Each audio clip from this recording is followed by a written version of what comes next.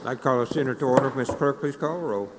Senator Barnett, Senator Barrett, Senator Berry, Senator Blackman, Senator Blackwell, Senator Blunt, Senator Boyd, Senator Brumfield, Senator Bryan, Senator Butler, Senator Carter, Senator Chazanall, Senator Chisholm, Senator DeBar, Senator Delano, Senator Dupree, Senator England, Senator Fillingham, Senator Frazier, Senator Gillespie Eisen, Senator Harkins, Senator Harkness, Senator Hickman, Senator Hill, Senator Hobson, Senator Jackson, Senator Johnson, Senator Kirby, Senator Ladner, Senator McCon, Senator McClendon, Senator McMahon, Senator Michelle, Senator Mumford, Senator Norwood, Senator Parks, Senator Pope, Senator Rhodes, Senator Seymour, Senator Simmons of the 12th, Senator Simmons of the 13th, Senator Sparks, Senator Suber, Senator Tate, Senator Taylor, Senator Thompson, Senator Turner Ford, Senator Whaley, Senator Wiggins, Senator Williams, Senator Younger. Mr. President, a quorum is present. Thank you, Mr. Clerk. Will the senators and guests in the gallery please rise for the invocation to be given by Dr. Keith Grubbs, who is the senior pastor of Park Place Baptist Church in Pearl, Mississippi, and is the guest of Senator Kirby.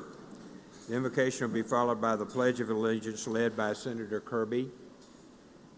Dr. Grubbs. Heavenly Father, we bow before you, the one and only God of this world. You've always been God, you are God, you always will be God. You are securely enthroned high above it all. We humble ourselves as we approach your throne of grace, and we praise you for being the God that you are. Powerful creator. You created the heavens and the earth and things we see around us day after day after day, and created things that we haven't seen. Just mind-blowing. We also know that you created the first man and woman, and God, we know that everything was perfect, your creation. But we know, God, that we went against you. You're holy God, worthy to be obeyed and trusted, but we went against you. And we're so very thankful, God, that you made a promise shortly after the fall to send someone who would make everything right. Thank you so much for Jesus.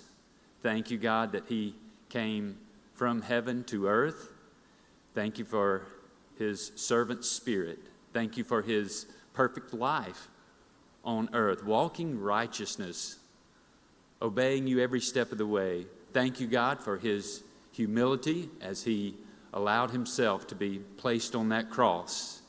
And there, he who knew no sin became sin for us.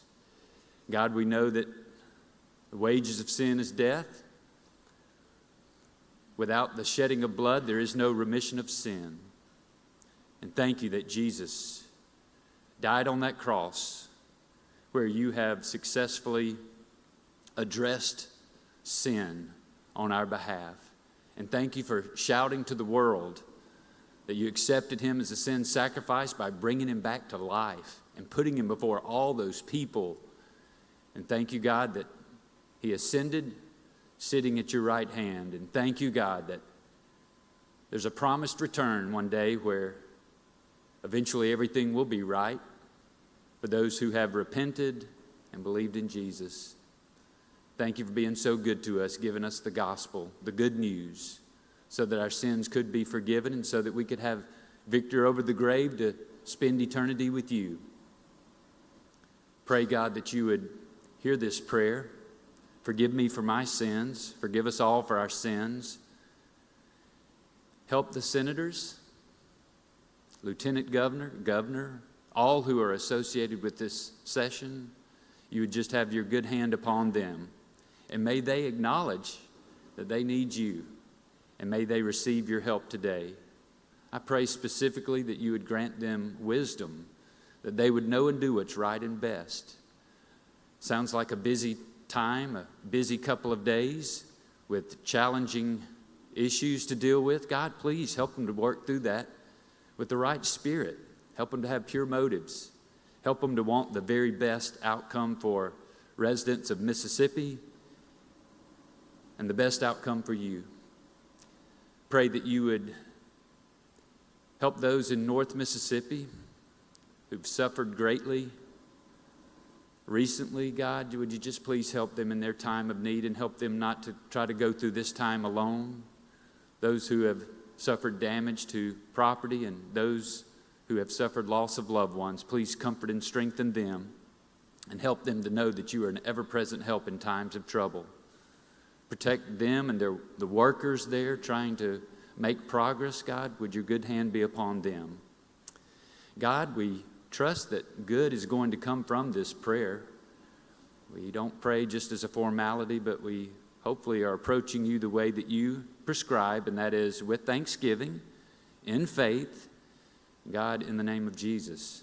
I pray that as a result of this prayer, everybody here would be much better off.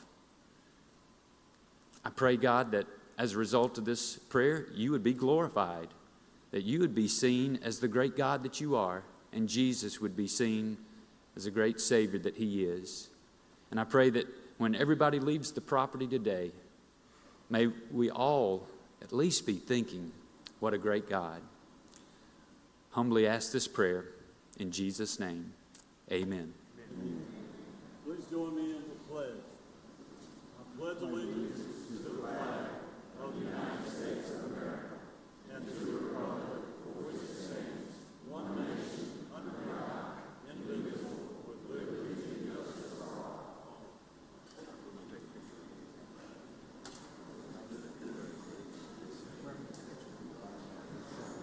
Oh, the Bible's a big part of it. Why do I feel like the point guard of this thing? Yes, ma'am. Got you, man. Okay. I did.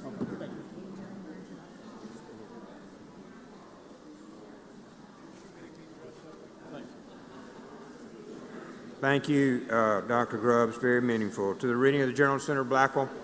Thank you, Mr. President. I move we dispense with the reading of the journal. Senator moves dispense with the reading of the Journal. All in favor signify by saying aye. Aye. Opposed, no. Message and petitions, Mr. Clerk. Mr. President, there are none. Committee reports, Senator Blackwell, you're recognized. Thank you, Mr. President. I move we dispense with the reading of the committee reports. Senator moves dispense with the reading of the committee reports. All in favor signify by saying aye. Aye. Opposed, no. The ayes have it. Next, the reading of the titles of bills and resolutions. I recognize Senator Blackwell. Thank you, Mr. President. I move we dispense with the reading of the titles of the bills and resolutions. Senator moves dispense with the reading of the titles of bills and resolutions. All in favor signify by saying aye. Aye. Opposed, no. The ayes have it. Introduction of guests, Senator. We're moving along. We've got a long way to go. Senator Michelle, for what purpose? Introduction, please, Mr. Please President. proceed.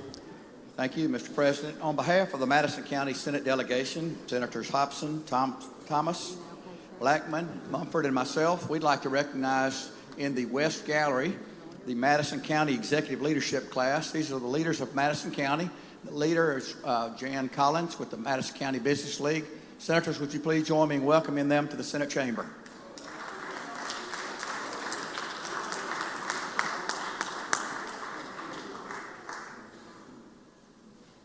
Thank you very much. Any other introductions? Senator Derek Simmons. Thank you, Mr. President.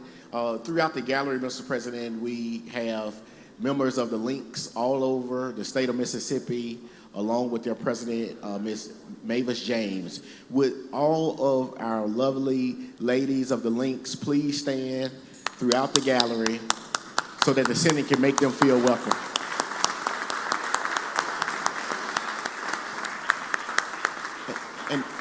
And Mr. President, one of my constituents from Greenville, Mississippi, who was my 11th grade government and economics teacher, Miss Doris Strange. She's in the West Gallery. Miss Strange, will you wave your hand? Senator, would you all make my high school teacher feel welcome? Thank you, Miss Strange. Don't you know she thinks you'd have never made it here? And now here you are, Senator, so congratulations. Senator Mumford. Thank you, Mr. President, for introduction. Please proceed. Senator Simmons stole a little bit of my thunder, Mr. President, but on behalf of myself, Senator Gillespie Isom, and Sarita Simmons, we'd like to welcome all of our Link sisters to the Capitol today. Please give them a warm welcome.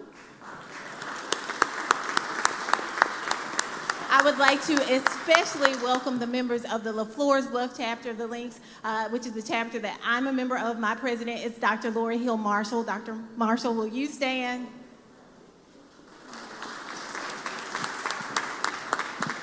And then, Mr. President, we request that the title be read. Mr. Clerk, please read the title. Senate Resolution Number 40, a resolution commending the Links Incorporated on an occasion of Mississippi Links Day at the Capitol 2026, honoring the organization's outstanding service to the community, the state, and the nation. Thank you, Senator. Senator Blackman, Introduction, Mr. President. please proceed. I have to point out two very special members of the Link, my cousin, Dr. Beverly Hogan, and my godmother, Ms. Mavis James. Please make them welcome.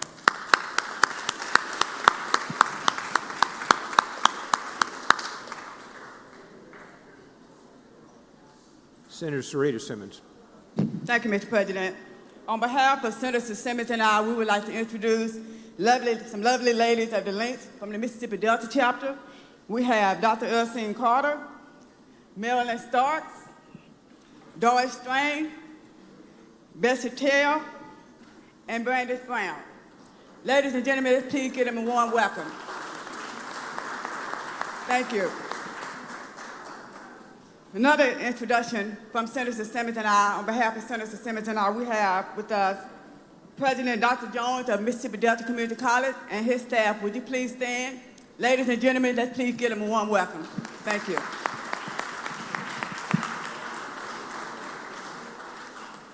Thank you, Senator. Senator Isom. Good morning, Mr. President. Yes, ma'am. I would like to do an introduction. Please. I'd like to introduce the women of the Mississippi Roses Links chapter. Would you please stand? I see my vice president, also some of the members. Thank you all for being here, and we appreciate you, and we'll see you at lunch. Thank you, Senator. Senator McMahon, you're recognized. Senator McMahon's recognized. Let's go. Thank you, Mr. President. Mr. President, I ask for full privileges for Tupelo Christian Preparatory School and their travel companions. Seeing no objection is granted. Sergeant at Arms, please escort the guests to the floor.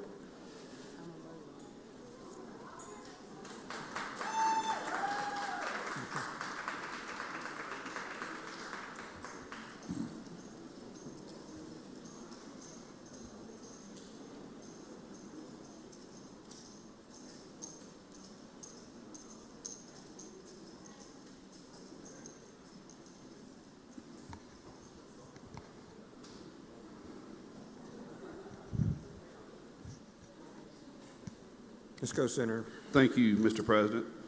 So, Senators, I wanted to introduce you to the Tupelo Christian Preparatory School. These ladies are champions, and they serve a wide region. This is one of our great private schools in North Mississippi, and for any senator that would like to come forward and be with us as we present this, I invite you to come now. What we have here today is Headmaster Andy Carter's here with us, and Coach Stemier and Coach Mitchell. And these young ladies are champions. And for many of these young ladies, it is the first time they've ever visited their state capital. So let's make sure we give them a warm welcome. And I would ask that the proclamation be read. Mr. Clerk, please read the proclamation. Lieutenant Governor C. Delbert Holzman, Jr., as President of the Senate, and Senator Chad McMahon extend the commendation and congratulations of the Mississippi Senate to the Tupelo Christian Preparatory School cheer team and coach Angie Dallas. Now, therefore, Lieutenant Governor C. Delbert Hosemann, Jr., as President of the Senate, and Senator Chad McMahon do hereby extend the commendation and congratulations of the Mississippi Senate to the Tupelo Christian Preparatory School cheer team and coach Angie Dallas for winning their 4th consecutive 1A state championship, and extend to the team, coaches, parents, and sponsors our best wishes for future state championships. Signed this 13th day of January 2024, Lieutenant Governor C. Delbert Hosemann, Jr., Senator Chad McMahon.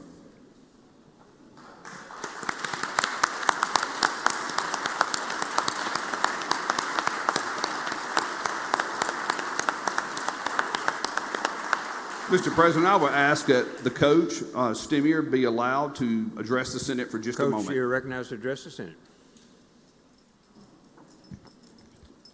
The TCPS cheer program is honored to be a 4-time MHSAA 1A Game Day State Championship team. What began as a dream in 2020 has grown into a program defined by faith, discipline, and relentless commitment to excellence. We are sincerely grateful for our senators for recognizing the hard work and diligence of these young women. We also thank our parents and our families, administration, and our alumni for their unwavering support and belief in this vision. To the seniors, thank you for your leadership and legacy that you leave behind. Your impact goes far beyond championships and will continue to shape the future of TCPS cheer for years to come. Finally, we give all the glory to our Lord and Savior, Jesus Christ. Faith is the cornerstone of our program, and regardless of success or failure, we trust Him with the future of this program, of TCPS, and the young women before you. We do all things for His glory on and off of the competition mat. Thank you again for your time this morning. Coach, show them the blame. One more to go. All right, Coach, step over here. I invite the coaches and the headmaster and other senators to join me here for a photo.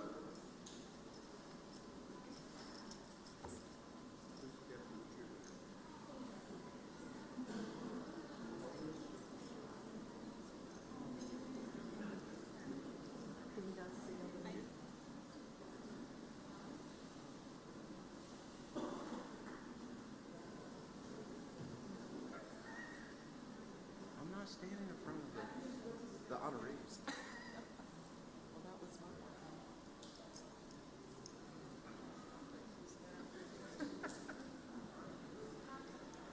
Thank you, senators. Thank you all. Ladies, congratulations.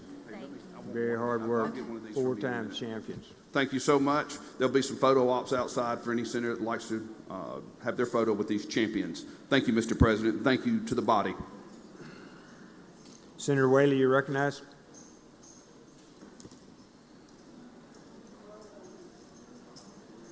Thank you, Mr. President. I'd like to request 4 floor privileges for Miss Rodeo Canada, Miss Rodeo Mississippi, Miss Rodeo USA, and the people that are with them. Seeing no objections granted, Sergeant Arms, please show the floor.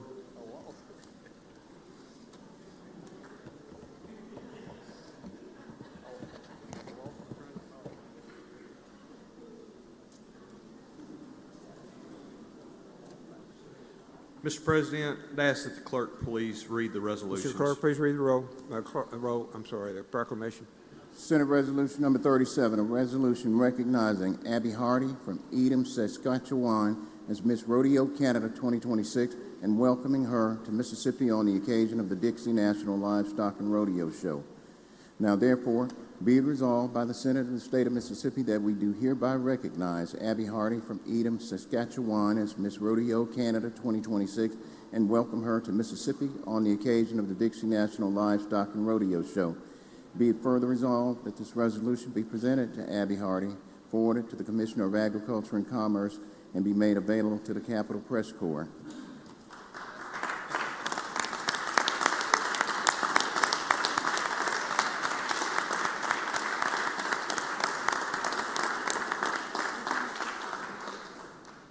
Senate Resolution Number 38, a resolution recognizing Brinkley Boswell of Star, Mississippi as Miss Rodeo Mississippi 2026 on the occasion of the Dixie National Livestock and Rodeo Show.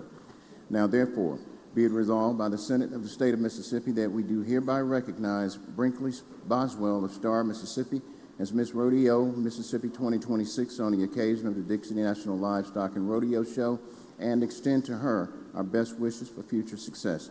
Be it further resolved that this resolution be presented to Brinkley Boswell, forwarded to the Commissioner of Agriculture and Commerce, and made available to the Capitol Press Corps.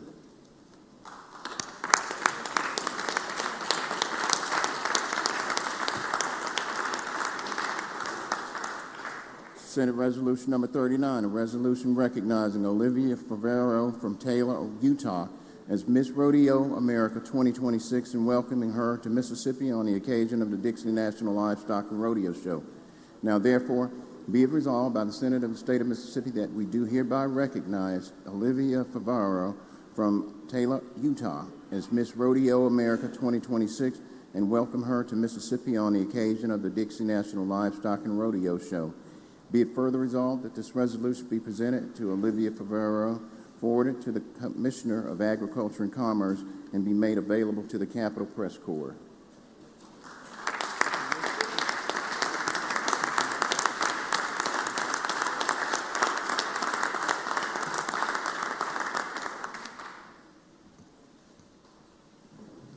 Thank you, ladies and gentlemen.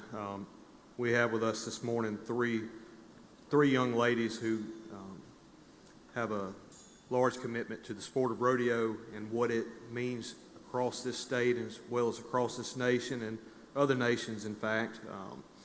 These ladies are very good role models to all the young ladies coming up. I appreciate the work that they do, and at this time I would ask that we allow Miss Olivia Favero to address the State Senate. You're recognized to address the Senate, ma'am. Thank you, and thank you for having us today. This means a lot to us to be part of your world and invite you to something that's so special to us, and that's the Dixie National Rodeo. And it's coming up this weekend. We'll start on Friday and Saturday. It's one of the top 60 pro rodeos, so we're honored to represent that and represent more than just a sport, but also a lifestyle that involves agriculture and Western values and commitment to your community and your animals. So it's something that we take pride in and always are welcoming others to join us. As a rodeo queen, you have many opportunities to meet people who may have never been to a rodeo or rode a horse, but they have values just like we do that represent strong people who are determined and willing to do things that they love. So thank you for having us today and welcoming us to the House and the Senate.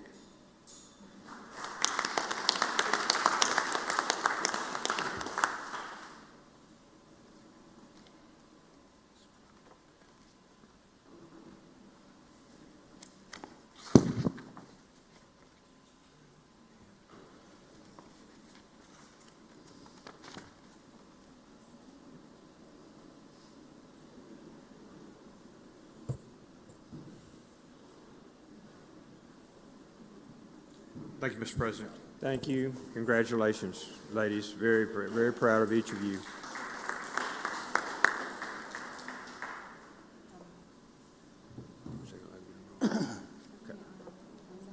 Okay, yeah. Senator Carter, for what purpose? Introduction. Please proceed. Ladies and gentlemen of the Senate, I have my little niece up there, Kendall Johnson, over here in the South Gallery. Stand up. Go and stand up. I watched her grow up as a little girl. She's a member of the Sonic Boom. She plays the clarinet. I always mess with her, tell her she plays the flute. But I'm very proud of her, and I would ask the ladies and gentlemen of the Senate to make her welcome.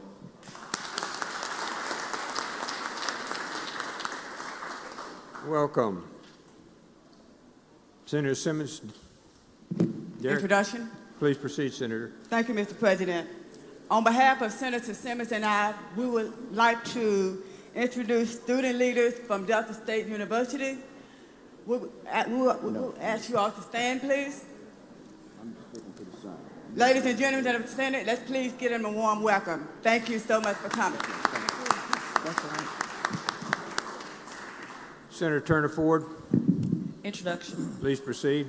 Thank you, Mr. President. Ladies and gentlemen of the Senate, we have visiting with us in the West Gallery my niece, Khalila Kareem. Would you please stand? Senate, let us make her welcome.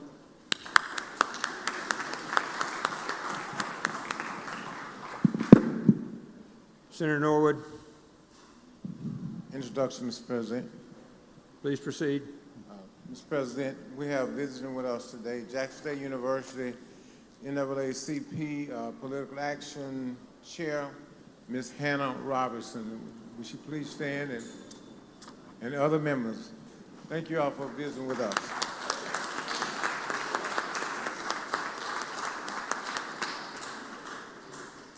Thank you, Senator Hobson. We're on the calendar. Item 1.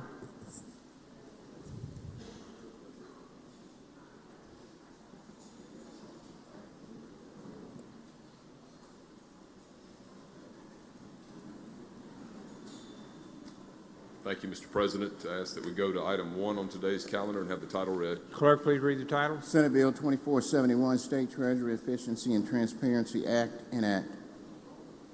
Make the usual motion. Senator makes the usual motion. All in favor signify by saying aye. Opposed, no. The ayes have it. Please proceed. Thank you, Mr. President. Senate Bill 2471 is almost the same bill that we've passed a couple years in this chamber.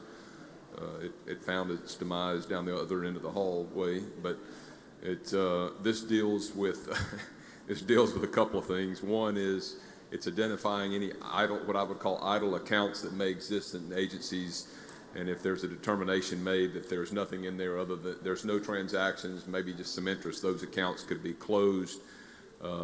Also, this requires that for any interest-bearing accounts for any accounts that are existing at agencies, they have an interest-bearing feature. And this also requires that the agencies report to DFA and to the Treasury, who in turn will report to ELBO, who in turn will report to us in the legislature about the accounts every year that the agencies have. And those accounts, if it's an agency-created account, that's going to be reported every year. Obviously, if it's funds that we've got from the statutorily created or appropriated accounts that we set up, we'll get a report every 4 years following the statewide election. This is designed to make sure that we are getting the most bang for our buck in the accounts that exist at the agencies so that they can have pooled investments and make sure we're getting interest on those accounts. I will yield for questions, Mr. President. Questions on the bill? Seeing none, we're ready for your motions. My motion is adoption using the morning roll call. Some morning roll call being requested. Anyone object to the procedure? Board is voting no. Present. Thank you, Senator Hobson.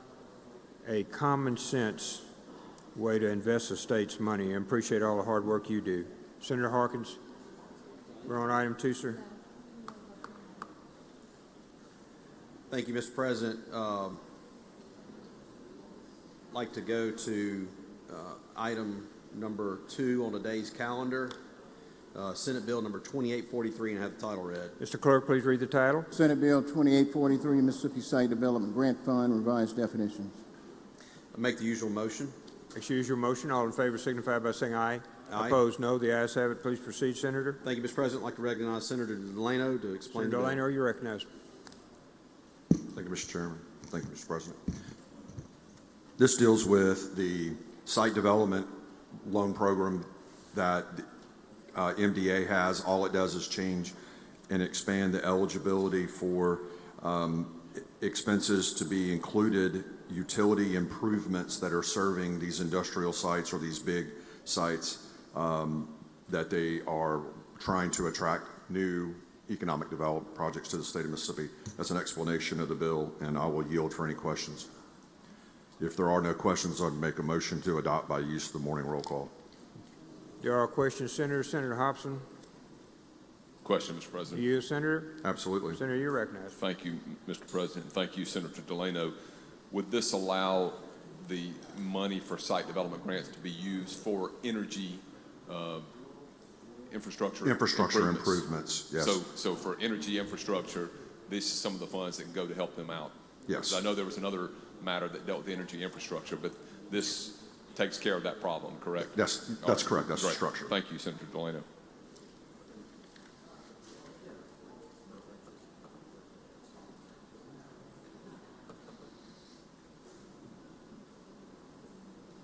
Thank you. Other questions on the bill? Seeing none, Senator. Motion to be adoption by the use of morning roll call. Use of morning roll call has been requested. Anyone object to the procedure? Court is voting no. Present. Seeing none, the bill passes. Senator, turn forward for what purpose? introductions. Please proceed. Thank you. Members of the Senate, we have visiting with us in the West Gallery members of the Black Women's Roundtable. I know that I see Dr. Nikitra Burse. Would you all please stand? They are operating under the leadership of Cassandra Welchland. Please make them welcome. Senator Harkins, item 3. Thank you, Mr. President. I'd like to go to item 3, Senate Bill 2865, and have the title read. Mr. Clerk, please read the title. Senate Bill 2865, income tax, authorize credit for added tax revenue from certain non-gaming capital investment projects like casinos. Make the usual motion. Senator makes the usual motion. All in favor signify by saying aye. Aye. Opposed, no. The ayes have it. Please recognize Senator Delano to explain the bill. Delano, you're recognized. Thank you, Senator Hawkins. Ladies and gentlemen, this is the, actually it's the exact same bill that we passed last year. It actually went over to the House. We had a good conference report that it just ended up falling through the cracks at the very end of the session. If you remember, we talked about an incentive program for non-gaming amenities for gaming operators in the state. The program, the basis of the program would be that someone would have to invest a minimum of $2 million. They would be eligible for reimbursement of some of those expenses, qualified expenses, based off of incremental gaming taxes that are generated as a result or from the time period of when the final construction was completed for a period not greater than 10 years. They would be able to recoup or they would be able to use 50% of the incremental gaming tax to help reduce the cost or to help recoup the cost of the initial investments. That is an explanation of the bill. This is a very good program that will help us attract new investment in the state of Mississippi and continue for us to attract visitors to Mississippi for our entertainment properties that we have across the state. That's an explanation of the bill. I'll yield for any questions. Questions on the bill? If there are no questions, I'll make a motion to use adoption by the use of morning roll call. Use of the morning roll call has been requested. Anyone object to that procedure? According to voting no. Bryan, no. Hartness, no. Chisholm, no. Anyone else? Anyone else? Seeing none, the bill passes by use of the morning roll call, 3 no votes. Item 4, Senator Harkins. I'm sorry, Senator Hobson. Thank you, Mr. President. Introduction out of order, please. Please proceed. Thank you, Mr. President. It's my pleasure to introduce a group of junior high students, honor students from Vicksburg Junior High School, along with their teacher, Kendra Carson. I would ask them to stand and have the Senate make them welcome this morning.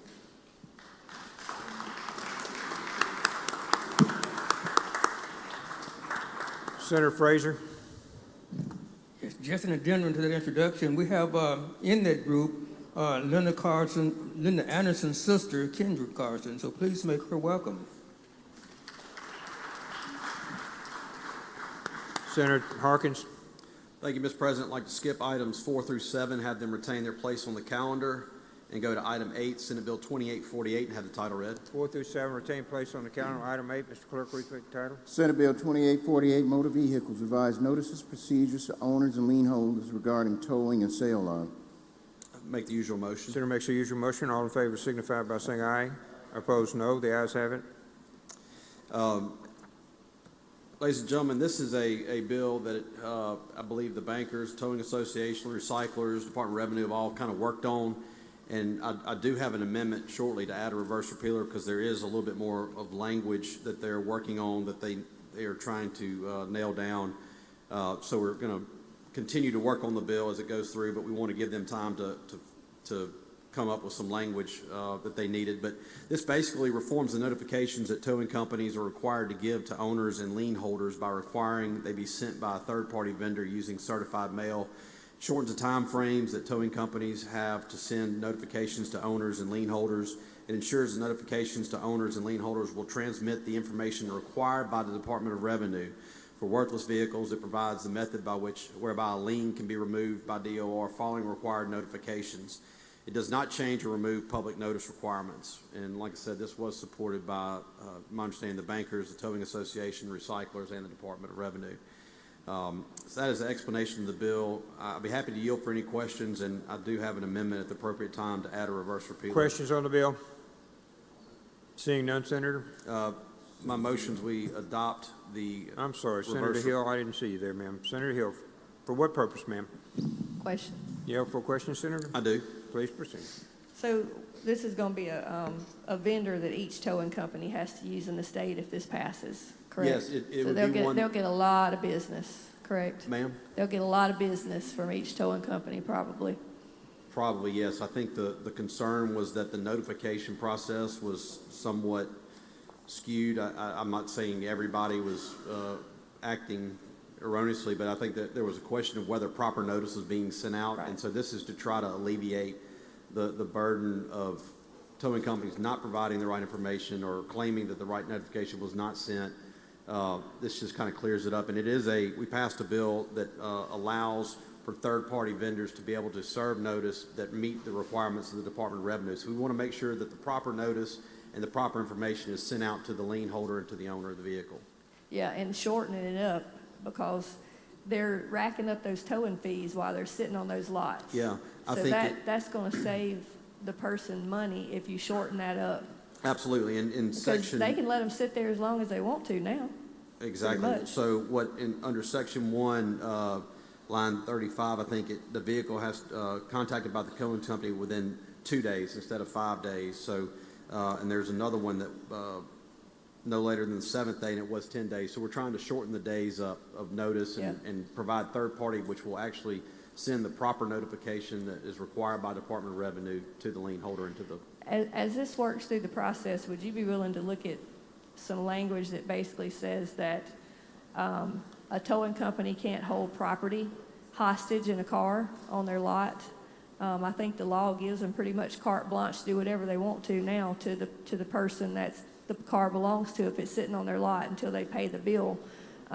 Recently had an incident where my cousin's daughter had a wreck with an uninsured motorist, and the towing company had her car, refused to let her get her personal belongings out, and refused to let her get the tag off the car.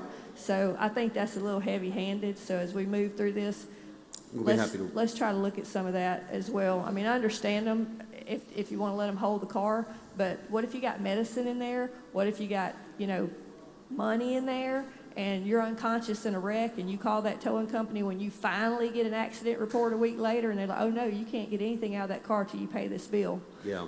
But I think it's ridiculous that the state of Mississippi is allowing that, and I hope you would agree. Thank you. Other questions? Seeing none, Senator. We're ready, Senator Harkin. Move adoption of the amendment.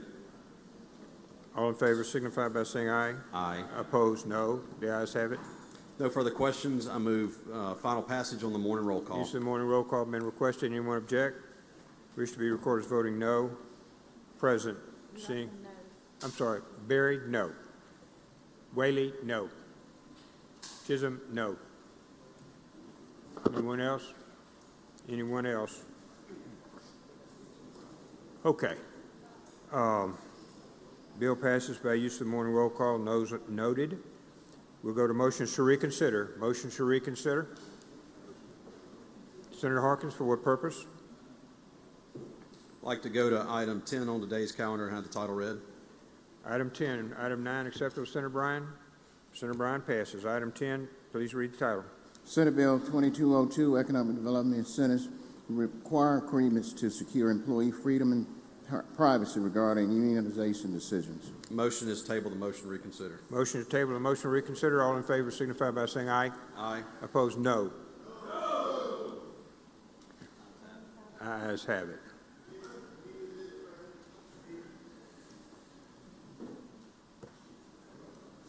Let's go. We need to have 6.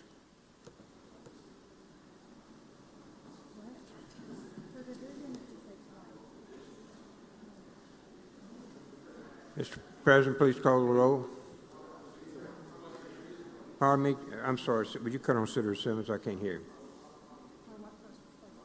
Senator Simmons, what purpose, sir? Parliamentary inquiry, Mr. President. I asked for division, Mr. President, so that's the vote. That's correct. It's to the vote. We're fixing to call the roll.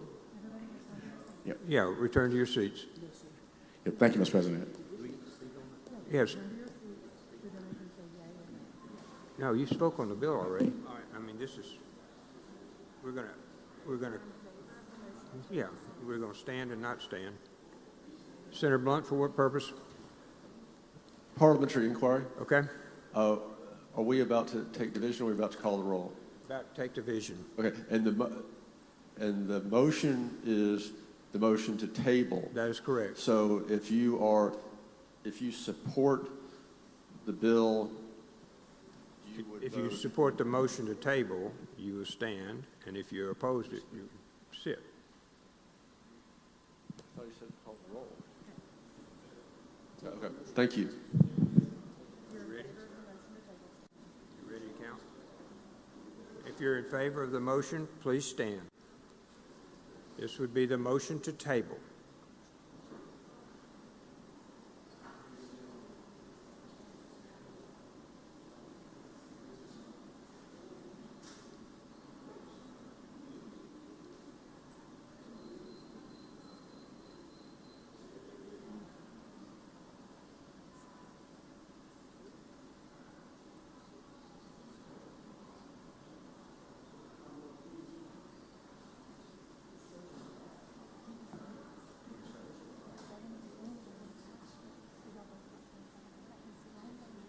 Opposed? Opposed to the motion, please stand.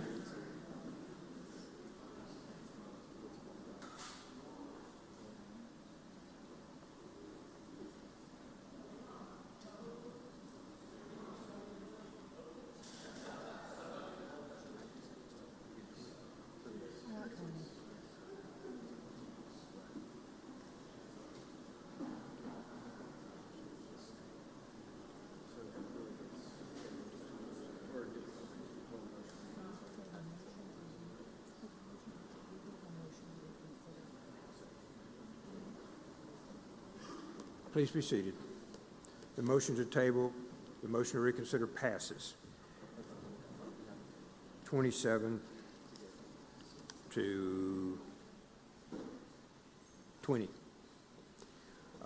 11, motion to reconsider 11, 12, 13, 14, 15. McCon. Senator McCon is recognized. Senator Pope, for what purpose? Introduction when appropriate. Please proceed. We'll get started. Thank you. I would like to introduce up in the top our lovely women that's all dressed in white, the Mississippi Black Women's Roundtable, and Miss Chelsea Presley. Let's give them a round of applause from the Senate.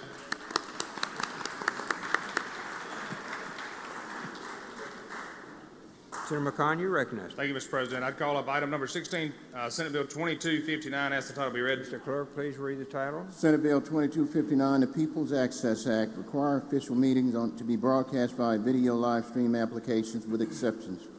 Mr. President, there is a committee sub. I would move for adoption of the committee sub, but I do have an amendment to the committee sub, and that's where all the explanation will come from. Okay, we need the usual motion, sir. Usual motion. All in favor signify by saying aye. Aye. Opposed, no. The ayes have it. Now you're recognized to explain the committee substitute. All right, ladies and gentlemen, there's a committee sub in there. I'm not even going to explain the committee sub because it's not what we're doing here. What I'm going to tell you is that recently I told you that we were going to get two things off the agenda, off the calendar that you've received emails about. This is the other one. The original bill put in place some transparency measures where everything as far as meetings in cities, counties, school boards, and state agencies would be streamed in some form. This committee sub has all that in it. But now our amendment takes out everybody but state agencies. So we're pulling it back to just state agencies, saying that they've got to live stream and broadcast their meetings in some form out there on a government, either their website or a designated government channel, being the one designated through DFA. Additionally, you're going to find in the amendment that says we're only requiring them to keep the stuff for 2 years, because after that it's getting burdensome to the system and we don't necessarily need to continue pushing that out there. Lastly, you're going to find that the penalties out here are are under the open meetings law. The Ethics Commission will be the one in place here. We've taken out the void ab initio language that was in there and says that it'll all come under the Ethics Commission to enforce the open meetings law. I know some people think that we should tighten that up, and we'll be looking at that in the future to do that. Mr. President, I will entertain questions on the committee substitute at this time. Questions? Senator McMahon. You're recognized for what purpose, sir? I have a question. You for a question, Senator? Absolutely. Please proceed, Senator McMahon. Mr. Chairman, does this exempt the peer committee, the Joint Legislative Peer Committee? So what we've got in here is it does have an exemption for legislative agencies, and those that are excused under law. So I believe it would exempt your peer committee from that. Does the bill allow for, if there's an emergency order and there's an emergency in an area where an agency is located and there's no power or water, does it allow for anything like that in the bill? It does allow for the recording and the publication of that at a later date. So someone could put it on their cell phone and publish it at a later date. So it does allow for that in the bill? It does allow for a recording and a publishing at a later date. So they can record it as long as they post it later? Right. One thing especially is going to be in place in here, you'll see in the bill or in the amendment here in a moment that goes up that says that on the face of the minutes, they've got to put in there a reasoning for the reason for them not live streaming. And if they put in place that there's a state of emergency in place, that'll be recorded and put in a later date, then that's going to satisfy any provision in here. So does the state of emergency is, let's talk that through. And the reason this is on my mind is because of the storm Fern that just came through. So does it have to be declared by the mayor or a governor or a president? Any emergency order? It doesn't even have to have the emergency order in place, Senator. What the bill says that it's recorded and that it just puts on the minutes the reasoning that it was not live streamed at the time. So it doesn't even have to have, and you don't even have it in front of you, and I apologize for that. I'm kind of talking ahead of where we're at, and I would love to put this on the screen. So if you would entertain the ability for us to adopt the committee sub, and then for me to be able to put the amendment on the screen, that may clear a lot of this up. Thank you. Mr. President, I would move for adoption of the committee sub, and then I would yield questions after the committee sub for the amendment, if that would work. All in favor signify by saying aye. Aye. Opposed, no. The ayes have it. All right. Thank you, Mr. President. I believe we've got an amendment to put on the screen now. One moment, please.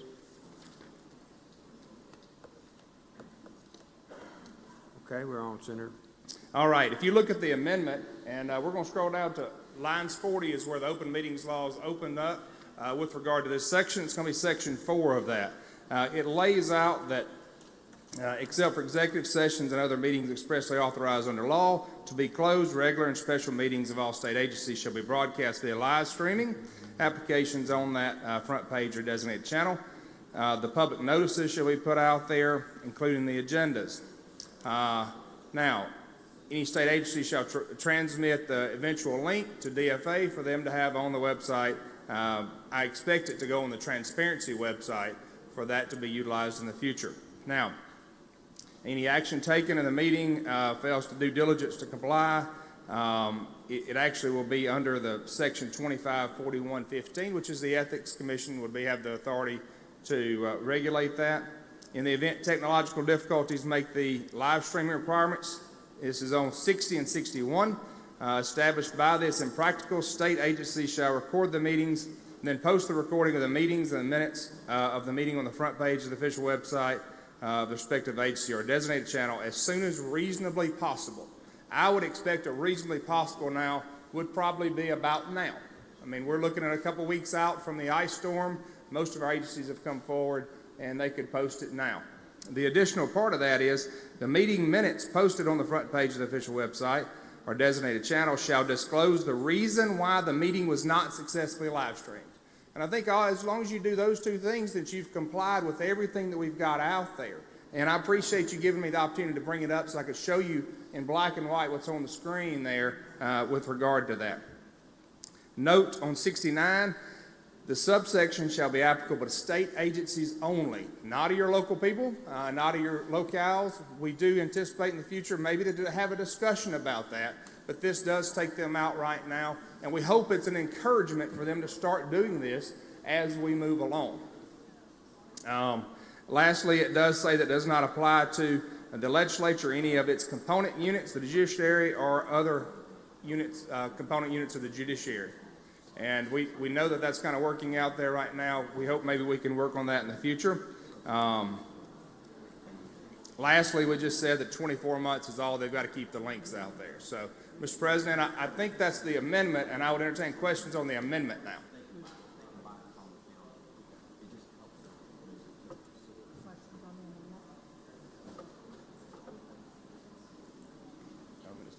Senator Simmons, D. For what purpose, sir? Question, Mr. President. You for a question, Senator? I do. Senator Simmons is recognized. Thank you, Mr. President. Thank you, Senator, for yielding. And I'm sorry if the question has been raised and answered. The proposal or the amendment, does it apply to our local units of government? On 69, it says this section shall be applicable to state agencies only. Thank you. Thank you, Mr. President. Any other questions? If not, I would move for adoption of the amendment. One more, sir. Senator Hill. For what purpose, ma'am? Question. You for a question, Senator? I do. Your amendment took out local towns? Did. Okay, so it's just now state agencies? It's just state agencies at this point. Okay, thank you. I'd move for adoption of the amendment. Seeing no further questions, all in favor signify by saying aye. Aye. Opposed, no. The ayes have it. I would move for final passage based upon the morning roll call. Use of the morning roll call has been requested. Anyone object? Mr. Court is voting no. Brian, no. Anyone else? Anyone else? Bill passes by use of the morning roll call. Brian voting no. Mr. President, I would ask to take up number 17, Senate Bill 2371, as the title be read. Mr. Clerk, please read the title. Senate Bill 2371, Child Care Facility Licensing, move all administrative functions to the Department of Human Services. My motion is that we recommit this bill for further study to the committee in which it came. The motion is to recommit. All in favor signify by saying aye. Aye. Opposed, no. The ayes have it. The bill is recommitted. Okay. DeBar? Pass and retain.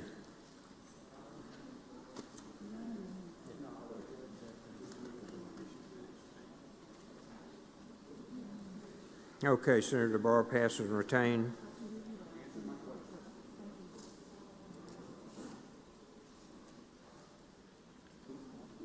That leads us to Senator Thompson. Pass and retain Senator Johnson. Pass and retain Senator Bryan. Senator Bryan. Item number 24, sir. Pass and retain Senator Boyd. Item 25, Senate. Ask that you call up item 25 and ask the title be read. Clerk, please read the title. Senate Bill 2368, Higher Education Legislative Plan Grant Program Amend. Make the usual motion. All in favor signify by saying aye. Opposed, no. The ayes have it. Please proceed, Senator. Thank you. This is the HELP grant that we've had in the state. It's a state financial aid program that provides up to full tuition for low-income Mississippi students who have demonstrated college readiness with a minimum of 20 on the ACT and high school grades of at least 2.5. Currently, the program also requires students to demonstrate completion of the IHL required college prep curriculum in high school, and the purpose of this bill is to remove that requirement. It doesn't weaken the rigor of the HELP grant program or broadly expand it. More than 98% of these students already are required to take that just to graduate.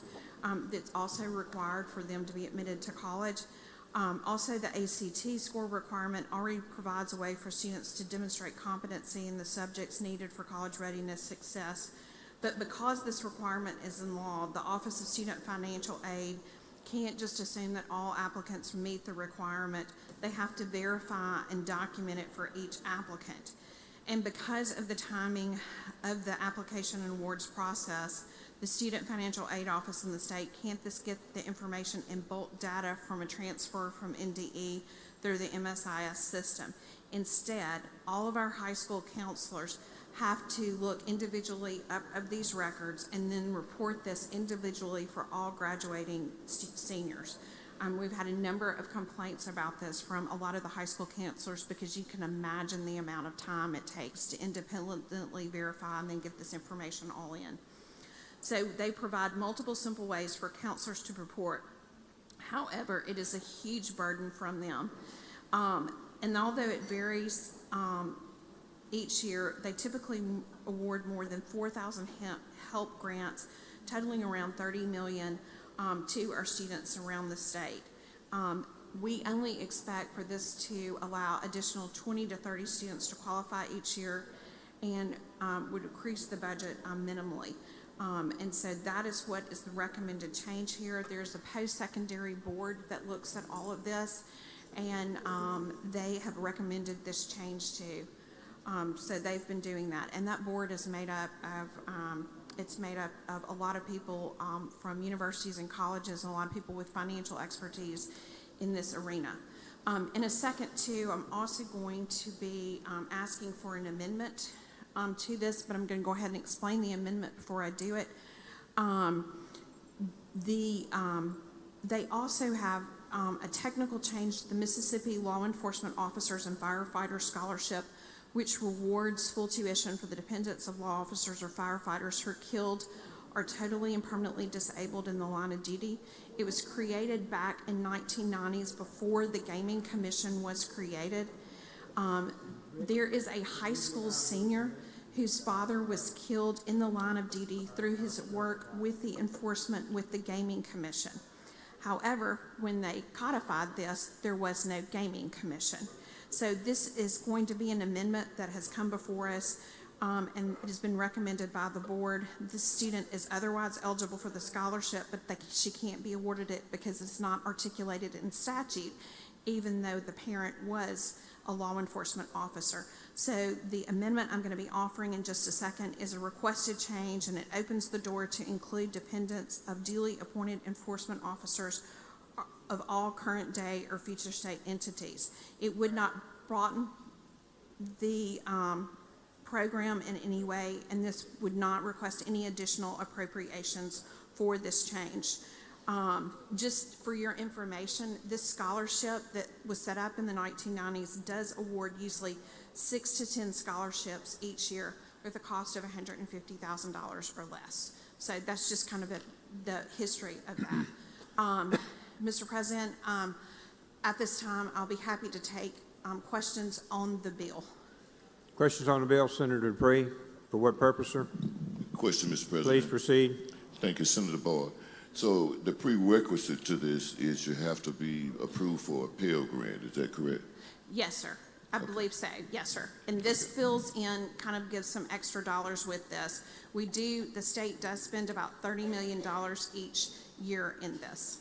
Okay. And so then is there a number that can be approved? You have a budget for it, I'm sure. We do have a budget for it. So, and right now, as the requests come in, there is enough budgeted that we're meeting those requests. It's sufficient? Yes. Okay, and how many do you anticipate?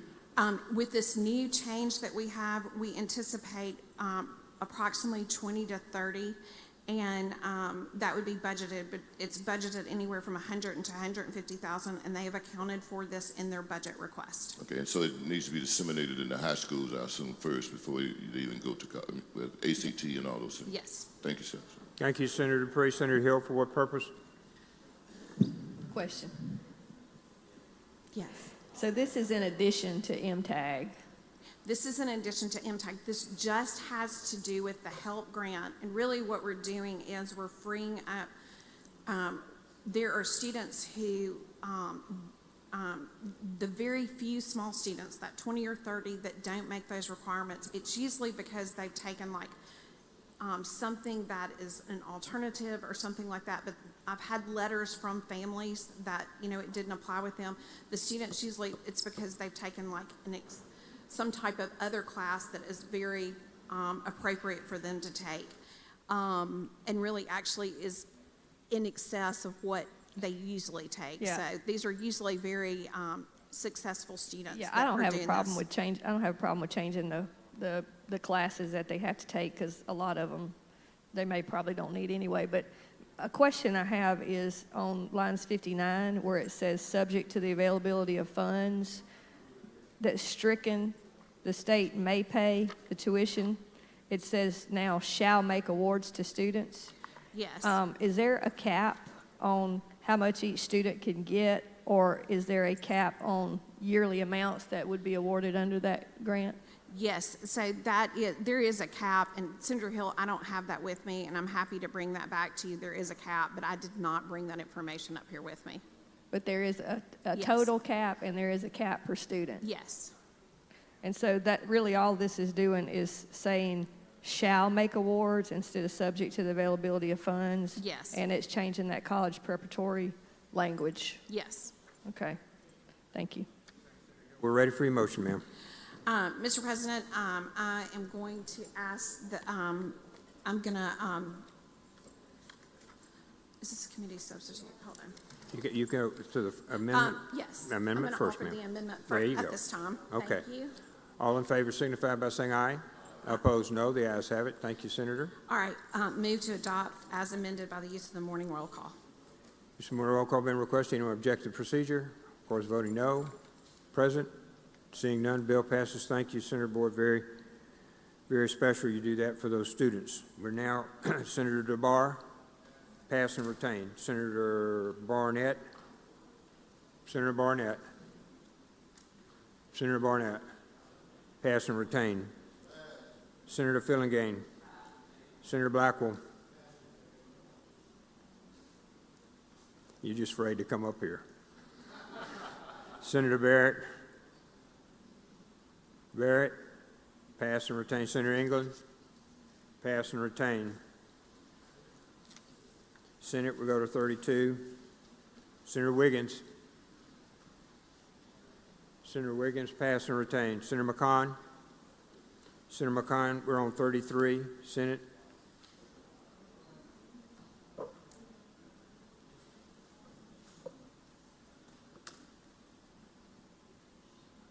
Take your time.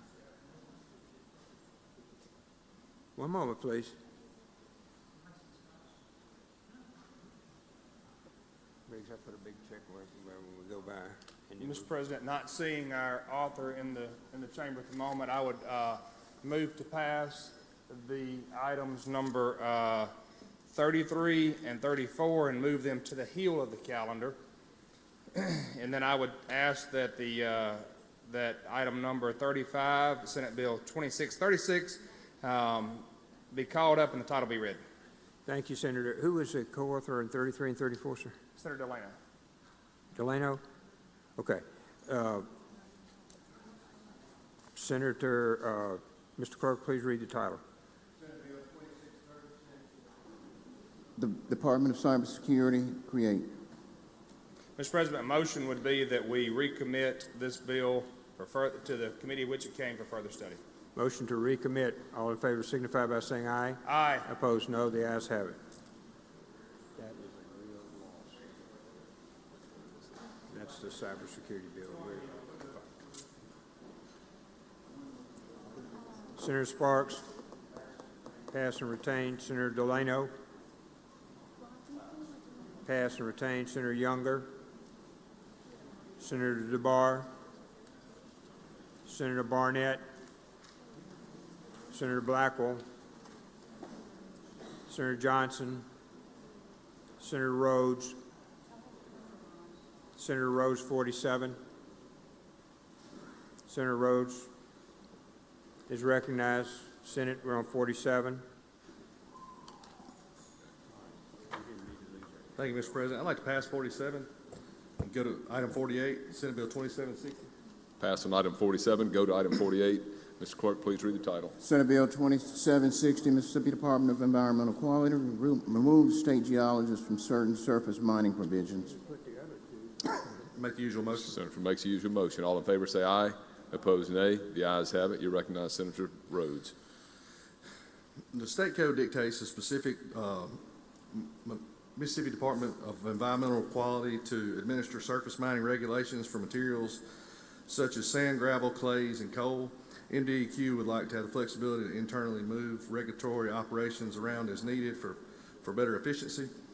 The approval of service mining permit transfers and bond releases will be streamlined by giving the board the authority to delegate those routine actions to the executive director. This bill would allow the regulation of those mining and reclamation activities to be under the purview of the MDEQ office that the executive director determines to be the most practical and efficient. And that's what this bill does. It came at the request of the department.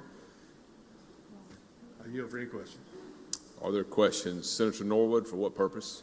Of course, Mr. President. You recognize. You yield, Senator Rhodes? Yes, sir. All right, you recognize Senator Thank Norwood. you. Thank you, Mr. President. Thank you, Senator Rowe. Now, Senator Rowe, this does not waive any testing or any No, sir. any of this. This is. It's strictly a personnel issue. No, sir. Does not. Thank you, Mr. President. Thank you, Senator Rowe. Thank you, Senator Norwood. Senator Hill, for what purpose? Question. You yield, Senator Rhodes? Yes, I You recognize Senator Hill. Did they give you a reason why they're wanting to give the executive director more authority and like sole investigative authority? I would think that you would have the scientists being the investigators, not the executive director, on any type of surface mining. Did they give you any reason as to why they want to concentrate all this new power in the executive director? It was just strictly an efficiency move to not have to wait on the board to approve that.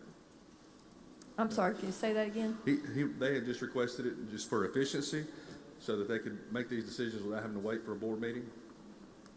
Okay. Thank you. Thank you, Senator Hill. Other questions? Seeing none, Senator Rhodes, your motion. No further questions. I suggest passage using the morning roll call. Senator suggests passage by use of the morning roll call. Is there anyone who objects to this procedure? Senator Dupree, you object to the procedure or wish to be recorded as voting no? Is there anyone who wishes to be recorded as voting no? Senator Dupree, no. Any others? Seeing none, bill passes by use of the morning roll call. Please record all others present on the morning roll call as voting aye, and the bill passes. Senator Sparks, for what purpose do you seek recognition? Introduction out of order. You're recognized. Thank you, Mr. President. In the gallery today with us from Boonville, Mississippi is the president of Northeast Mississippi Community College, Dr. Ricky Ford. Thank you for coming today.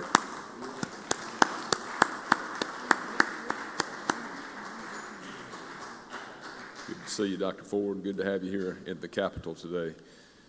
Moving to item 49, item 50, Senator Rhodes, pass and retain. Senator Suber, item 51, Senator Suber. Pass and retain on 51 and 52. Senator Chassenal, you are recognized for item 53.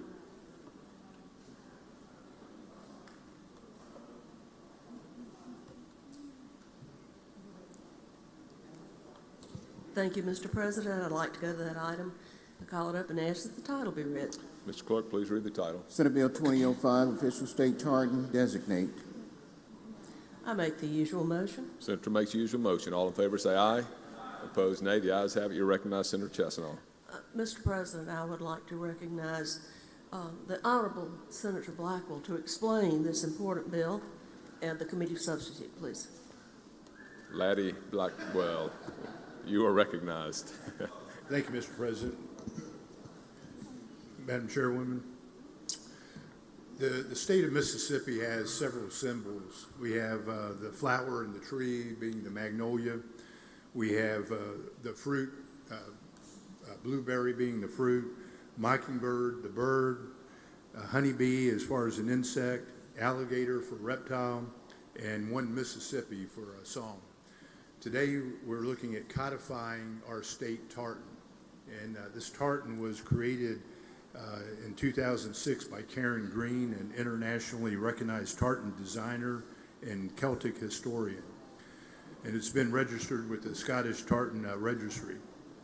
In 2006, actually, this body did, Representative Zuber did a resolution to put this tartan, make this tartan official. And today, all we're going to do is to codify it. And so that's the explanation of the bill. I'll be happy to yield for any questions. Surely there are questions. Senator Williams, for what purpose? Question, Mr. President. You yield, Senator Blackwell? Yeah, I'll yield. You're recognized. I was wondering if you might have a sample of this that you were wearing you might be able to show us today. The sample is on the back page. Yeah, but three-dimensional. I'm sorry? Are you wearing this at the moment? Could you show us? No, I'm wearing one of my rugby colors, I guess. Okay, thank you. But you can order, there's an order sheet also, if those of you like to order one, you can order a kilt. Thank you, Senator Williams. Are there other questions? Seeing none, Senator Blackwell. Move for passage by the use of the morning roll call. Senator suggests passage by use of the morning roll call. Is there anyone who objects to this procedure? Was this committee sub? Pardon me, Senator Blackwell, your motion, first motion, or Madam Chair, is adoption of the committee substitute. As we're taking up the motion on the committee substitute, Senator Chassenall has requested that Senator Blackwell walk around the chamber to show off his kilt. So while he does that, the motion on committee substitute, all in favor say aye. Opposed, nay. The ayes have it. Now, Senator has suggested passage by use of the morning roll call. Anyone who objects to this procedure? Is there anyone who wishes to be recorded as voting no? Seeing none, Mr. Clerk, please record all present on the morning roll call as voting aye, and the bill passes. Thank you, Senator. Moving on, Senator Wiggins, item 54 on the calendar, pass and retain. Item 55, Senator Carter, you are recognized. Thank you, Mr. President. I would like to pass on items 55 and 56 and take item 57 and 58 up in block. Motion is to take items 57 and 58 up in block. Is there anyone that wants to set either of those aside? Seeing none, all in favor say aye. Aye. Opposed, nay. The ayes have it. You request reading of the title, Senator? Yes. Mr. Clerk, please read the titles. 2311, Community Drinking Water Infrastructure Sustainability Act and Act. Senate Bill number 2312, Wastewater Treatment System Infrastructure Sustainability Act and Act. Make the usual motion. Senator makes the usual motion. All in favor say aye. Opposed, nay. The ayes have it. You're recognized, Senator Carter. Thank you, Mr. President. The reason why I took these up in block is Senate Bill 2311 deals with clean drinking water, and Senate Bill 2312 deals with wastewater. And what these two bills do is they establish the framework for a grading system. With the water, the grading system will be at the Department of Health, and much of this information is already collected. They've got full-time employees at the Department of Health that can collect additional information. And why do we need this? We need to identify failing water systems. Currently, we have 1,500 water and wastewater systems statewide. This method gives transparency to customers, and it gives them an A through F grade. This is all this does, and the other bill, 2312, deals with the sewer. It's the same thing. It's a grading system, gives them an A through F grade, and it's controlled by DEQ. And all this is basically for transparency, where we can see where our water systems and our sewer systems are at, and that's what these two bills do. Are there questions, items 57 and 58? Seeing none, Senator, your motion. My motion is passage on the morning roll call. Senator suggests passage by use of the morning roll call. Is there anyone who objects to this procedure? Is there anyone who wishes to be recorded as voting no? Seeing none, Mr. Clerk, please record all present. The morning roll call is voting aye, and those bills pass. Moving to item 59, Senator Carter, you're recognized. I would like to call up item 59, Senate Bill 2783, have the title read. Mr. Clerk, please read the title. Senate Bill 2783B, amend definitions for applicant and eligible project. I make the usual motion. Senator makes the usual motion. All in favor say aye. Opposed, nay. The ayes have it. You recognize Senator Carter. Thank you, Mr. President.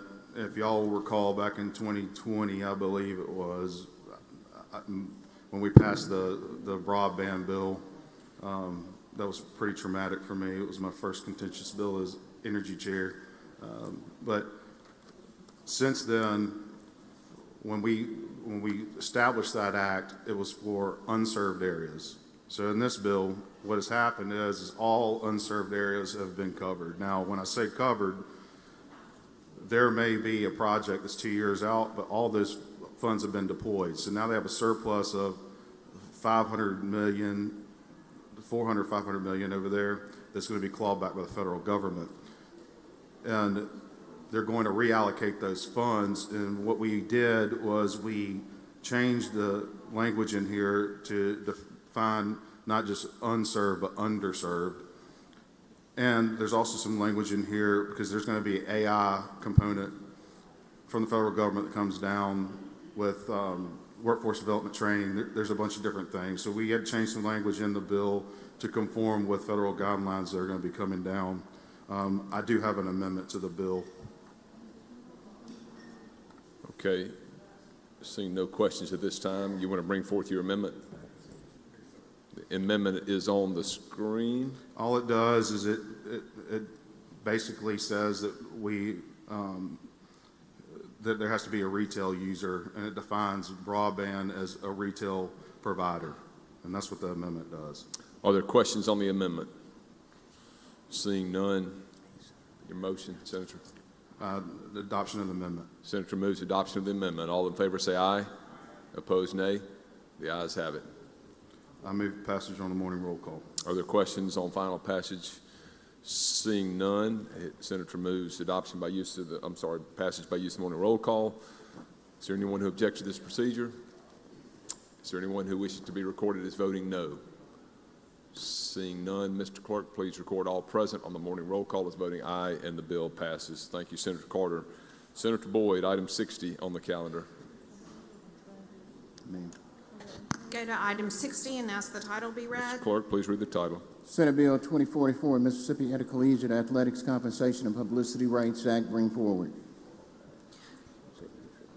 Make the usual motion. Senator makes the usual motion. All in favor say aye.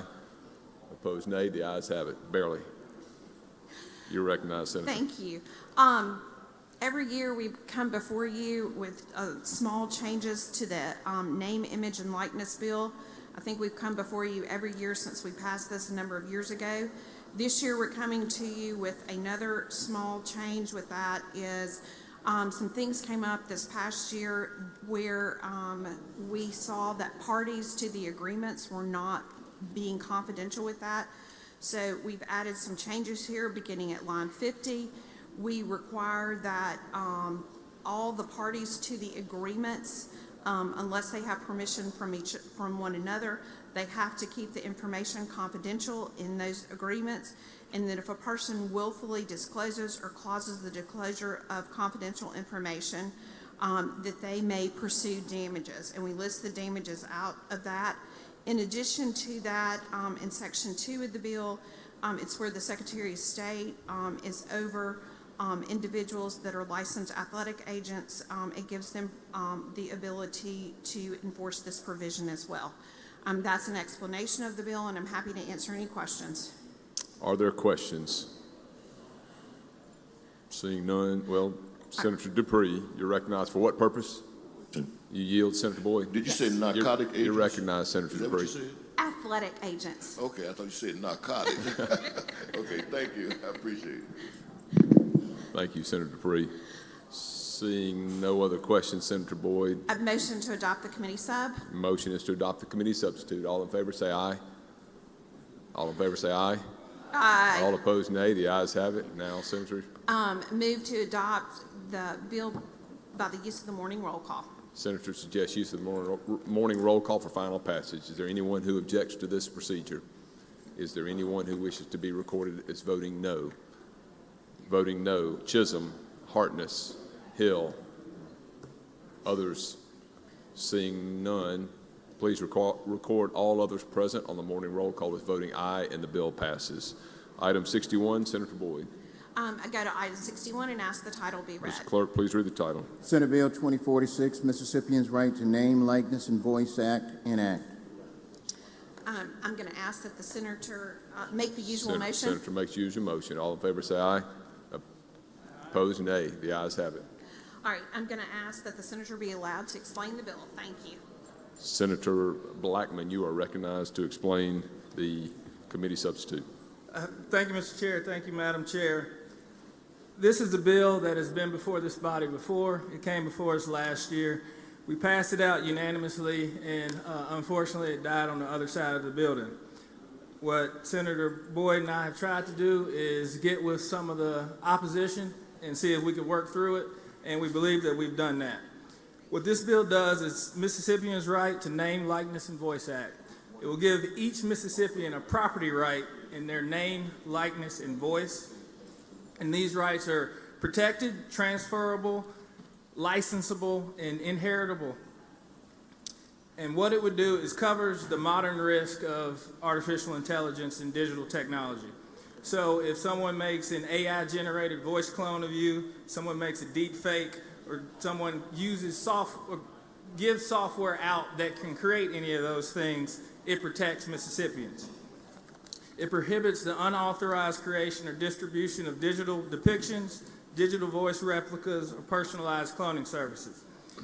The penalty, it imposes a civil penalty, not a criminal penalty. For each violation of an individual, it's up to $5,000 starting, or whatever profits are made off of this digital clone of you. And if you distribute a digital clone service of a specific individual, that starts with violations at a minimum of $50,000. It bars certain contract provisions from being unenforceable if someone creates a new digital replica of you after you've already contracted with them, but it does not lay out the specific terms of how they can create that new one. That way you would be protected from that. It includes First Amendment protections such as bona fide news reporting, documentaries, satire, parody, or public commentary. And it also excludes platform liability. So just like the political advertising bill that we passed yesterday, if someone creates it and then gives it to a news station and they put it out, that liability attaches to the person that created it, not to that news service that puts it out. And even though it has name, image in there, this does not apply to name, image, and likeness in colleges. That is a separate thing from this. So that is an explanation of the committee sub, and I'd be happy to answer any questions. Senator Hill, for what purpose do you seek recognition? Question. Do you yield, Senator Blackman? Yes. You're recognized, Senator Hill. Would this potentially bring the NIL provisions to high school ball? No, not at all. But I mean, if you have a likeness protected,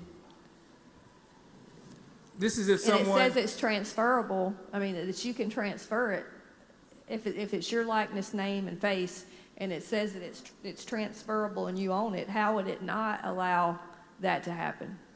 because what this is dealing with is when someone creates fake images of you and they utilize that and they create, I guess, if they were to take your image and then create a digital fake of it, put it out there, then you're protected by that. And it's contracted out. That's what I'm looking at. I'm looking at section 3, number 2. The rights provided for in subsection 1 constitute intellectual property rights and are freely transferable and descendable in whole or in part and do not expire upon the death of the individual, whether or not such rights were commercially exploited by the individual during the individual's lifetime. I'm not sure if that's the same one, because the committee sub does not have it as intellectual property. It's just a property right. Okay, constitute intellectual property rights and are freely transferable and descendable. That's basically the same thing. It's just taking out a couple of words, but I think it means the same thing. Rights provided for constitute intellectual property rights and are freely transferable and descendable in whole or in part and do not expire upon the death of the individual, whether such rights were commercially exploited by the individual during the individual's lifetime. So, I mean, if they're owned by a person and they're transferable, it looks to me like that would allow anybody to sell those property rights or have somebody pay them for that name and likeness and voice. I mean, seems... Senator Blackman, hold on one second before you answer. Before you answer that, are you on a proposed amendment or are you on the committee substitute at this point? I'm looking at the screen. Does the screen have a committee sub or a proposed amendment? It's got a committee sub, it looks like. Okay. Well, we're on the, I want to make sure we're talking about the same document. Are we on the committee substitute at this point? It's what it says on the screen, committee substitute number 1. Line 83. Yeah, hold on one second, Senator Hill. Okay. Well, I'd like to call up the strike out the committee sub. Okay. We need to adopt the committee substitute first, and then we'll consider the proposed. So I think that's what Senator Hill is questioning right now, correct? The committee substitute number 1 is what it says on the screen. What if they're questioning the committee sub? Oh.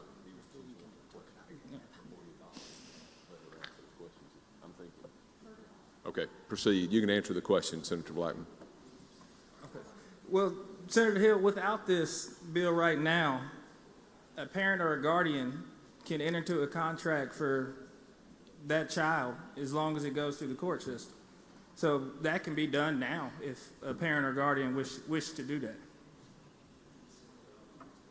So how is this changing it? Is this changing it to let a minor? Because it says every individual.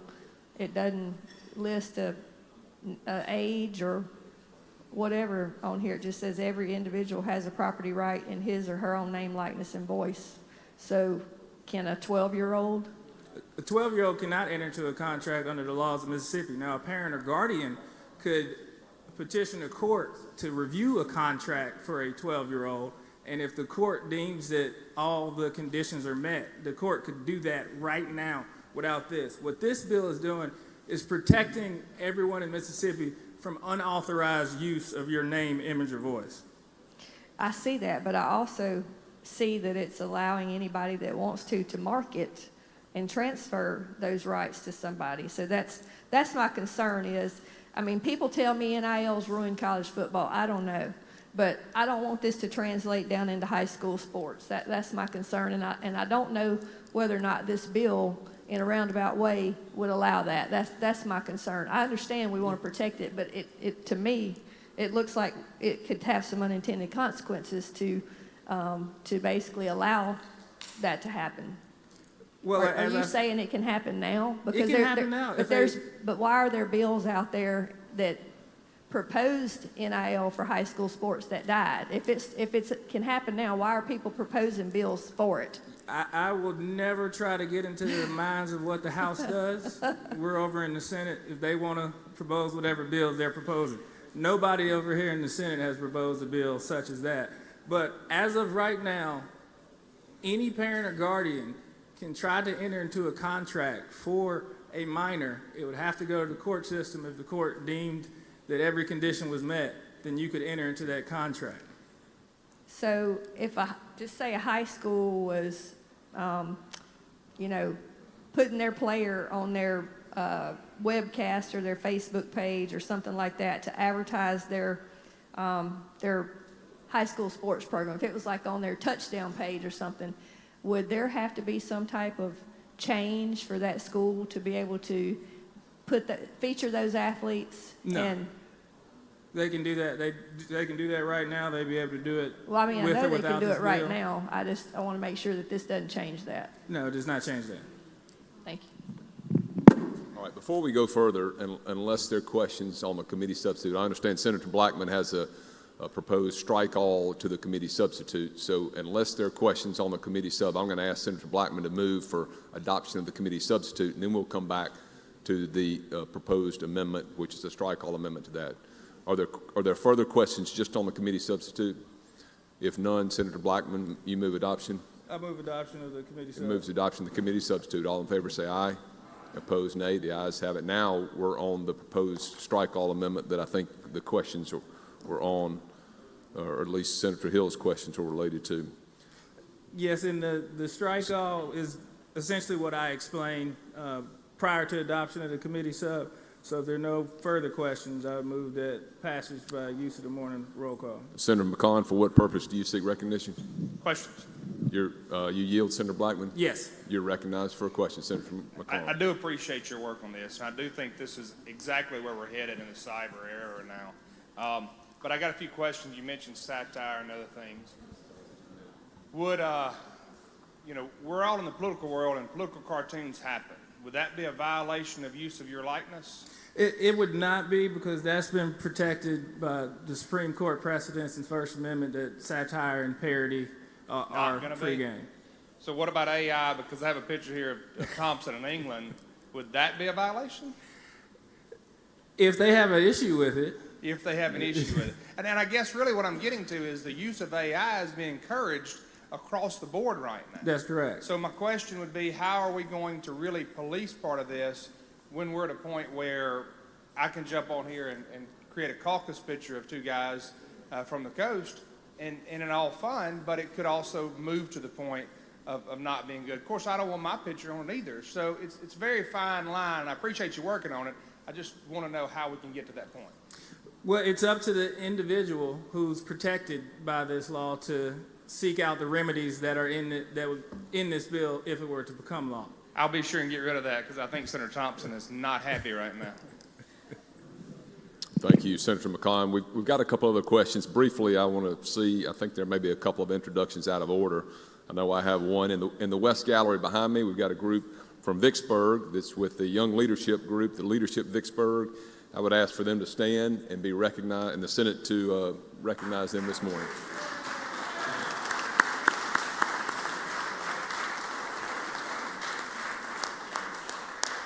Senator Barrett, I think you've got an introduction as well. I do. Thank you, Mr. President. In the North Gallery, if the students from Bogue Chitto School will stand, ladies and gentlemen, these are some of Lincoln County's finest. They are the junior Beta Club members for Bogue Chitto School, and they are being honored today for their good behavior and doing so well academically. So thank you all for being here. Let's make them feel welcome.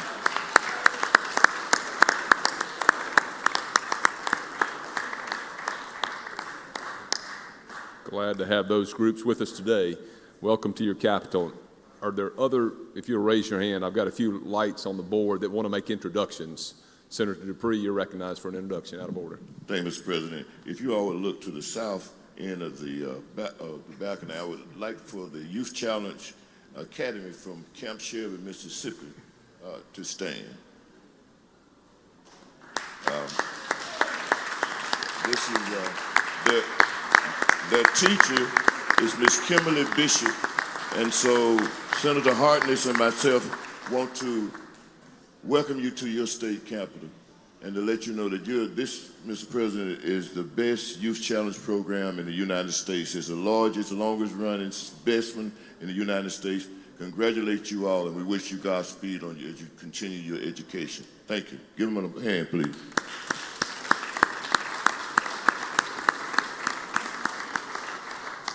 Thank you, Senator Dupree, and best wishes to these young Mississippians. All right, back on the bill, Senator McClendon, I think your light was up first. Are you seeking to ask a question?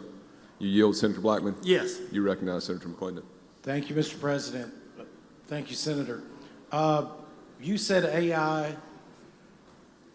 if used against a political candidate, could not be held accountable?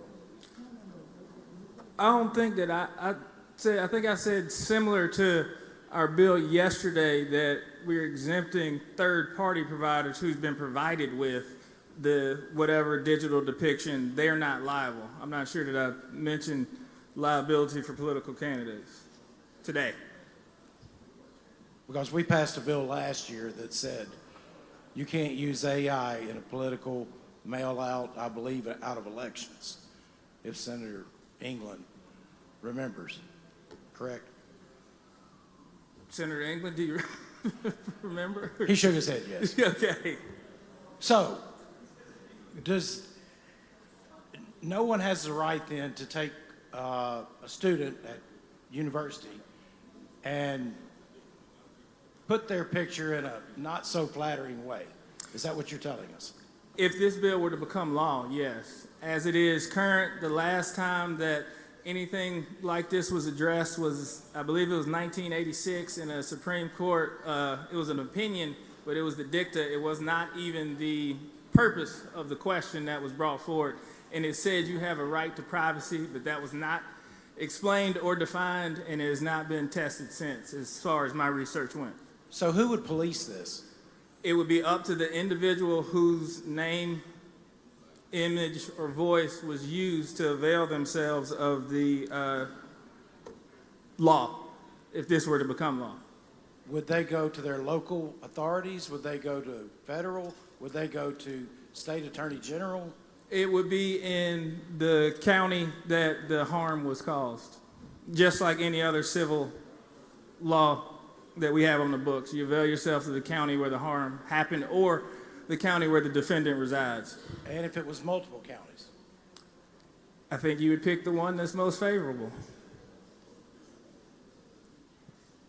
The reason I'm asking, because we had some political mail-outs this past year of stuff that wasn't too flattering. Well, depending on what side of the party you were on. And there seems to be nobody to police it. Nobody. We passed a law, and nobody wants to touch it. Is this just another bill that we're going to do that nobody wants to touch? Like I said, it'd be up to the individual whose name, image, or voice was misused, but in terms of political advertisement, if it was done via artificial intelligence and it was not disclosed, if the bill we passed yesterday were to become law, you'd have another avenue to police that.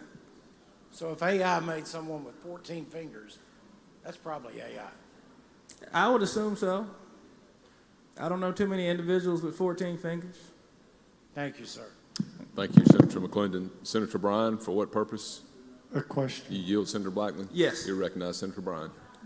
Some time ago, I thought I understood you to say that we did not need to worry about something because it was protected by a long-time precedent of the United States Supreme Court. I did say that. Would you like to revise that answer? I would. Currently, what the law says is protecting it, but that can change as we've seen at the drop of a hat.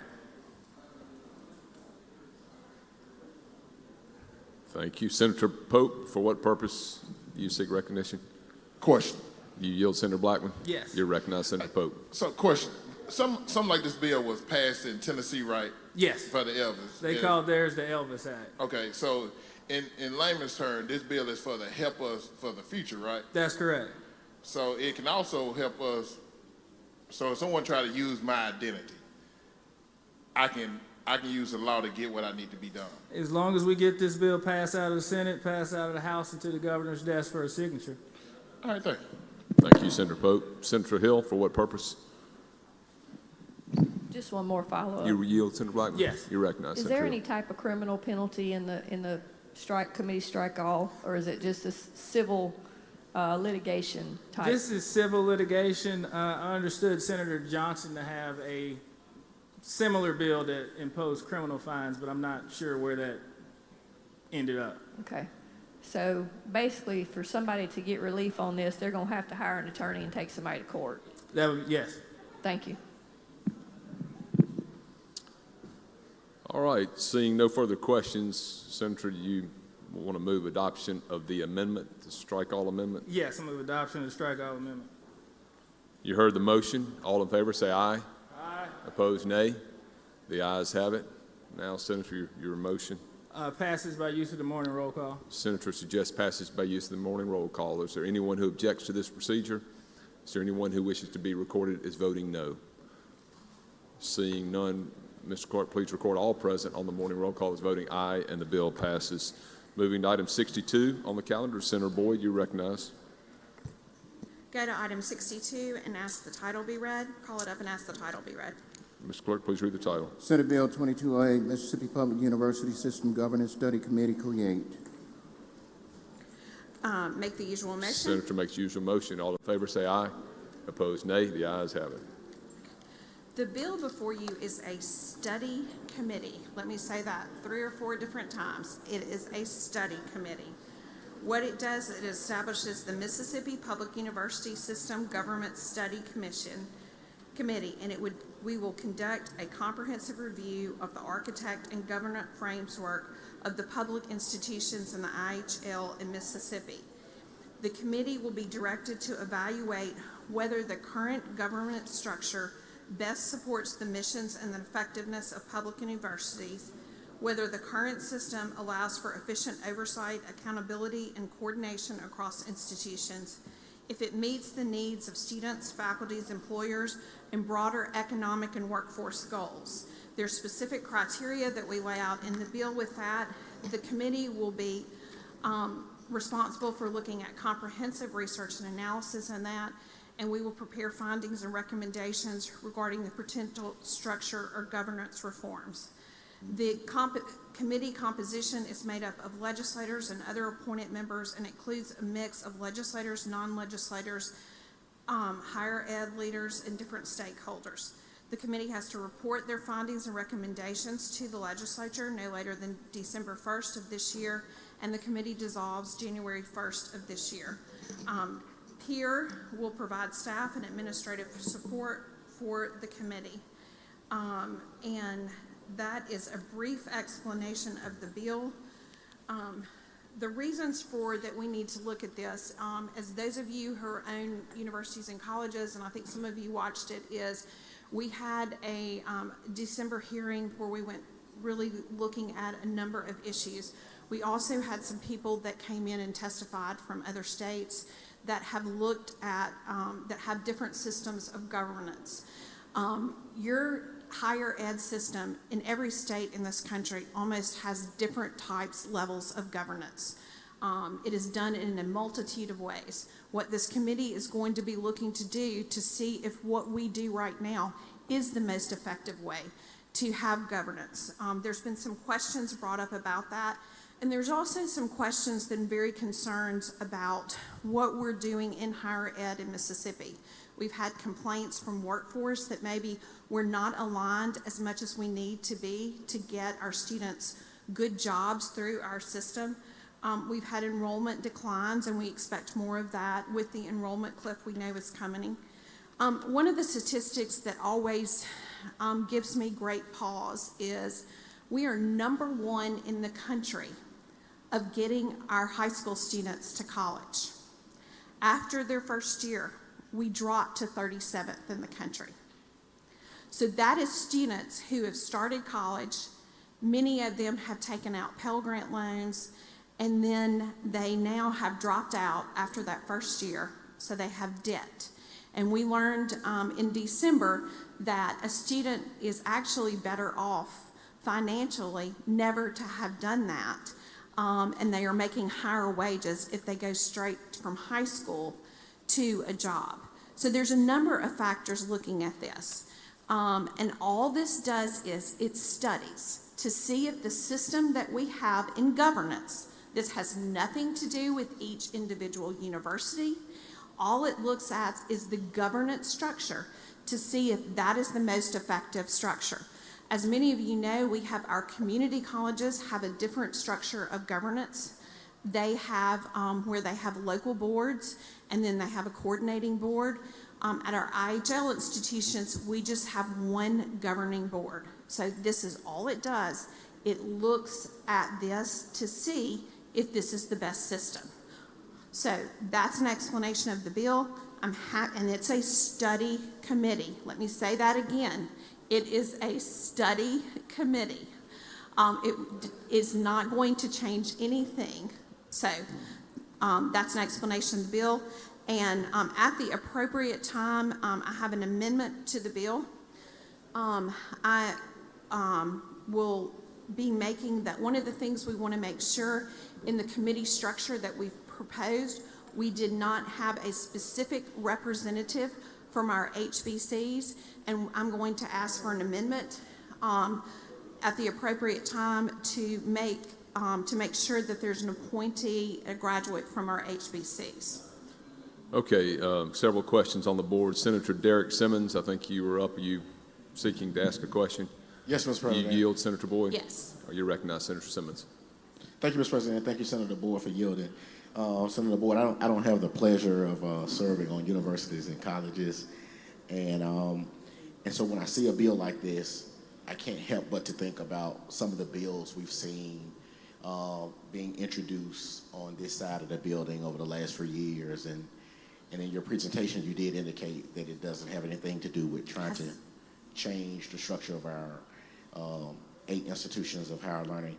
Could you state or say to me again who's asking for this bill or who has a concern with the current constitutional structure of our institutions? Well, I'll be happy to. I've had business and industry leaders. I've had IHL leaders. I've had general public. I've had a tremendous amount of people, particularly the workforce community. There have been, Senator Simmons, there has been untold amount of people who are questioning whether this is the best way to do this. And so that's what we're going to look at. This body looked at something similar to this a long number of years ago before either one of us were in the legislature. And so we looked and we talked to, at that committee hearing this summer, we talked to, for example, Tennessee. And they have a coordinating committee there. And so these questions have come up. They've come up by our members. And so, again, though, I'm going to stress to you, this is not, and I'm familiar with the bills. They wound up in my committee, and we haven't brought those bills forward that would eliminate any university. We have not been doing, we did not bring those bills, that bill forward. But what this does, it simply looks at the governance structure. And I've had individuals from HBCs that also question the government structure as well. If that's the most, does that give them the best voice on the IHL system? And as a graduate of a HBCU, because we do have our HBCU universities Right. In the state, I'm aware of the state of Tennessee changes as well as the state of Florida changes, and how those changes have detrimentally affected Tennessee State and Florida A&M universities. And so when I see a bill like this, I just want to be candid with you that I am concerned about whether or not this is a vehicle or a means to an end in some kind of way. What is proposed structurally regarding our institutions of higher learning will have a disproportionate effect on our three historically black colleges and universities. Senator Simmons, this is not directed in any one university. This, again, is a study committee to look at the system as a whole. I will tell you, though, that question came up to the Tennessee commissioner about the HBCU that is in Tennessee. And actually, they were able to, when they started doing this coordinating thing, they did a funding formula there, they've actually increased their funding. So it offered them, they're always been kind of structured this way. That was a funding formula change there, but they actually increased their funding. That was asked specifically, and he presented data on that. And we did not have somebody to look at Florida, so I can't tell you that specifically about what happened there, but that was kind of that was something that was specifically brought up in that December meeting. And I guess my final question, does it concern you at all as the chair of university and colleges that if a recommendation comes back from this committee, that their recommendation may be in statute and not actually a change to the actual Constitution? Well, I think the committee would be very limited. We will not be able to change that without going forward with some constitutional changes. Yeah. So the committee can only make recommendations. Again, though, as I say, this is a study committee. It is looking to see, is this the best way to do it, the way we have it right now, or does moving to a different system actually help? I've heard from many of our HBCUs that they don't feel like they have the appropriate voices on the College Board. So I think this gives everybody an opportunity to look at all of those issues. Thank you for yielding to my questions. Thank you, Mr. President.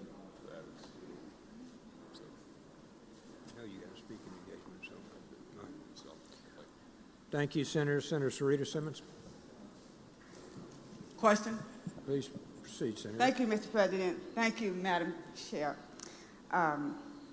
Will we come back and do a study similar, do a similar study committee for the community college system? Well, I think we will first look at IHL, and we're going to, I think, look back and see what we see on this. Now, the community colleges are structured differently already, and some have pointed out that they think that structure is a much better structure. They have a local board at the community college, and then they have a coordinating board at the statewide level. And some have felt that that is a much better government structure to have the local board and then have the coordinating body. I can't pontificate and not going to pontificate that that's a better system. I think that's what the study committee does, is we look at that and see if that is, and one of the things too, that when the workforce people came, they feel that community college structure is better because in our regional universities that we have, we know that they are trying to really, part of their role is to look at the workforce needs that are available in that region and what they need to do to boost and have trained employees for that. So they've suggested that maybe possibly having a regional board that really answers only to those. I don't know the answer. These are the questions that we're going to answer by looking at the study committee. Okay, thank you. Senator Norwood, for what purpose? Mr. President. You, Senator. Senator Norwood's recognized. Thank you, Mr. President. Thank you, Senator Boyd. Senator Boyd, now, do we have any faculty, staff representation on the board? I mean, on this commission, proposed commission? We don't have faculty representation on that board, but as a number of these study committees that we've done here in the past, I think that we will be happy to pull people in as needed to give information in regards to that. But I mean, wouldn't you agree that the individuals that's going to be impacted the most, don't you think that they should have some direct, at least conversation, if not directly involved, they should have some direct conversation or communication regarding the process? I think, Senator Norwood, I would expect this committee to conduct interviews and talk to, as part of their process, I expect this committee to do, like many of the committees, is to directly talk to faculty in regards to this. I will say, Senator Norwood, the person this most affects, in my opinion, is the student. And we don't have great student outcomes right now in this state. And that's what we really need to be focused on, is how we get better outcomes for our students. That statistic that I cited about we're number one getting them there, and then after that first year it drops to 37th, is not a good statistic. And I understand that, and certainly I agree with that. But I think that the faculty and the staff would be more appropriate personnel because they're walking the halls with the students. Right. Senator Norwood, on this situation, we're really looking at governance. And so looking at that governance, I think you will see us asking questions too and doing a lot of interviews with faculty. But on the governance issue, that is sometimes limited with what they look at on the governance issue. Well, I mean, I understand what you're saying, and we can respectfully disagree because there's a difference. You would agree that sitting at the table and being interviewed from the table, there's a difference, correct? Would you agree? I think if the committee does its job, and I fully expect this committee to do its job, I think we will get and ascertain any information we are needed from the faculty. Okay, now what the expected outcome, or what do we expect to accomplish as a result of this commission? Of this initiative, I think we're going to look at to see is it better that we have one large board, or do we need boards at regional levels and for our larger universities? How is it best? And we have universities that are very high performing, and I've stated this in multitudes of meetings. We have universities that are very high performing. They're exceeding the national average on their 4- and 6-year graduation rates and getting kids to those workforce opportunities. But we have entities that are not high performing. And how is it that we're going to best help those entities that are not high performing become high performing? And is that with a board that is looking just at that university and looking just at those metrics? Or is it a board that, the way we have it, is that the best way to do it? So I think we're open to looking at this, but right now we have a system, Senator Norwood, that is not high performing overall. And this is what we're trying to do to move it in a high performing direction. So how would the appointments, I mean, how would the change in the structure, how would that take place? How would the change in the Right, structure take place? Well, I don't know what the committee's going to recommend right now. Well, I'm just saying, but what would you envision? I mean, because we have to be looking down the road. So what do we envision down the road, the change in the structure? You mentioned the hybrid boards, regional boards. You mentioned those. Well, Senator Norwood, I just look across the country at how they're done right now, and you have various ones across the country. You have one that we talked about from Tennessee that's a coordinating board.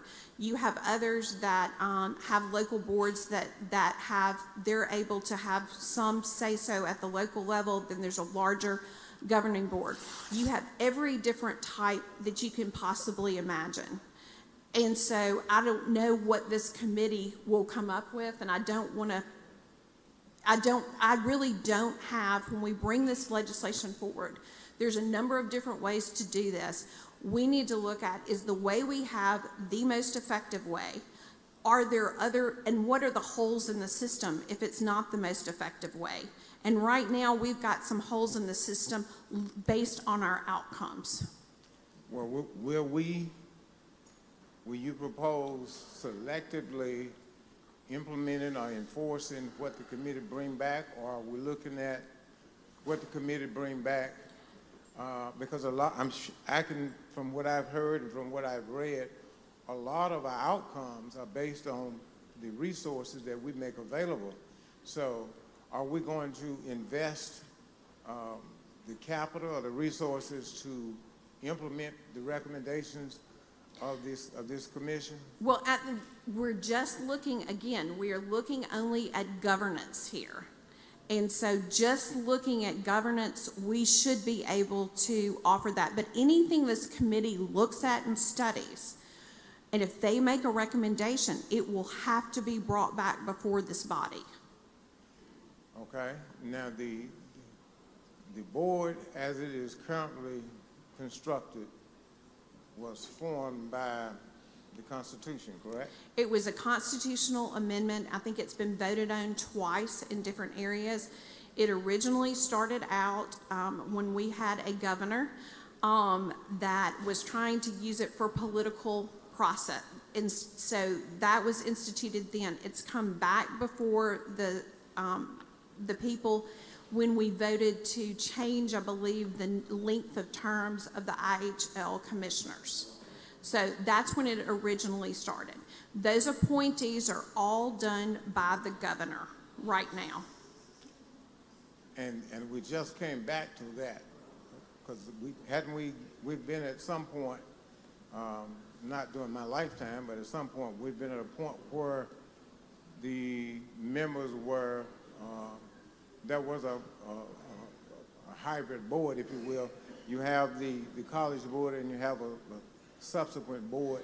No, sir, we've always had just the college board. From my understanding, we've only had the college board. That is just the way we've done it. We've only had that college board. Okay, thank you, Mr. President. Thank you. Thank you, Senator Norwood. Senator Dupree, for what purpose, sir? For a question, Mr. Are you President. for a question, Senator? Yes. Senator Dupree is recognized. Senator, I'll be really succinct and try to be real quick. I've had the opportunity to graduate from a PWI and a HBCU, and I have to be blind to see that there's some differences that need to be corrected. So the board that you're talking about, it's going to be impaneled, and it will be until January 1 of next year. Is that what you said? Yeah, it's a study committee. Study committee. Yeah, and we have a lot of those in the legislative process, but it is a study committee that will look, and it could be, Senator Dupree, it could be that we come back and say, this is the structure we still recommend that we do. Or Understand. it could make changes. Okay, so, question on this study committee, who actually selects the people on the study committee? So they are done by legislative position, like universities and colleges chair, appropriations chair, ways and means chair, and then the governor has an appointee, the lieutenant governor has an appointee, and the speaker of the House has an appointee, and also if we pass this amendment, we'll have an additional appointee of someone that represents an HBCU. Okay, so you have one member of this board who graduated probably from an HBCU. You could have more than one, but right now we are mandating that there is one. Out of how many? I believe I didn't it's count. 11 right now. So 1 out of 11 is less than 10%. I think that would be correct. Yeah. I don't do public math, so I I'll think, trust you. Well, I mean, I understand. I think that's a problem. I think that that needs to be tightened up a little bit more if you're going to suggest that was kind of an afterthought to think about HBCUs, and I can appreciate that because we're a product of our past, our upbringing, and all that kind of stuff. But I think that's an issue that we need to be concerned with, and we need to be highly concerned about it if it's going to have the transparency that you're talking about, and if it's going to have the outcome that we all want, and that is a better outcome for our students. Senator, I would be happy to amend that to make 2 members. Thank you, Senator. Senator Dupree, if you're going to do an amendment, would you please have them drafted? So we're getting towards the noon hour here, or at it. Senator Ing, I see the next one is Senator Bryan. Senator Bryan, for what purpose, sir? A question. You're for a question, ma'am? Senator Bryan's recognized.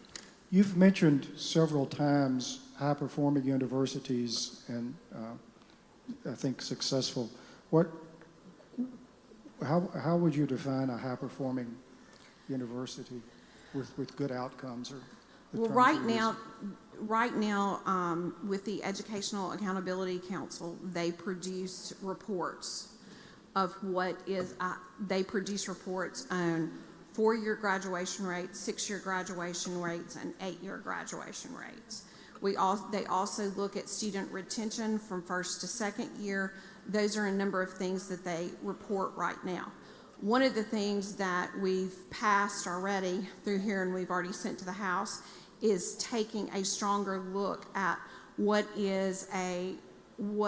how is our post-secondary attainment lining up with what we're measuring in our colleges and universities. So, but a high-performing university is right now the metrics that we have in the state is who is graduating at a 4-year rate, a 6-year rate, and they have an 8-year rate, but it really doesn't change that much from the 6-year rate. And then really looking at student retention. Well, it seems to me, if I understand what you're saying, the only metric that we're using now is how many students remain in school and how many students graduate. Well, and then you also have, and I've kind of stated it over and over again, we also are looking at how many are staying in school. As I stated, we're number 1 in the country in getting them there, and we dropped to 37 after that first year. Well, I've heard you say we dropped to 37, and I'm just trying to find out what is this metric that determines this ranking that we're 37th in. And if I understand what you're saying, the ranking is based exclusively on retention of students. How many students remain in college year after year after year, and ultimately how many graduate. Correct. And that's the only metric that's being involved. Well, those are the outcomes. That's the only outcome we're concerned about, is how long you stay in college and whether you do or do not graduate. Senator Bryan, those metrics have a great deal to do with many legislation that we've passed in this legislature. They have to do with people's financial capacity. If they're staying in college for a long period of time and they're not obtaining those degrees, it's one of the reasons that we have the financial situation of many of the adults we have in Mississippi. Those metrics mean something. They mean outcomes. They mean people's ability to go get a job.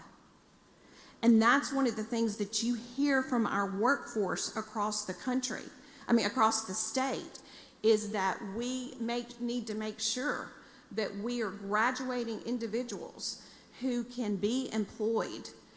So those are things that one of the things that we're looking at. We also have enrollment numbers.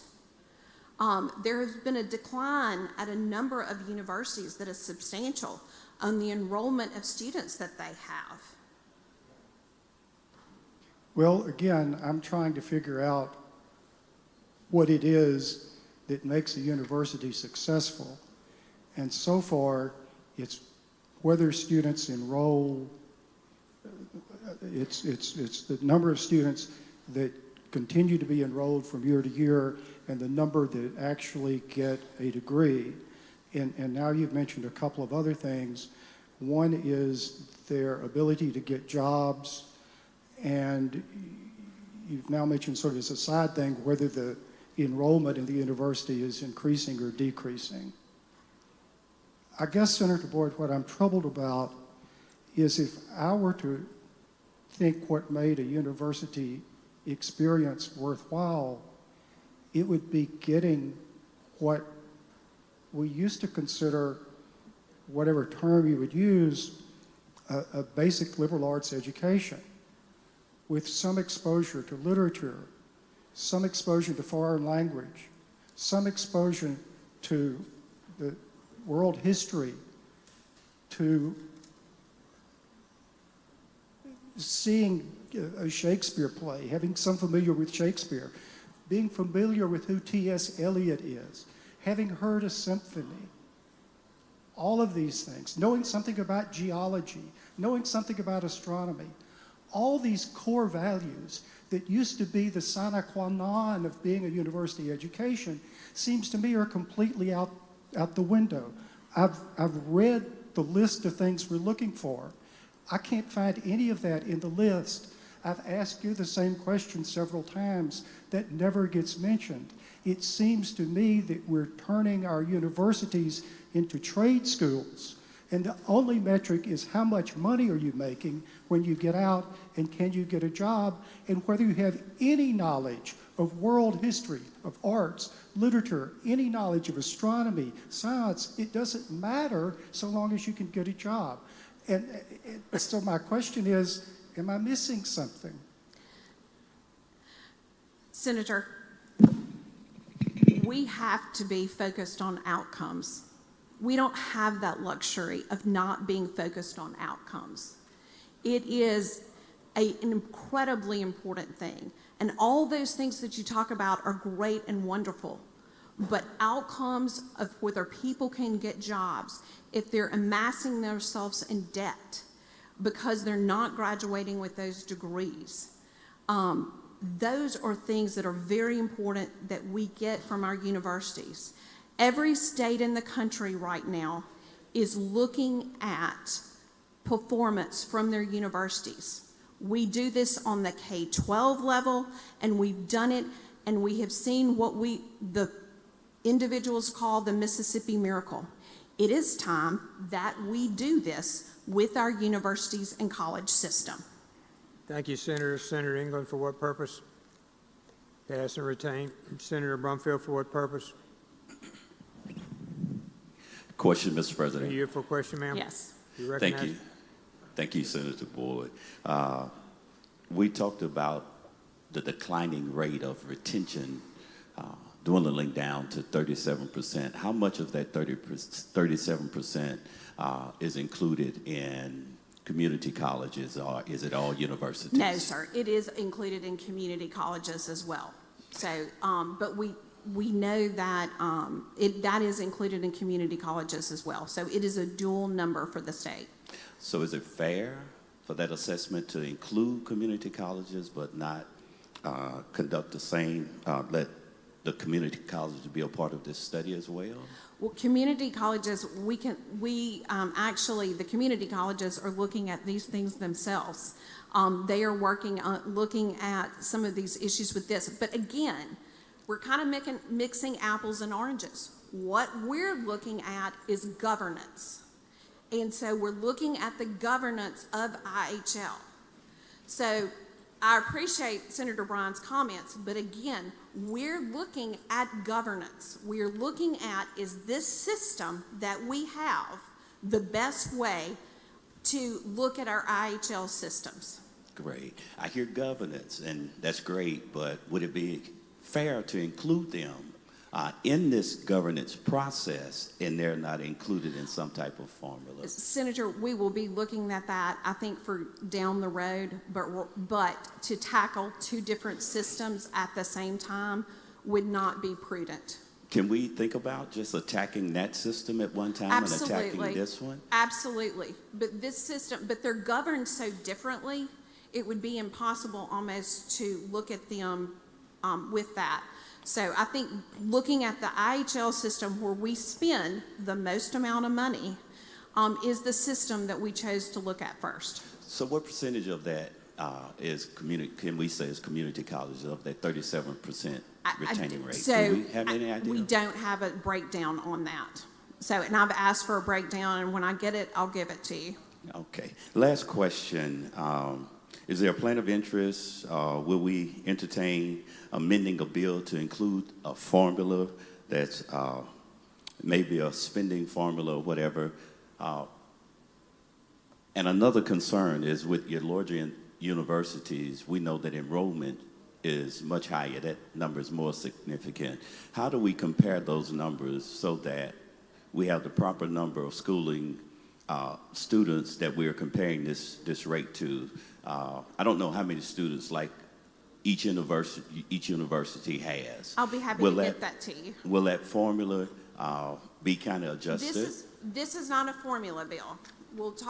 This is not a formula bill at all. This is just a study committee bill right now. Okay, I was just concerned. Thank you. Thank you, Senator. Madam, we have an amendment. One moment, please.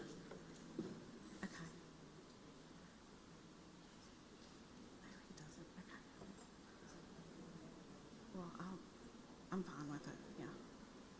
Okay, we have an amendment, and we'll address a, yeah, she's got it. I haven't presented the amendment yet. Just for place, because I haven't presented the amendment.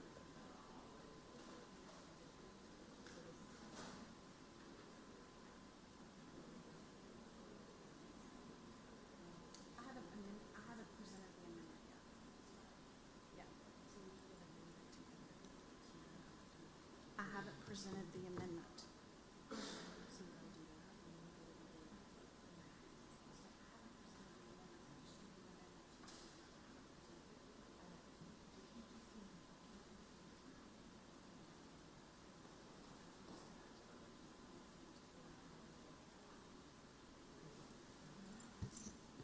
All right, I have an amendment. One moment, please. It's on the screen, Senator. Okay. This would add one individual to the committee that represents an HBC. Discussions on the amendment? Seeing none, we're ready for your motion. I move to adopt the amendment. All in favor signify by saying aye. Aye. Opposed, no. Ayes have it. All right. Did you have another amendment, Senator? No, sir. Okay. Senator Dupree? You good?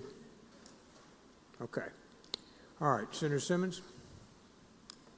One question, Mr. President. You for a question, ma'am? Yes. Okay. Yeah, thank you, Mr. President. Senator Boyd, with the adopted amendment, how many total members of the study committee would there be? There's 12 members on the committee now. Okay. And with that amendment, that's 1 out of 12. That is correct. Thank you. Thank you. Okay, the amendment's been adopted. We're back on the bill, I believe, Senator. I would move to adopt by use as amended by use of the morning roll call. Senator Bryan, you're recognized to speak on the bill.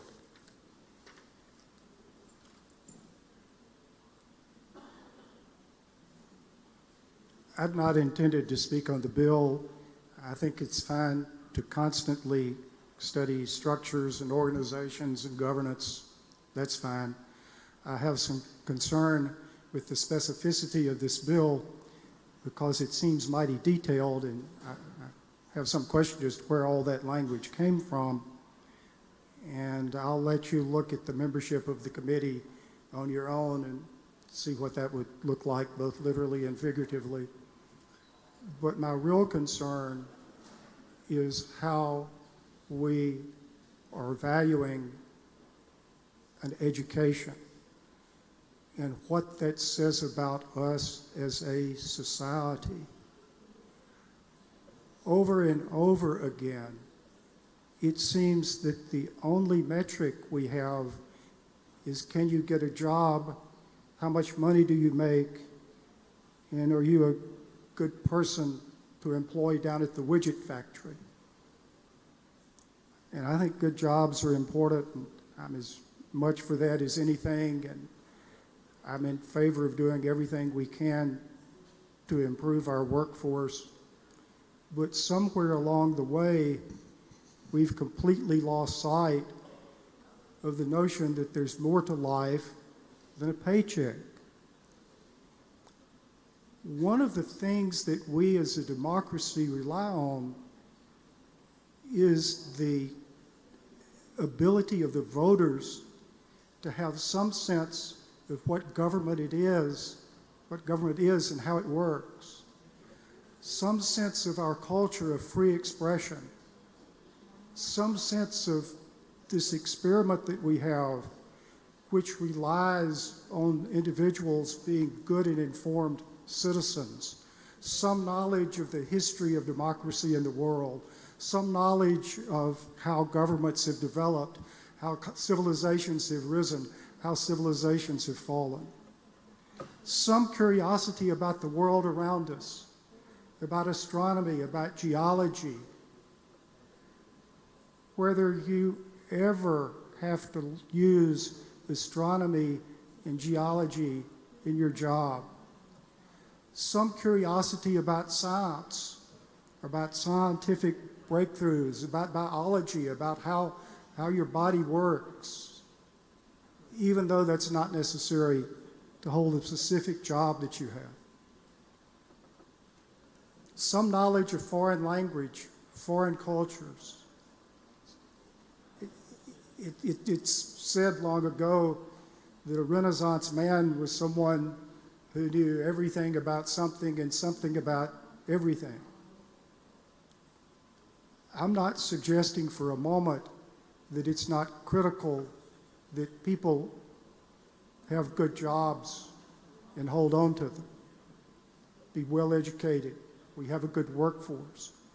But part of being a good worker is the ability to think, to reason. Bit by bit by bit, we have lost that, little by little. I don't think the country's better off for doing so. And it was very stark during the presentation of this bill and the discussion of what we consider the purpose of a university. And that's why I've come up to speak.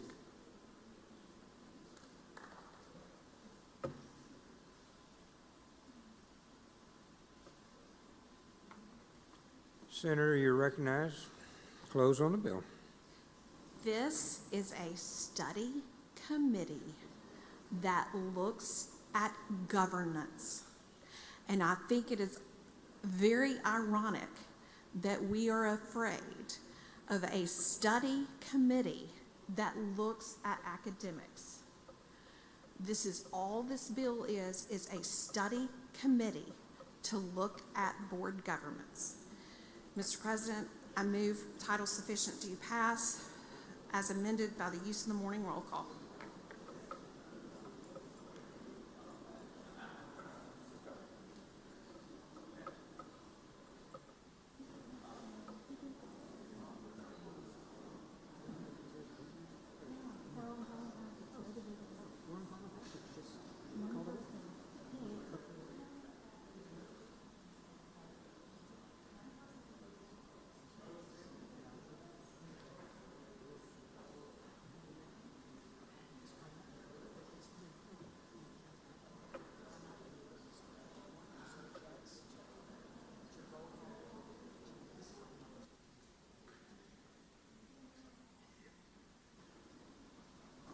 Okay, Senate has requested utilization of the morning roll call. Does anyone object to that procedure? Mr. Clerk, please call the roll.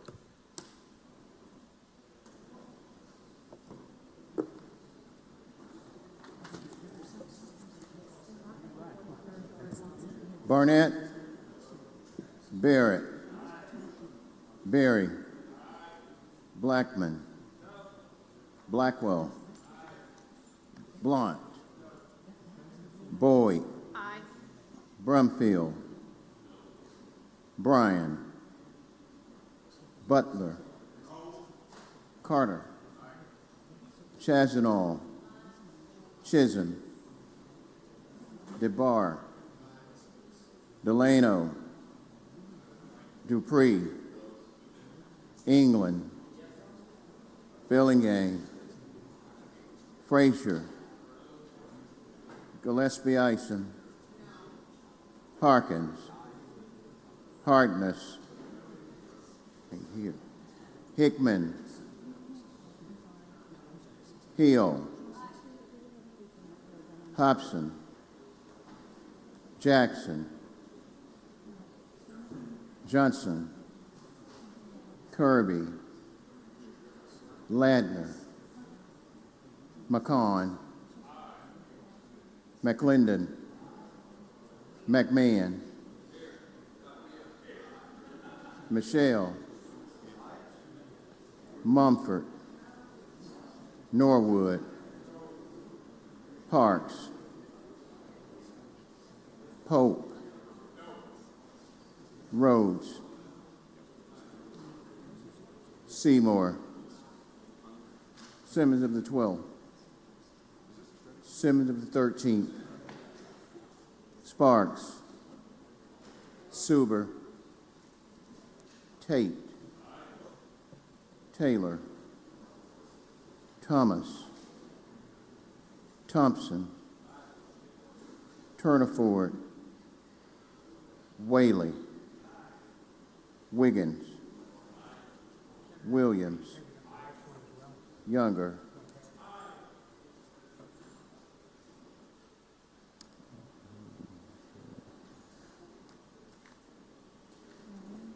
Bryan. Chisholm.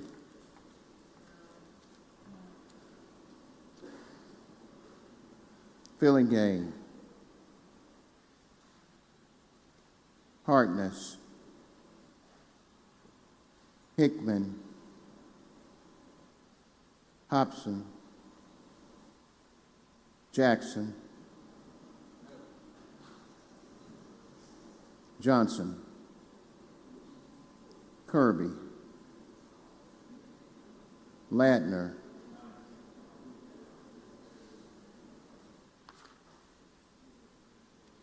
Simmons of the 12th. No, Parks. Simmons of the 12th. Simmons of the 13th. Sparks. Suber. Taylor. Thomas. Turniford. Voting yes or yea. Barrett. Berry. Blackwell. Boyd. Carter. Chazanall. DeBar. England. Harkins. Hill. Ladner. McCon. McClendon. McMahon. Michelle. Parks. Rhodes. Seymour. Sparks. Suber. Tate. Thompson. Whaley. Wiggins. Williams. And Younger. Voting no or nay. Barnett. Blackman. Blunt. Brumfield. Butler. Chisholm. Dupree. Frazier. Gillespie Ison. Jackson. Mumford. Norwood. And Pope.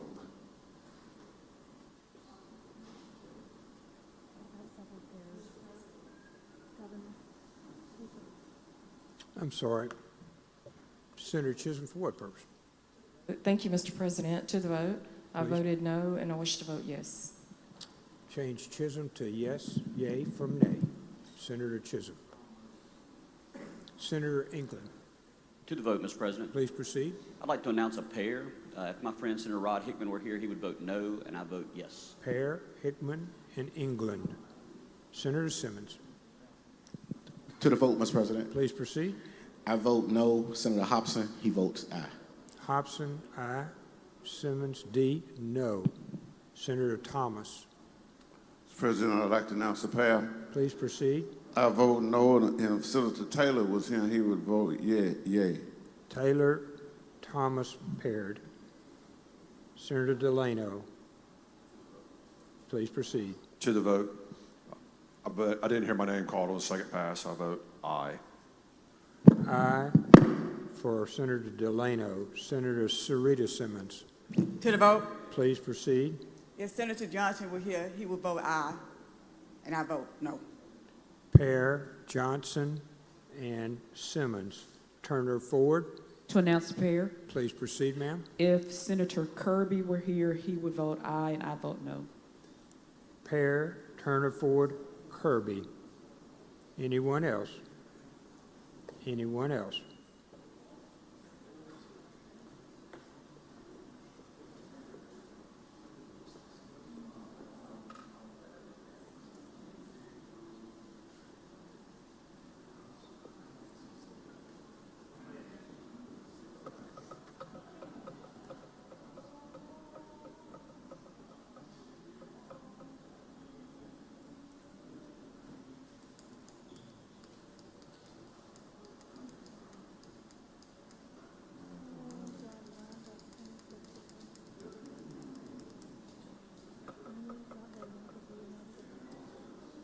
All right.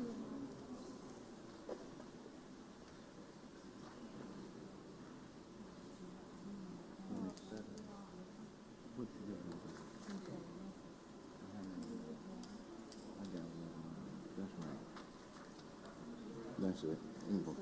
27.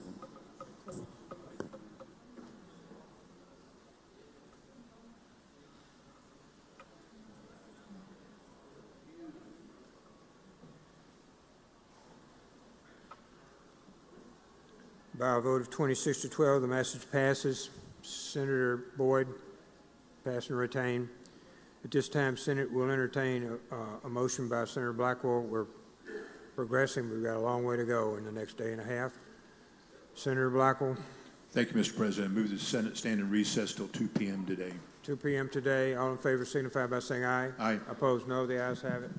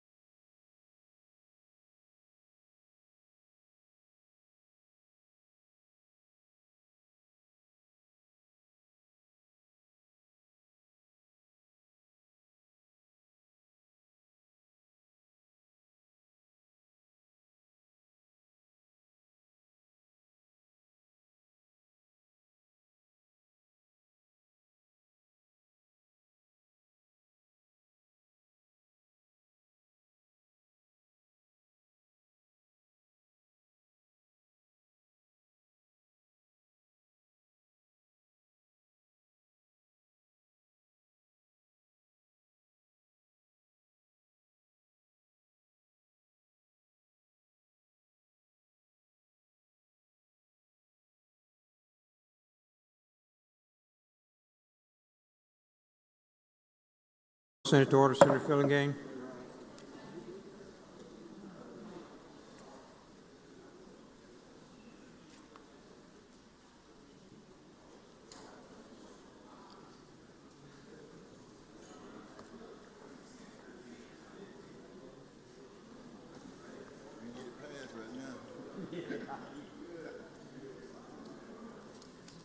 Senate, we're on 64.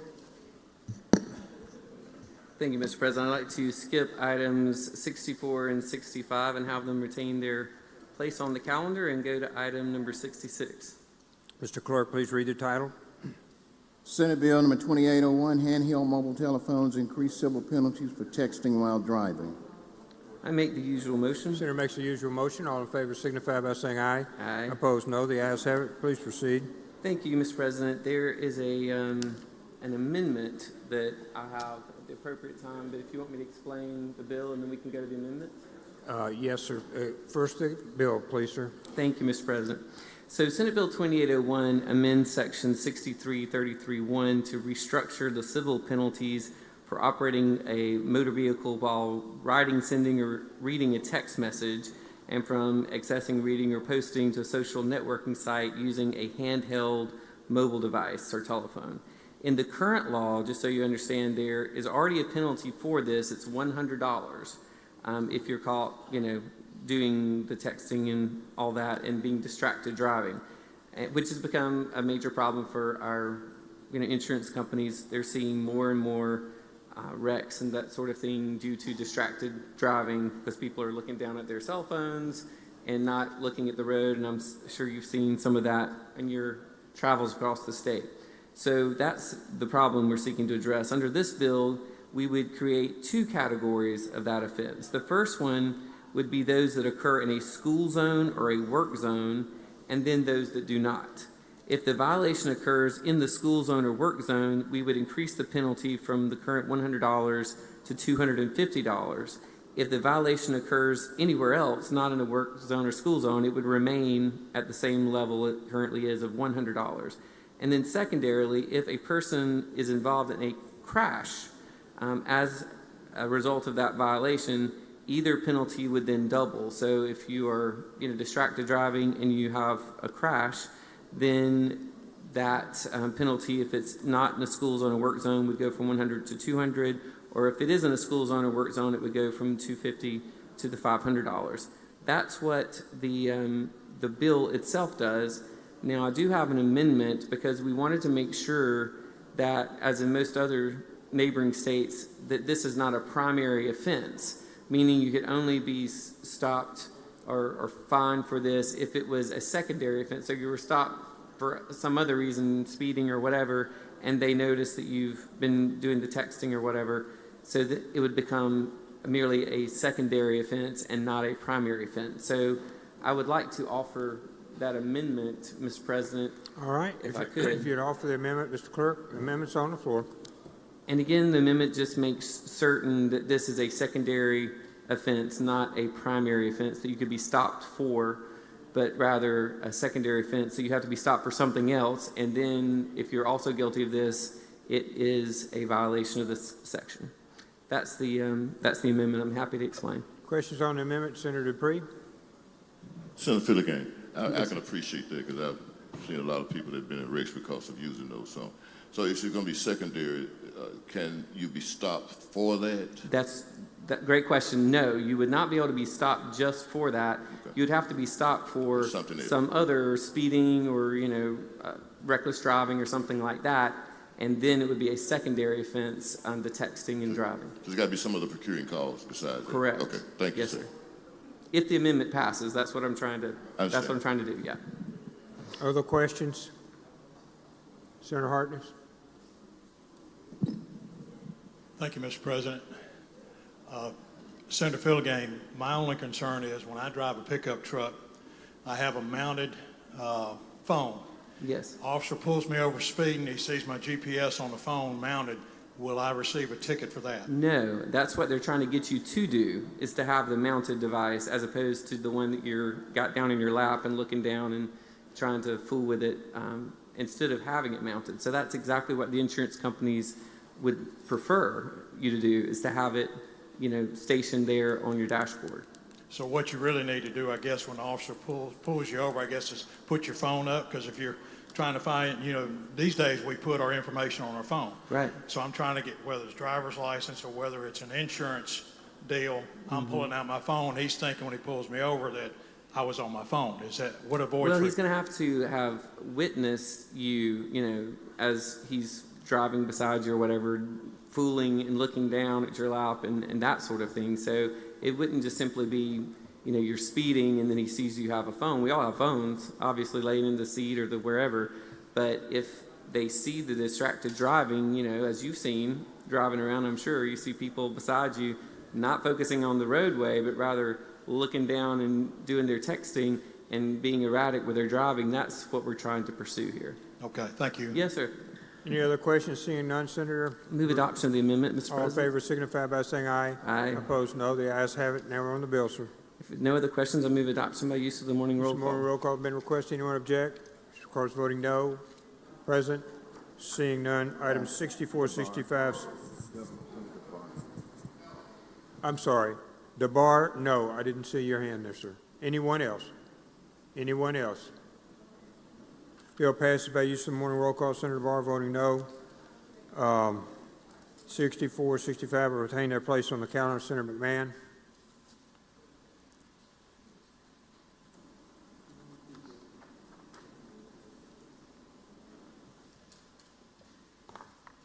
Thank you. Call up item 67 on today's calendar. Ask the title Mr. be Clerk, read. please read the title. Senate Bill 2729, prohibited noises, provide requirement for certain retail establishments within municipality. Senator makes use of the motion. Usual motion. All in favor signify by saying aye. Opposed, no. The ayes have it. Please proceed, Senator. We have a committee sub, and I'd like to be. You recognize to explain the committee substitute. So what this bill does, if you look on lines 105 and 106, currently, Capitol Police currently monitor and enforce the laws of the state of Mississippi inside their jurisdiction, but they don't have the authority to enforce any noise ordinance. And it's my understanding there's a problem with some noise in some different areas, and so we were asked to bring this forward. I did talk with the commissioner about this bill, and I also talked with the chief of Capitol Police, and both of them said they would be okay with this if this body decided to move it forward. And that's what the bill does. It allows Capitol Police to enforce the city municipal ordinance. I yield for any questions. If there aren't any questions, I'll move for adoption of the committee sub. Questions on substitute? Senator Hill? For what purpose, ma'am? Question. You for question, Senator? Yes. Senator Hill's recognized. Is this the same one that the governor vetoed a few years back? I don't know. I think this got vetoed by the governor. But this just lets Capitol Police enforce the ordinances. No, for the city it doesn't of let them Jackson? endorse all ordinances. Whatever. So I think that's what the governor I think that I actually. agree with you. I voted for it the first time. I'm gonna vote with you again. I just gonna make sure I was on the right track. Is that a question? Nope, I'm good. Okay, thank you. Other questions? Seeing none, Senator. Move for adoption of the committee sub. All in favor signify by saying aye. Opposed, no. The ayes have it. Please proceed, Senator. I yield for any questions, but if there are any questions, I move for passage of the morning roll Use of call. morning roll call has been requested. Anyone object to the procedure? Vote is voting no. Present. I yield. Seeing none, the bill passes by use of morning roll call. Senator Michelle. Mr. President, I ask that we go to item 68, Senate Bill 2701, and ask the title be read. Mr. Clerk, please read the title. Senate Bill 2701, Insurance Fraud Detection Act, establish trust fund to assist Mississippi Insurance Department in cyber fraud. Make the motion that we recommit this bill to the committee from which it came for further study. Motion to recommit. All in favor signify by saying aye. Opposed, no. The ayes have it. Thank you, Senator Michelle. Senator Fillingane.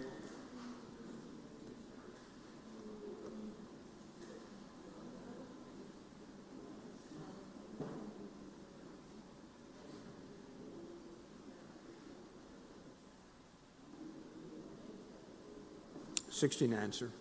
Thank you, Mr. President. I'd like to go to item 69, called up and have the title read. Mr. Clerk, please read the title. Senate Bill 2108, bail agents, amend provisions related thereto. Make the usual motion. Usual motion. All in favor signify by saying aye. Aye. Opposed, no. The ayes have it. Please proceed. Thank you, Mr. President. I'd like to call it the committee substitute and have Senator Sparks to explain an amendment. Senator Sparks, you're recognized to explain the committee substitute and the amendment, I assume. Yes, Mr. President, there's a strike-all amendment for this bill. 2108 addresses the bail agents.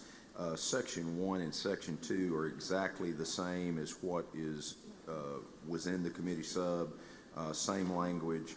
Section 1 amends 8339.3 to direct the insurance commissioner to suspend a bail agent's license if that agent is subject to civil judgment because of failure to pay a bond. So basically, if they have not paid a bond to an insurer, that they would have their license terminated. It's also to have a reinstatement when they have satisfied that civil judgment. That's what Section 1 does.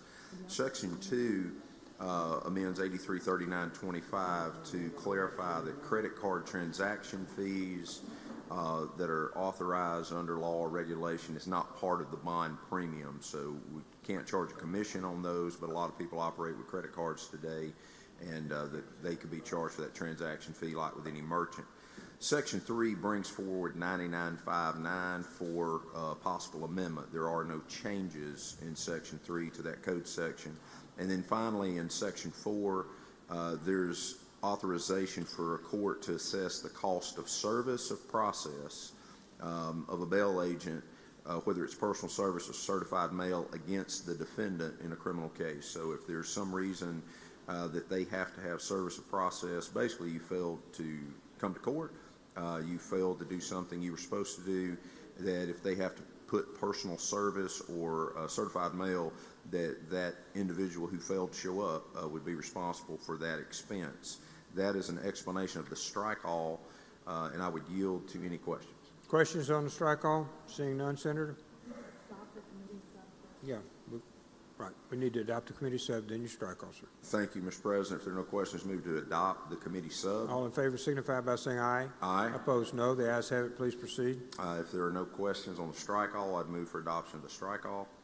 All in favor signify by saying aye. Aye. Opposed, no. The ayes have it. If there are no questions, Mr. President, move for passage on the morning roll call. Use of the morning roll call has been requested. Anyone object to that procedure? Court is voting no. Simmons, D. Norwood. Butler. Anyone else? Anyone else? Seeing none, the bill passes by use of the morning roll call. Item 70. Pass and retain, Senator Fillingane. 71. Pass and retain, Senator Simmons. We're on 72, Senate. Pass and retain, 72 and 73, sir. Pass and retain. We go to McMahon, 75, Senator.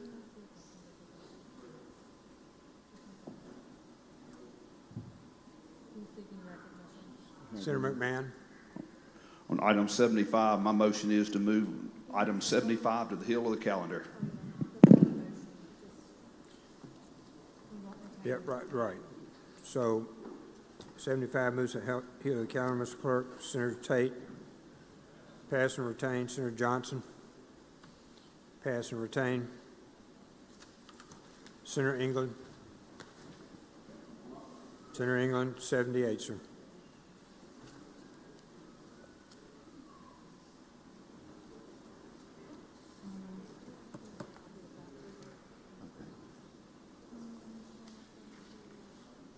Thank you, Mr. President. I'd like to go to item number 78 and have the title read. Mr. Clerk, please read the title. Senate Bill 2589, Campaign Finance, modify the reporting process and make reports accessible to the public via a website run by the Secretary of State. Thank you, Mr. President. And Mr. Clerk, I make the usual motion. All in favor signify by saying aye. Aye. Opposed, no. The ayes have it. Please proceed. Thank you. Ladies and gentlemen, this bill is addressing the Secretary of State's new online filing system that they have currently.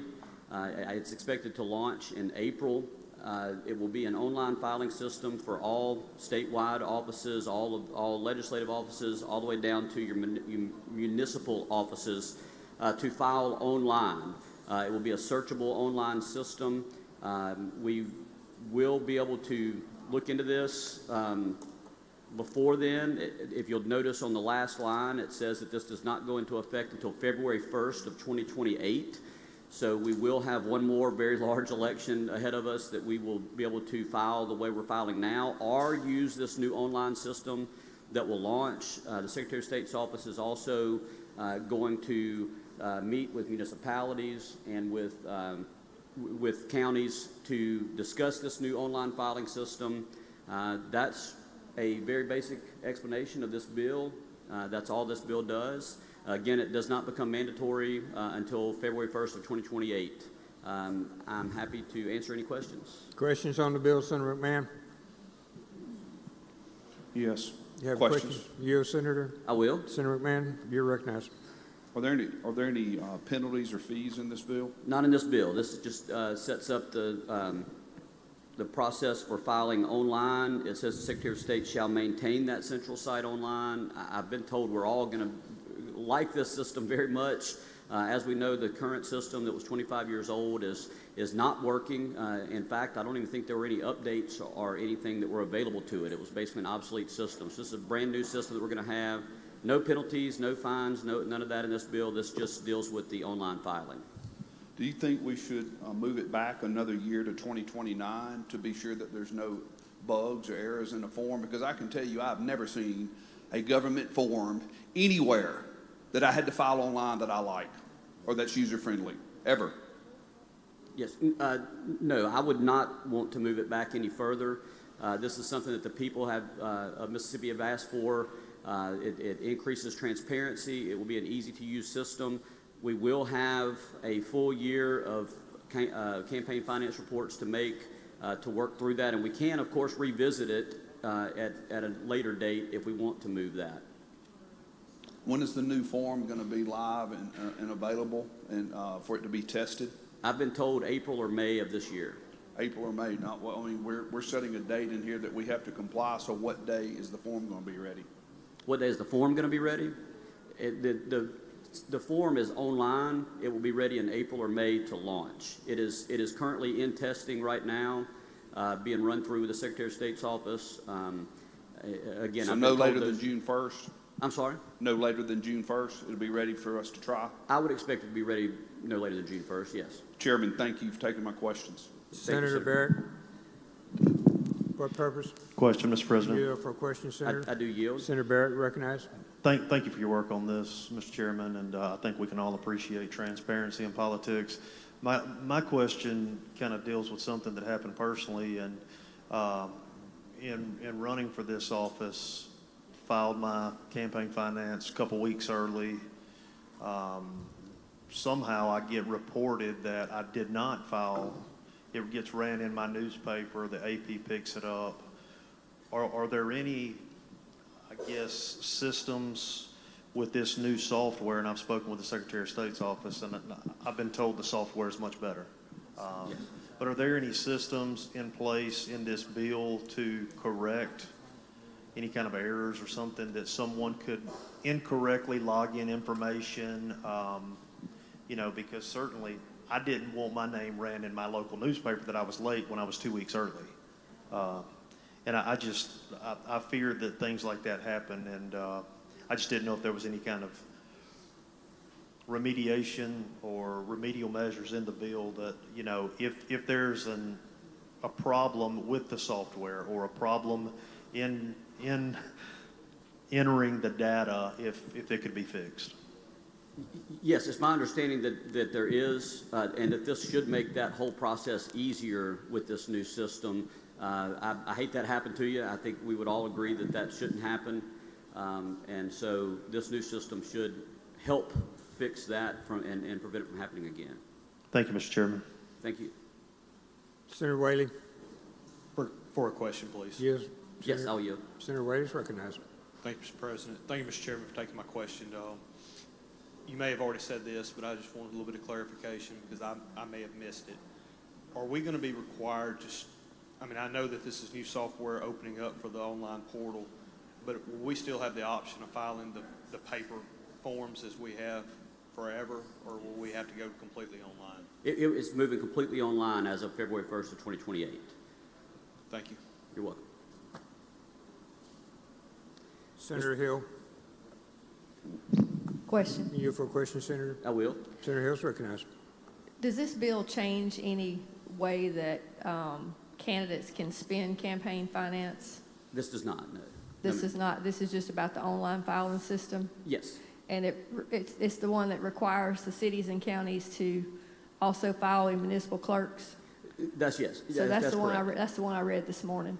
So everything has to be done online through the Secretary of State's office for statewide legislative candidates, but for county and cities, they just have to go to the circuit clerk. But then the circuit clerk has to make it available to people within 48 hours if they want it. And they have to upload it to the online system, the municipal clerks and the So county it's the clerks. same system? Mhm. Same system? that's Because right. I read it this morning, I was just making sure that I understood it correctly. So we'll have no other option but to file online. That's right. As of February 1st of 2028, and the Secretary of State's office is glad to meet with any of us and any of our counties and cities that have questions about the new system. But we shouldn't end up, once this new system is live and once we're using it, the situation we end up in where we can't get municipal records if people ask for them, our county records or our records, they will all be available, so it's complete transparency. Well, what if we have an ice storm like we had that covers a third of the state and people are out of electricity for 2 weeks and that falls on a filing date, in January or February? Is there anything that's a remedy for somebody not getting a civil penalty because they didn't file because they were under a natural disaster or anything like that in there? Because it says civil penalties 1, 2, and 3 from what I read. Yes, And I'm just concerned about people, not having access to the internet, not having electricity or whatever that falls under one of these filing deadlines that they couldn't get online and couldn't get it filed for some other reason. And we also know internet goes down too. Yes, and that is a very good question, and there is another bill that addresses that's not in this bill. Okay. But it will clarify that you can file in person, paper, email. Should a circumstance like that arise, there is a provision for that, and that's just in it's in the other bill. It's a different code section. Okay, thank you. Yes, thank you.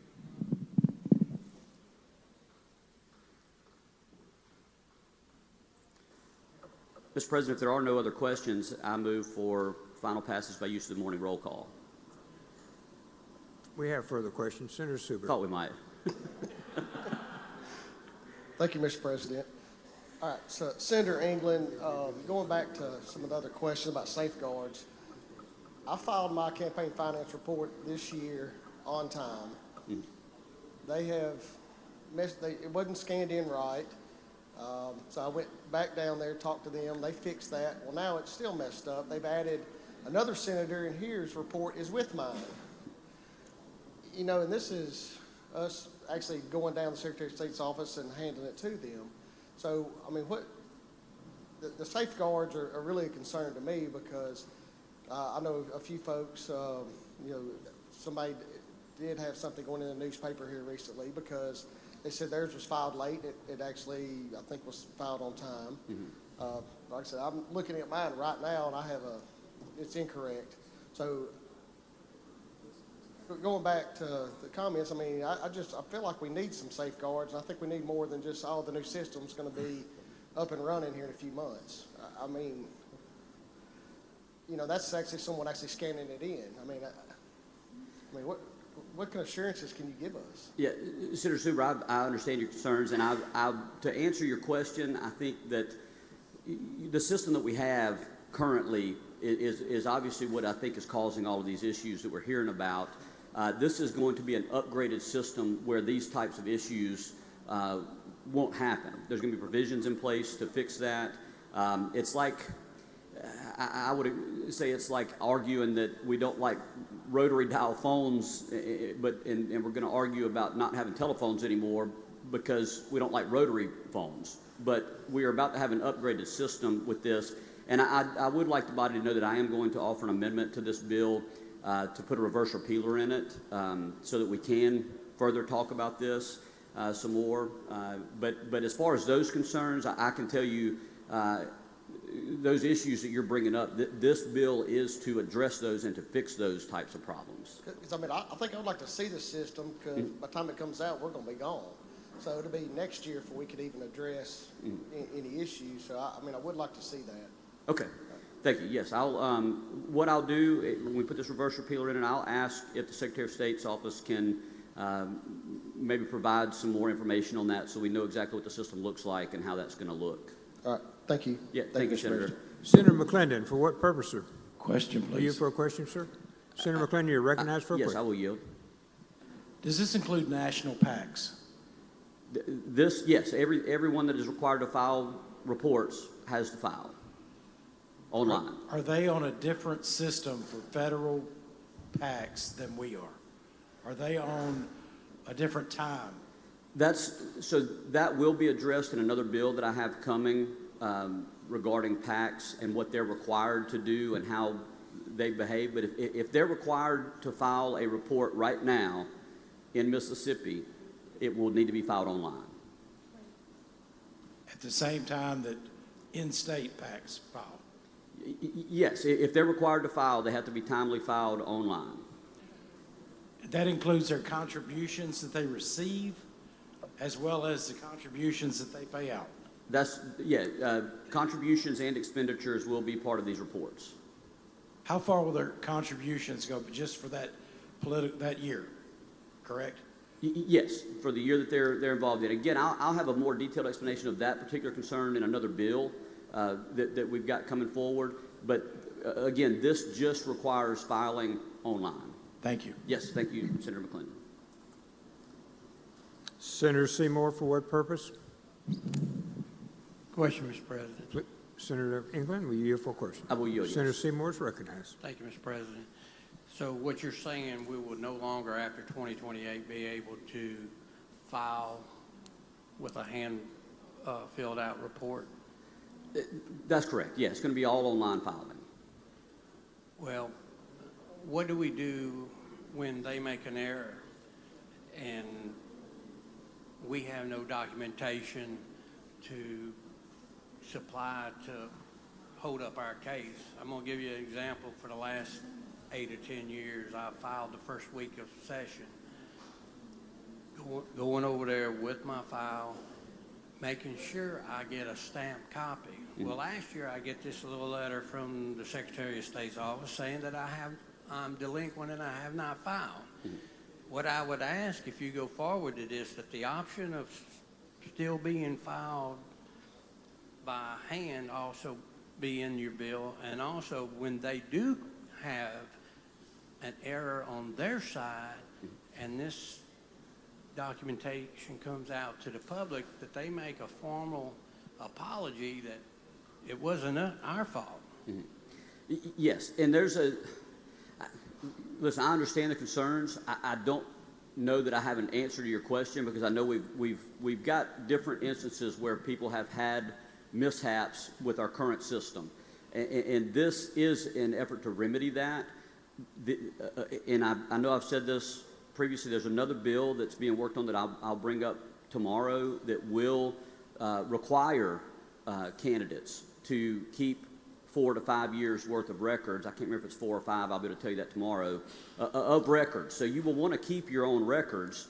You will make your filings online, but you'll have to keep your own records as well, and you'll be able to make that case that, hey, I did file it, here's those records. And even if we weren't going to do that, I would recommend it to everyone that you do that, and I hope people do that, to keep your records, because this is very important information that we're keeping, and as we're raising and spending campaign funds. But there's no way that they are going, you have documentation if you're filing online that you did with the Secretary of State's office, correct? I will check with them and make sure that there's I know a lot of times when you do things online, there's an option to print the form when you're finished.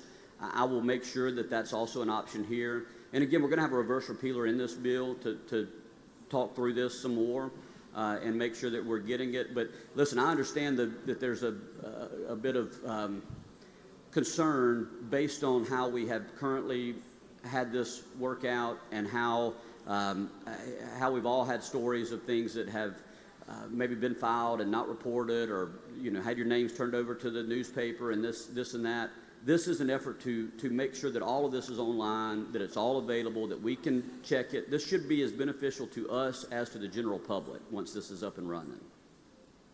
Thank you, Mr. Chairman. Thank you, Senator. Okay, we're on your amendment, Senator. Thank you, Mr. President. The amendment, which should be going on the board here, we will all recognize it very well as a reverse repealer. Any questions on the amendment? Seeing none, we're ready on your motion, sir. I move to adopt the amendment. All in favor signify by saying aye. Aye. Opposed, no. The ayes have it. Now on your bill, sir. Okay, my motion is for final passage by use of the morning roll call. Use of morning roll call has been requested. Anyone object? Which will be cause voting no. Whaley, no. McMahon, no. DeBar, no. Bryan, no. Beery, no. Chisholm, no. Hartness, no. Hill, no. Seymour, no. McClendon, no. Chesnall, no. Fillingane, no. Parks, no. Anyone else? Anyone else? One moment, please.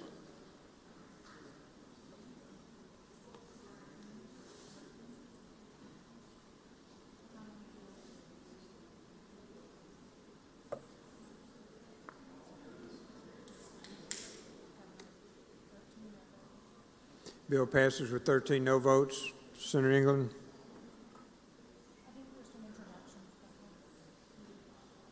I'm sorry, Senator Norwood for an introduction while Senator England's coming up.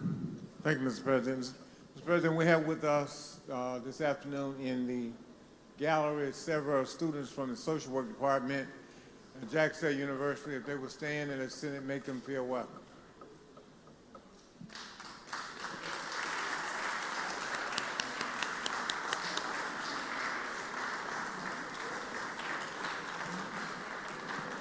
Senator Frazier. Thank you, Mr. President. Also with the group, you have some students from USM.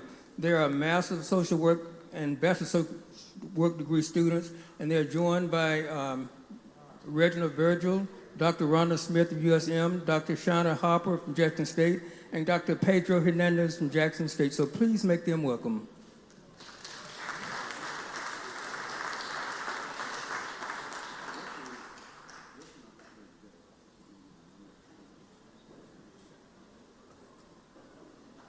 Okay, any other introductions? One moment, please.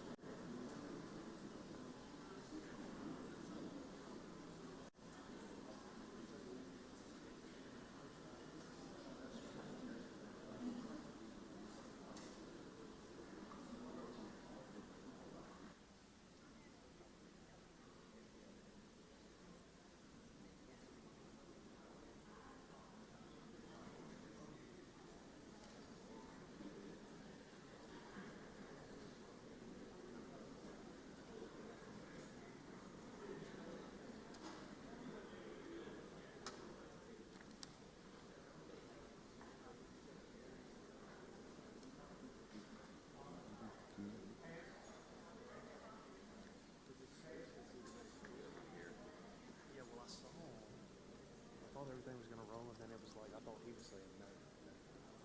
Are you doing the addition too? Yeah, I had to write it right now. Are you okay with the 2/3 to change? The legislature, 2/3 vote to change. Okay, we go back to 79, Senator. I'm sorry, Senator Dupree. Mr. President, I have a motion probably out of order, but it's a motion to reconsider. You can cover those at the end of the day, sir. Thank you, sir. Okay, Senator, we were on 79, sir. Yes, I'd like to skip item number 79 and go to item number 80 and have the title read. Mr. Clerk, please read the title. Senate concurrent resolution number 518, Constitution amend to provide that the people have the right to propose new statutes and amend or repeal existing statutes. Thank you, Mr. Clerk. Make the usual motion. Usual motion. All in favor signify by saying aye. Opposed, no. The ayes have it. Please proceed. Thank you, Mr. President. Ladies and gentlemen, SCR number 518 deals with the ballot initiative process. I want to go through what this bill does for you and then speak on it and then allow the will of the body to be heard in here on this item. The changes to the ballot initiative issue that we had previously, this ballot initiative allows for changes to statutes, so it's just changed to the code. It does not change the Constitution as the previous ballot initiative did. The legislature cannot change an initiative that adds to the statute or amends the statute for a period of 2 years unless there's extenuating circumstances that affect the peace, health, safety, or financial solvency of the state. If that is in place, then it will require a vote of 3/5 of this body to make those changes. The petition signatures are also changing. Previously, the number of petition signatures you needed was based on the previous gubernatorial election. We are changing that to reflect that signatures will now be required in the amount of 10% of active registered voters. As of right now, we have a little over 1.8 million active registered voters. So I will give you what that number would look like for a ballot initiative today. Would require essentially about 189,000 signatures. Those signatures, no more than 1/3 of those signatures can come from any one congressional district. If you'll all remember, we had a provision in the previous ballot initiative that said you had to have an equal number from each congressional district. That was written when we had 5, of course. Now we only have 4. The good news about this being 1/3 is if we unfortunately ever lose another congressional district, then we will have a pro rata system then. If we gain one, which I know we all hope we do, if we can get our population back coming here into Mississippi, this will not affect that. It will still be in effect. You will just not be able to have more than 1/3 of your signatures from any one congressional district. The amount and source of revenue required for a ballot initiative must be identified in the initiative. If the LBO or whatever the body is that may succeed LBO, if that ever happens, if they determine that a substantial cost to the state will be in effect, or if it requires substantial expenditure of state funds, then the funding source or the mechanism must be identified in the initiative. And if the initiative results in substantial costs of the state or requires substantial expenditure of state funds, then passage of the initiative measure is by 60% vote. So it won't be a 50% vote, it'll be a 60% vote. Just like in here when we deal with revenue, it's a 3/5 vote. That is going to translate also over to ballot initiatives. So it must pass by 60% vote. There are a few limitations in this. One, if you'll look at the limitations, subparagraph A strictly says that no initiative can deprive any human being, as defined in section 4141-191, of the right to life. You can't, no initiative can amend, modify, or repeal any part of the Constitution. It cannot amend or change PERS, cannot amend or repeal any local or special law, and cannot violate the Constitution. The legislature will also be able to place an alternative on the ballot just as we were before. So that process is the same as it was before. Now, that's a very quick and general explanation of what the initiative does. Let me also draw your attention to this fact. This bill is currently the only mechanism in this Capitol that allows for a ballot initiative.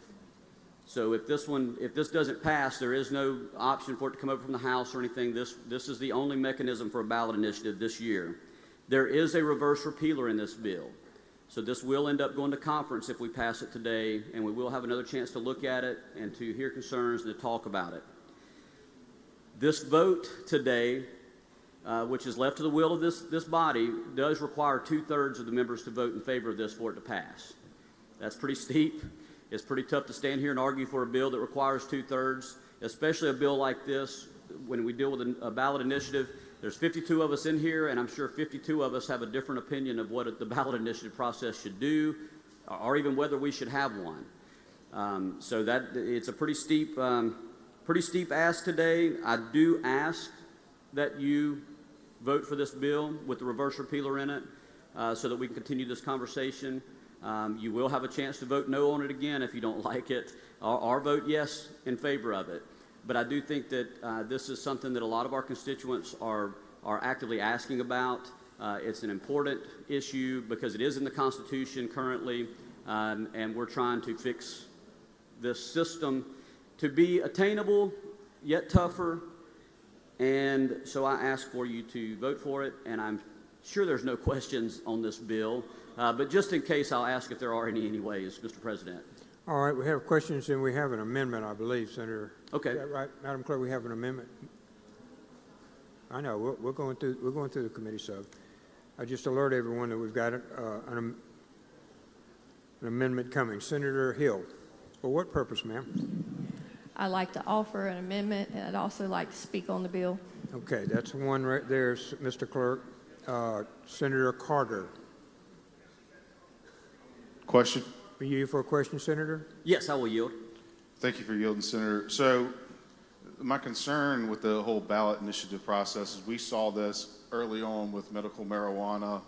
We saw it with Medicaid expansion. So you've got these big groups that have the ability to raise a bunch of money to put something on a ballot. So it's not, would you agree that it's not really a ballot initiative amongst the people, that it gives an opportunity for people to raise a bunch of money and get a bunch of signatures and pass something that should go through the body and not through that process? So I'm gonna both agree and disagree. Where I'm gonna disagree is that these signatures do have to be from active registered voters in the state of Mississippi. So the signatures are required to be validated by the clerks, and so they do have to be Mississippi signatures. I don't disagree with you that there is the possibility of people spending money to get ballot initiatives on the ballot and to try to get signatures. So would you agree with me that the reason why we're sent up here is to represent the people of our districts? I agree with you 100%, Senator Carter. I think that this is a very good body at doing that. I think that we all do our homework. We all look very heavily at these bills as we're doing here ahead of a deadline. So that is a very important part of our process. I think that we are a constitutional republic, and we are tasked with that. So I don't disagree with you there. I do know that previously we had a ballot initiative process here in Mississippi that was stricken down by the courts. It was guaranteed in the Constitution. Whether we like it or not, it was something that the people of Mississippi don't have and would like to have again. And I think that right now we have the opportunity to amend this process to where it serves a better purpose, to where it requires more signatures, so it will be a tougher process, and then it doesn't amend our Constitution. But I want to agree with you that the people of the state of Mississippi, in this body in particular, I would say are very well represented. I enjoy working with everyone in here, and I think everyone does a great job. Constituents are doing good electing the men and women in this room to do just that. But how do you combat a group that's pushing some type of issue and flooding money into the state and pushing one side of an issue versus the other side of an issue? How do you combat that? Like, I mean, all right, for example, let's just put out Medicaid expansion, all right? So you've got a group that's going to be very passionate about it. They're going to put a bunch of money into it. They're going to push towards a ballot initiative. How do you combat that? So one thing that we could do once we receive that ballot initiative, before it can go on a ballot, we are given the opportunity to put up an alternative, which this body has done before with other ballot initiatives. Also, that particular issue that you mentioned would be one that would have a substantial cost to the state of Mississippi. It would require a 60% vote. So not only would the measure have to get almost 190,000 verified signatures, it would also require that 60% vote. Thank you, sir. Thank you, Senator Carter. I appreciate Senator the Simmons, for what purpose, sir? Question, Mr. President. You're for a question, Senator? I will yield, yes. Senator Simmons recognized. Thank you, Mr. President. Thank you, Senator, for yielding. Senator England, I guess my concern is, and you explained this in your introduction, was in 2021, and the Mississippi Supreme Court declared our ballot initiative process unconstitutional. Is that correct? Yes, the process we had was unworkable, and so it was, that's my understanding of the ruling. And for some of our senators who were not here or do not remember, at the time, Initiative 76 for Medicaid expansion was also on the ballot. Do you recall that? I don't recall that. Okay. But I'll take your word for it. Okay. So that ruling basically had an effect of not allowing the citizens of the state to vote on Medicaid expansion, but it also declared the ballot initiative process unconstitutional. So here's my question. Why we are not proposing exactly what the Supreme Court said, which was the only issue at that time was that we had 4 congressional districts as opposed to 5. Why are you not just simply bringing that as a ballot initiative before us? Yes, and I understand your question. I think that you could also appreciate that one thing we have to do is be able to pass something in this body.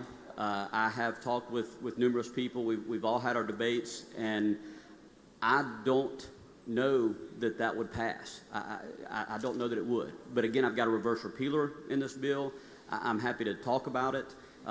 But the process as we had it is one that just wasn't workable. I wouldn't be presenting that bill. And so the Supreme Court did not, in its opinion, talk about the difference in what was required for the signatures. As I understand it, in the proposal before us, you are requiring 10% of the active registered voters. Is that correct? Yes. But the ballot initiative process before it was declared unconstitutional was based upon gubernatorial votes? Yes, it was based on the amount of voters in the previous gubernatorial election, which you know, we have voter turnout has been abysmal. You know, I wish it wasn't, but it continues to downward trend. So those numbers were going to potentially get smaller. We also have sometimes when a gubernatorial election may not draw the number of voters for whatever reason, if it's a re-election, someone running for re-election. And so I think pegging it to a more solid number like this, and one that does require more signatures, is a better system. What would be the required number of signatures if we had to require, based upon the last gubernatorial race, as opposed to the 190,000 signatures, which you represented is about 10% of the active registered voters? I'll have to get that number for you. I don't have it in front of me right now, but I'm happy to get that for you. Okay, and 1 or 2 more questions. Okay. Also, the ballot initiative process that existed before the Supreme Court declared it unconstitutional also required an equal number of signatures from each congressional district, correct? That's the previous system, yes. But your proposal requires what? It requires no more than 1/3 from any one congressional district. Okay. And then also, before the ballot initiative process was declared unconstitutional by the Supreme Court, what was the required number of vote for a ballot initiative to successfully pass? I believe it was 50%. But in your proposal, it's 60%. It's 60% if the bill requires a substantial amount of money towards the bill. Okay. And my last question, the fact that the ballot initiative cannot amend the Constitution, PERS, and I think you said something else. What else? So those were, I believe those were already in place, the one with PERS. It cannot modify or repeal the Constitution, cannot amend, repeal any local or special law, cannot violate the Constitution, but subparagraph A under that section in my bill says no initiative can deprive any human being as defined in section 4141-191 of the right to life. And that's new? That's new. That is new. That Yes. is new, okay. That is new, yes. And so I think they are working on my amendment, but my amendment, so I can just go ahead and tell the body, it simply is going to take what the Supreme Court said and keep what we had as a ballot initiative before it was declared unconstitutional and it will make the necessary adjustments from 5 congressional districts to 4. Okay, I understand your. And so, yes. Mr. President, I have amendment at the appropriate time, Mr. President. Thank And you. I will oppose it at the proper time. I know. Also, Senator. I know, Senator. Thank you. Okay, Senator Sparks. For what purpose, sir? A question, Mr. President. You for a question, sir? I do yield. Senator Sparks? Thank you, Mr. President. Thank you, Mr. Chairman. I want to make sure I understand, in part of what Senator Simmons asked, is if you're spending money, it's 60%, which would mirror our 3/5 requirement in this body to spend money. Is that correct? That's correct. And that was the nature, I guess, of why you chose that? That's why I chose 60%. All right. Yes. And I appreciate you doing that because I think that's the proper thing to do. Of course, our bills often are double referred in this body to subject matter and then to the finance piece. So you're trying to cover the dollar side by having a 60% threshold. That's correct. And it also, the source of revenue or the money that it's going to cost has to be identified in the initiative as well. All right. So if somebody was going to have a non-monetary matter like term limits, that'd be 50%. That would be 50%. All right. Now, what about the money that's being spent to promote or oppose a initiative item? Do they have to file on the Secretary of State's website, similar to the campaign finance reform we just talked about? They do, yes. Hopefully online. All right. And this does allow for alternative the legislature could put an alternative on this one as well, like was on the prior system? Yes, it does. Okay.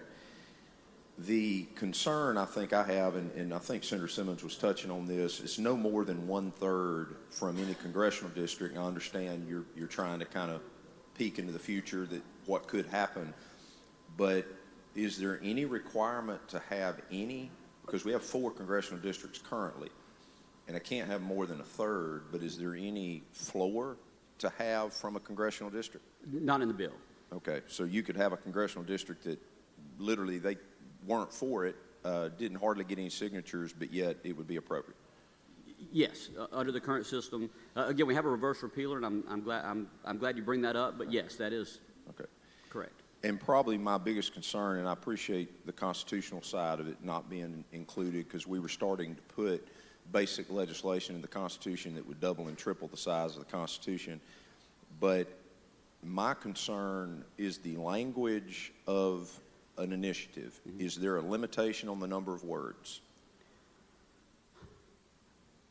I think that is set. And so one of the parts of this bill that will be required should this bill pass, I have a bill that brings forward the code sections, and that is addressed in that. I skipped over it today to see how this works, but that will be mentioned in the code sections. Well, I think from the last ballot initiative that's getting the reference that went to the Supreme Court, I forget how many pages it was. I think it was 7 pages. Mm-hmm. So there were 7 pages of words. Does that sound familiar? It sounds right, yes. It was so a big my one. question is, if you brought forward a 5 to 7 page ballot initiative and you come up and ask me to sign, are you required, as you were under the prior process, to provide me with a copy of the entirety of the initiative?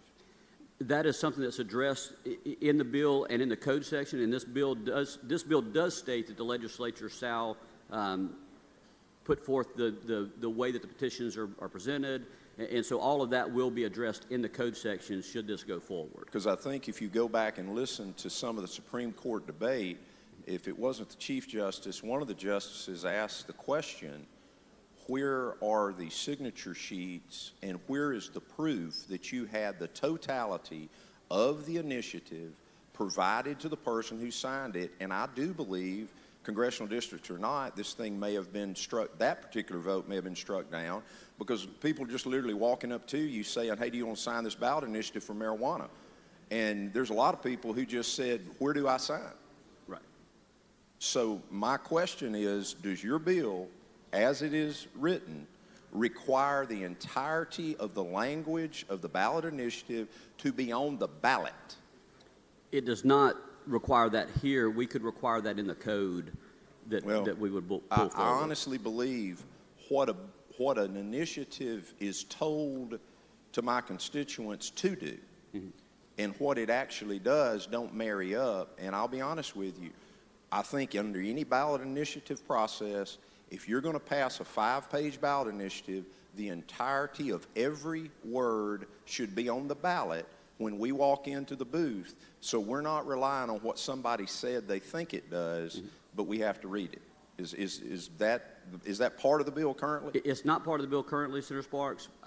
Again, we do have a reverse repealer in this. I appreciate your concern. I think it's a very valid concern, and I'm certainly willing to meet with you and to look at that should this vote pass by 2/3 of this body today on this bill. I would certainly look at that with you. Thank you, Mr. Chairman. Very welcome.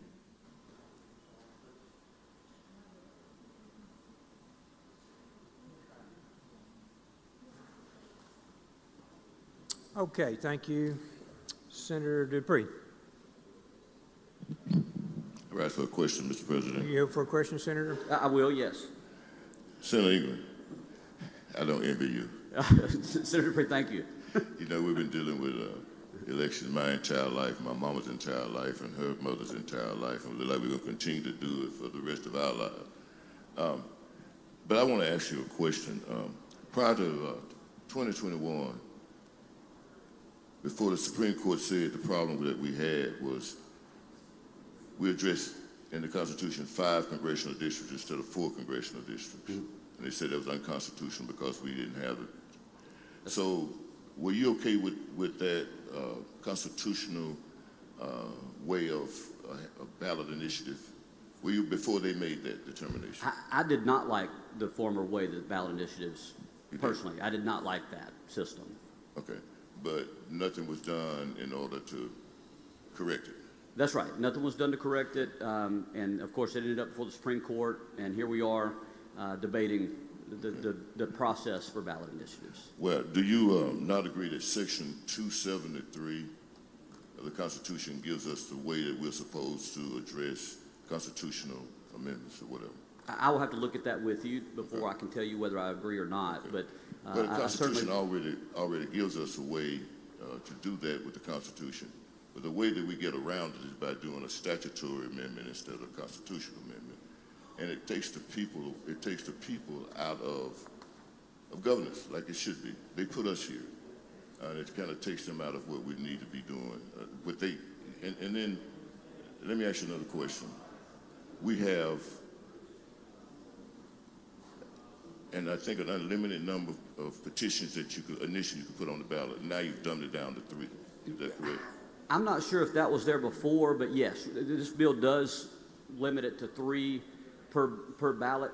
I want to say that was already the case, but if not, it is in the bill here. Okay, it was 5. Okay, it's 3. Okay, thank you. Yeah, and I thought I read initially that it was 40% passage and not 60% passage. I think that's if there's an alternative. There was some 40% language there.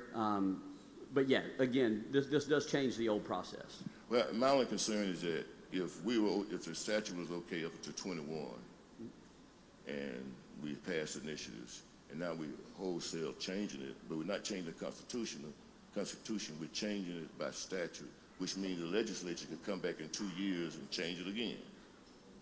This bill that is in front of us, this SCR, this does change the Constitution, which is why we require a 2/3 vote here today. The bill that has the code sections, I skipped over. You skipped over. That would deal with the statutes, but there's no need in dealing with it if we don't pass this. So I didn't want to bring that before the body and discuss that. Okay, and this is a bill that's in conjunction with the House. I'm sorry? Is this bill standalone, or is it a bill that's concurrent with the House? This bill will have to pass in the House also, but I've been told they do not have a ballot initiative bill moving through their system. So this is the only mechanism to address ballot initiative process this year. Okay. Thank you, Senator. Thank you, Senator Dupree. Senator Hobson. Pass and retain. Senator Johnson. Thank you, Mr. President. Question? Yes. One. I'm just kidding. One? Senator Johnson's Questions. So it seems like there's 2 parts of this. One is whether we believe there should be a ballot initiative process, and the other, if we do, what that should look like. Is that fair? That's very fair, yes. And so even with the reverse repealer, if we don't believe that there should be one, there's no need in supporting it to work it through the process, correct? If you don't agree with it, that's fine. Now, I don't know where that leaves us with our current constitutional issue and what the Supreme Court has done. Yes. I don't know where that would leave us, but yes, if you don't like the ballot initiative process at all, a no vote on that would definitely suffice to put that forward. And I looked at this concurrent resolution. I did not see where we were striking the existing language. So if we were to pass this, it goes on the ballot, then do we have two sections in there regarding that, or did I just miss it? I didn't see a strike-through version online. I believe we're striking that, but let me check for you. I believe this replaces all of that. Well, should this pass, I would hope we make sure that we it does certainly strike will. the existing language. Right, and I can get an answer for that now, or I can visit with you in a little bit. Again, we've got a reverse repealer. This is a very technical, complicated process, so we'll look at it. How many states have a ballot initiative? I'm not sure. I'm told 25 states, so roughly half the states have a ballot initiative process. And among those, a few have both a constitutional change and a code change. Mm-hmm. Some have just code, some have just constitutional. So it's not the majority of states that have a ballot initiative. Do we have one at the federal level? Not that I'm aware of, no. Would you support one at the federal level? I would not, no. And why would you not support one at the federal level? Well, like I said, we're a constitutional republic. I think it was set up to be that way. Do you think I was our not state here. is designed to match that system of government? I think we do a good job at matching that system. I'm not sure why this process was put into our Constitution before. Was it put in the 1890 version of the Constitution? It was not. When It was put 100 in? years after that, I believe. Yes. I think it was too. So it hasn't been something that's been around for a long time, right? That's right. Okay. Have you read any of the articles, and I haven't done a lot of research on this, but I've read several articles where several state legislatures have worked to either remove their ballot initiative process or at least dial it back because of some problems they've had with special interest groups coming in, pushing ballot initiatives onto the ballot and getting the votes to pass them, causing problems with their state. Have you seen some of that? I have seen those, yes. So it is a problem with special interest groups coming in and pushing their agenda and people choosing to go along with that do cause problems with states. And we see that now, right? Yes. Okay. And then with a ballot initiative, does it get amended through the process of getting the signatures and getting the votes to be improved like we do with legislation here? No, it does not. So one special interest group puts it out there, and that's just what it is. That's right, Right for or the wrong, voters. good or bad. That's right. Okay, good. Thank you for all your help. I think those are very good questions, and I'll say, Senator Johnson, we do allow, this bill, this SCR would allow for us to change that language in extenuating circumstances once it's been put into law, if we see that. But I think your questions were very good. I think that your points made were very good, but I also think it's very important that we're having this debate for the people to see that we're talking about this and bringing these issues forward. Would you be opposed to an amendment that would strike all of this language and we put on the ballot just striking the existing language? I would entertain that amendment. Let's work it through the process if it passes. It has a reverse repealer in it, so we'll certainly visit on this. Senator Chisholm. Thank you, Mr. President. I have an amendment to offer at the proper time. Thank you, Senator. If you bring that to the clerk, thank you very much. And I think Senator Simmons, is your amendment here? Okay, any further questions? Senator Carter? One moment, please.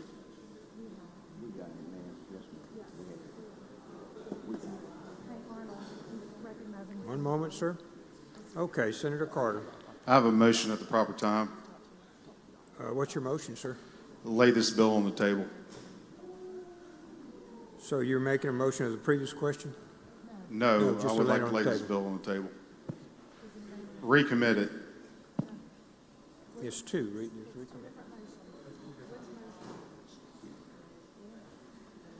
Motion is to recommit.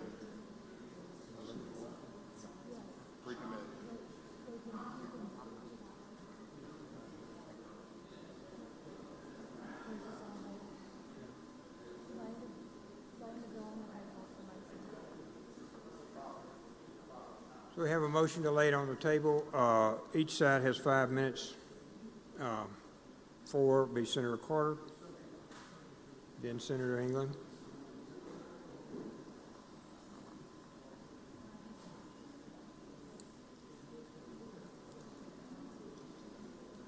Close my notes, you can't cheat. I have serious concerns about this bill. There's big money behind ballot initiatives, and I think that that's what we get elected for.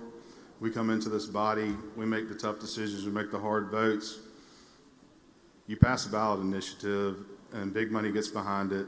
They're going to rally voters, they're going to do all the other stuff, and it's on both sides of the aisle. It can be far right, it can be far left, it can be whatever. This is not a good bill. This is a terrible bill, and I would hope that you would vote in favor of my motion. Senator England, you have 5 minutes, sir. Thank you, Mr. President. I'll try to use every one of them here. I'm just kidding. I do appreciate Senator Carter's concerns, but I would just remind everyone that, you know, this is a process to try to amend the ballot initiative process that the people of Mississippi were given in the Constitution in the 1990s. I know that all of us have heard from them, and I really hope that this debate is helpful for them, to hear us talking about this and to have these concerns that I think are very valid concerns. But the fact remains that this is an issue that we, in my opinion, are inevitably going to have to remedy and look at, and that's what this attempt is to do. Otherwise, we're just kicking it down the road because it still is in the Constitution. We have a reverse repealer. I understand there's some amendments that go both ways on this that we're going to be able to talk about, but we are talking about it, and I think that our people appreciate that, the people that elected us here to come talk about it. Whether the bill passes or fails, we've talked about it, we've brought forward issues, and that's what we're here to do. And I think that's one thing that the people want the ballot initiative for, is for when we don't do this, that they can get petitions. And I'll tell you, it's 188,000 signatures is a very tough signature threshold. But if anyone were to get 100,000 signatures on the issue, it still gets our attention. And I think that's important, and I think that's what the people are asking for. So I'm going to ask that you vote against this motion to table the bill. Senator Hill, for what purpose, ma'am? I'd like to speak for the motion to table. You have 3.5 minutes left, Senator. Please proceed.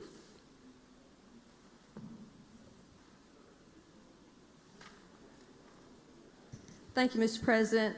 When we were talking about whether or not Senator England would support a ballot initiative for the federal government because he said it was not constitutional, if you read Article 4, Section 4 of the United States Constitution, it said the United States shall guarantee every state in this union a republican form of government and shall protect each of them against invasion and on application of the legislature or executive when the legislature can't be convened against domestic violence. It says a republic, not a democracy.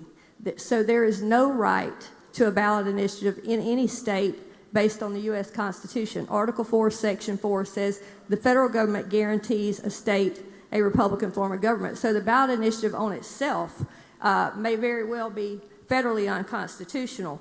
And while I appreciate Senator England's hard work on this, we just disagree on this issue. Like Senator Carter said, the dark money that comes in on these ballot initiatives is pushed by the most leftist billionaires abroad and in the United States. George Soros is one of the largest funders of the ballot initiative across the country, and it's all for leftist issues. We fought really, really hard to overturn Roe v. Wade in the state of Mississippi. When this ballot initiative comes back, if it comes back, the New York Times, this is the front of the New York Times, 2023, January 7th, there is a newly proving, promising path to restore and safeguard abortion rights in many states, including some politically conservative ones controlled by Republicans. So they know that the dark money will work if they can put enough of it out there. And we know, like Senator Carter said, that there are many red states that are already attempting to roll back ballot initiatives because leftist policies have prevailed. Did you know that in Florida, They narrowly missed having abortion on demand until birth. Senator DeSantis traveled the state fighting against this initiative. It got 57% of the vote. If under Senator England's 60% only for fiscal issues, you'd have to only have a simple majority. That abortion initiative would have passed in Florida under the current language of this resolution that is before us today. The ballot initiative is a Trojan horse. Florida, Idaho, Arkansas, Utah, North and South Dakota, and Missouri are already trying to roll back ballot initiatives. In a red state like Ohio, $200 million was put in and laundered from a foreign billionaire through the 1630 fund to get a pro-abortion ballot initiative passed in deep red Ohio. So these initiatives, these pro-abortion initiatives are passing in red states. There is nothing that would guarantee that abortion would not be on the ballot as soon as we pass this. And if we passed it like it is, it could pass with a 60% threshold. That's less than 190,000 people. 60% is 190,000 people. That's 1/6 of the population of Mississippi that would speak for all the rest of us if it was a 60% threshold. That's not a lot of people. Not a lot of people at all. So there is a reason why on this bill, on final vote, every Democrat in this body will vote for it. Republicans do not need to shoot themselves in the foot like they have happened in some of these other states that are now trying to roll some of this stuff back. 21 words on the ballot, and you can put unlimited amounts of stuff in code.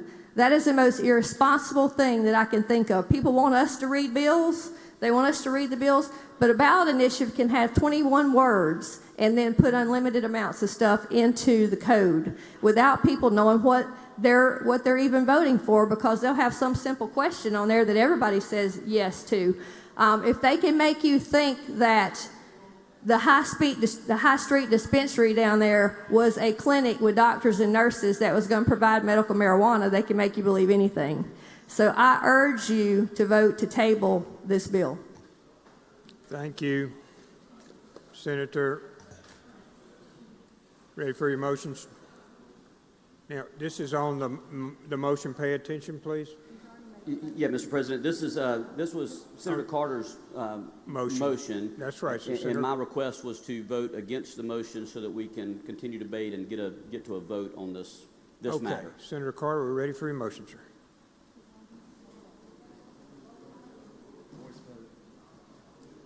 My motion is to table the bill. All in favor signify by saying aye. Aye. Opposed, no. No. The ayes have it. Thank you, Senator Carter. Tabled. We'll go to the next one. Senator England. Yeah. Mr. President, I'm going to ask that we skip item number 81 and have it retain its place on the calendar. 81 retains its place on the calendar. Senator Whaley. Senator Whaley. Pass and retain. Senator Michelle. Senator Michelle.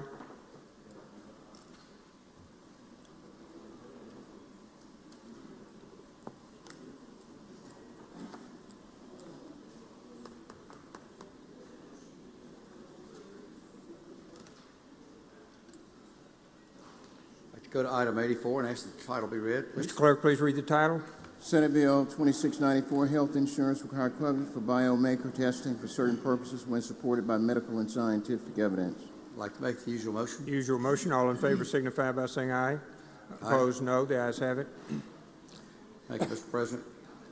This bill provides that insurers cover biological marker testing for the treatment and management of a patient's cancer. Biomarkers are contained in a patient's tissue or blood and can target a patient's treatment. In instances of cancer, some can avoid broad treatments like chemotherapy and radiation and receive a targeted treatment proven to be more effective. There's currently research underway also to benefit patients with heart disease, Alzheimer's, and infectious diseases. The first 5 pages of the bill have the gist of the legislation, and the rest of the language in the bill is carrying forward language to conform to Medicaid and prior authorization on lines 1006 and 1500. Be glad to yield any questions. Motion is passes by use of the morning roll call, Mr. President. Use of morning roll call has been requested. Anyone object? Court is voting no. Present. Seeing none, the bill passed by use of morning roll call. Senator Michelle, number 85. Passed and retained. Senator Wiggins. I'm sorry, Senator Wiggins, you would bring, if you'd come forward, sir. Senator Whaley, for what purpose? For an introduction out of order, Please proceed. Thank you, Mr. President. On behalf of myself, Senator Berry, and everyone else in the Country Caucus, very good group of friends that I have here. It's my pleasure to recognize the hardworking folks behind the Dixie National Rodeo. Here with us today, we have producer Mr. Rory Limmel and his wife, Miss Krista, Kathy Weifrich with Brookman Rodeo, production manager Jacob Moorhead, my favorites, the bullfighters Austin Rudloff and Travis Gidley, along with Wyland Lobner, Jared Anderson, Will Moreland, Mr. Preston Lovett, and Cordell Despain. I'd ask them please stand, and the Senate please make them feel welcome.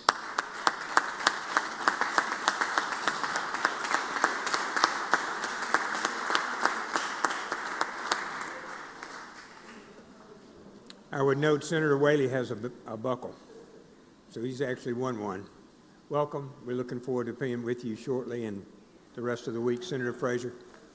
Thank you, Mr. President. We have another group of students from the National Association of Social Workers with us today, along with Reginald Virgil. They're sitting in the North and West Gallery, so please make them welcome. Welcome. Okay, Senator Wiggins.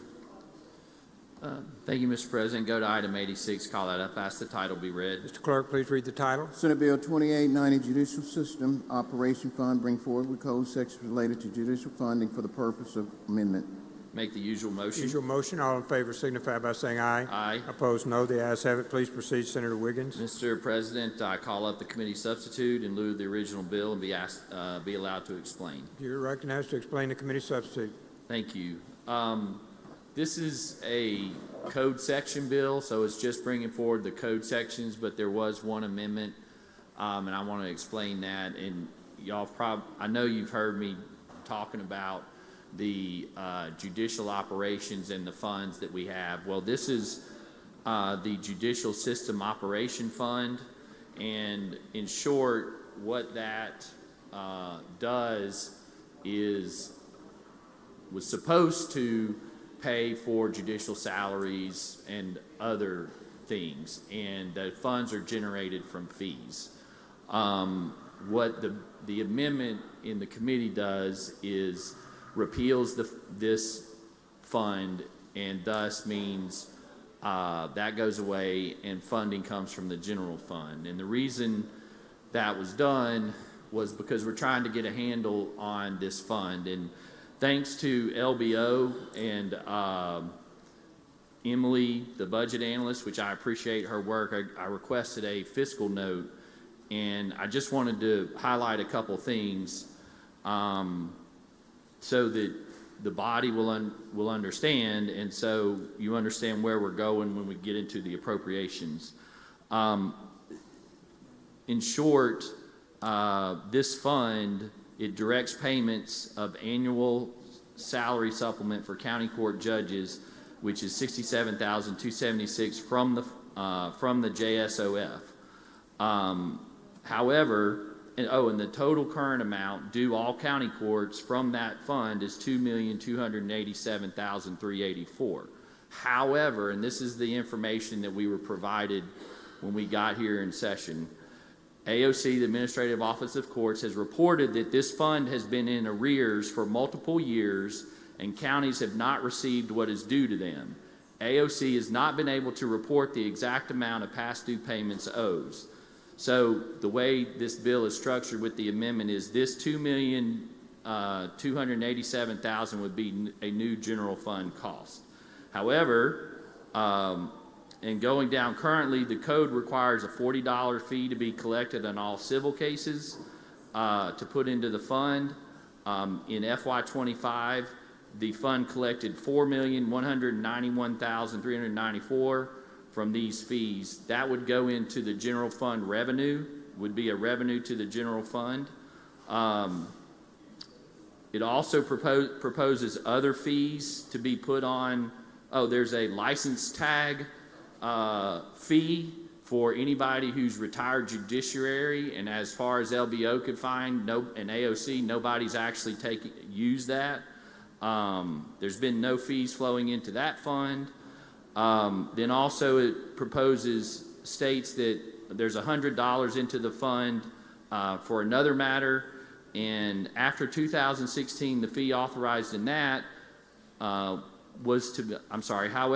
99-1972 states that from and after July 1st of 2016, that fee is to be posited into the general fund. In other words, there's conflicting language.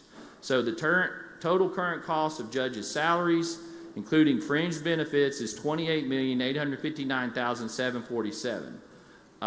No less, and this is under the current law, no less than $13,633,000 shall be paid from the general fund, leaving $15,226,347 that may be paid from JSOF, this fund.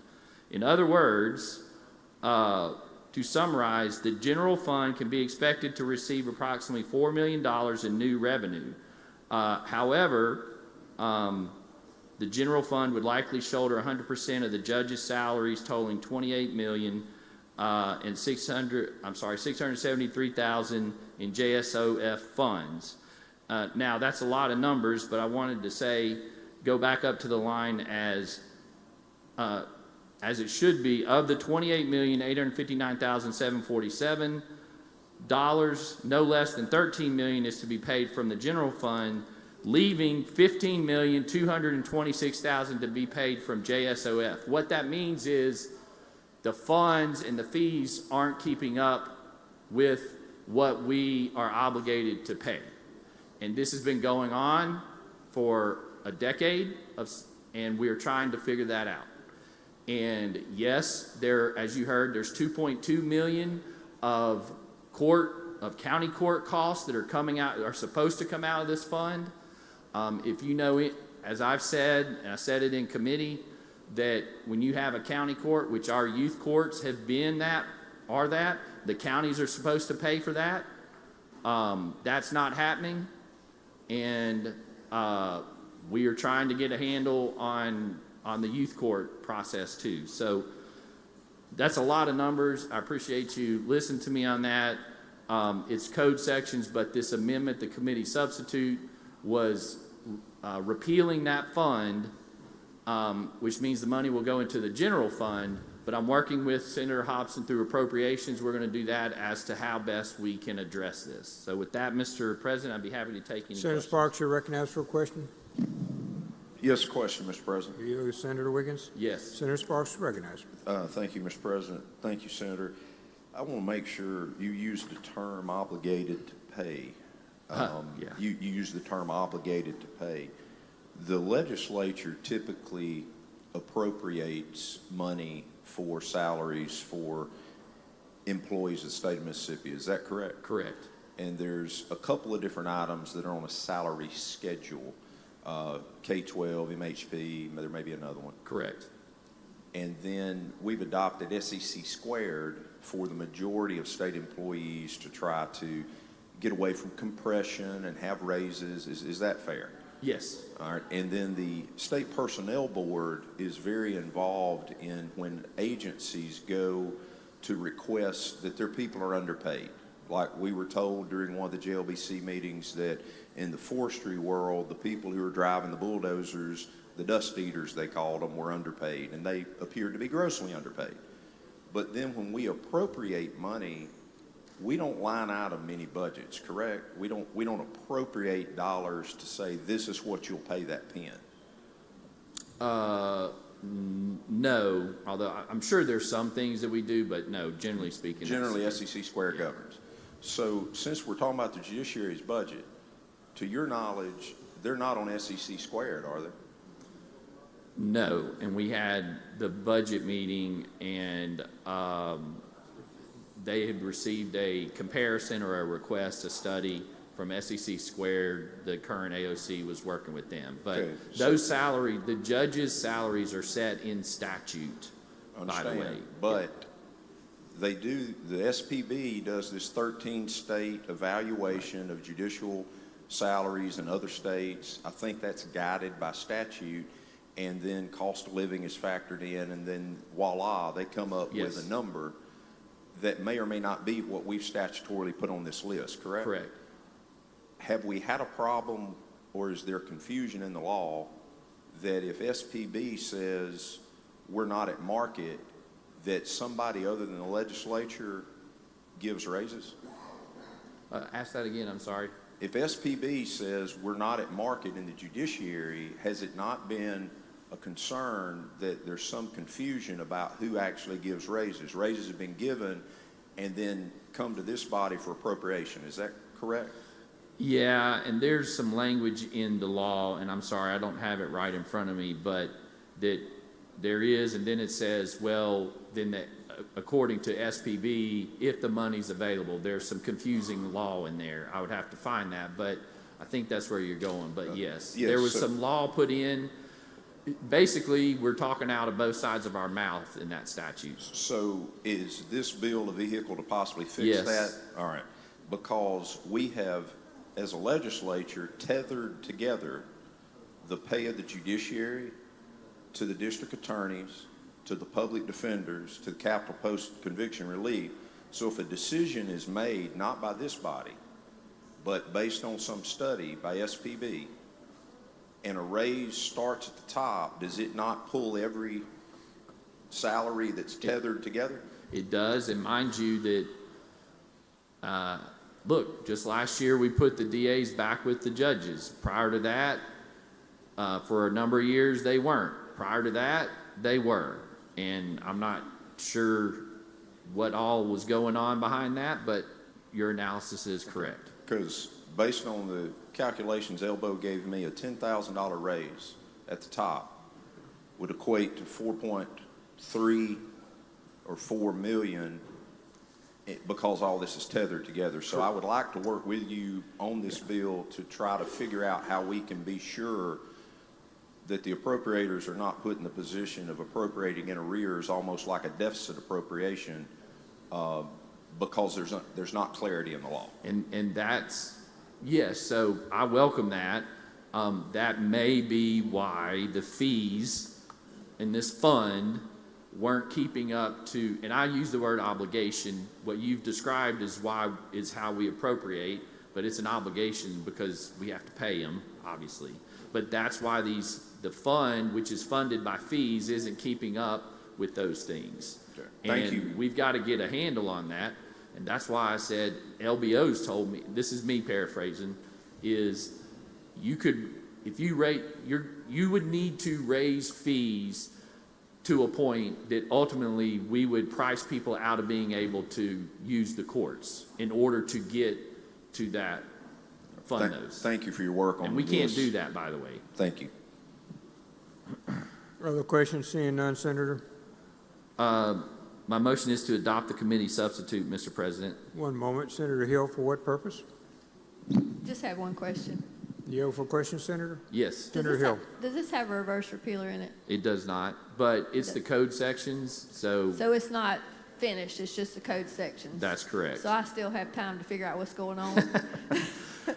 Yes, and it's working with Chairman Hobson. We're trying to get our hands wrapped. And let me say, AOC has come forward with us. They've been working on it.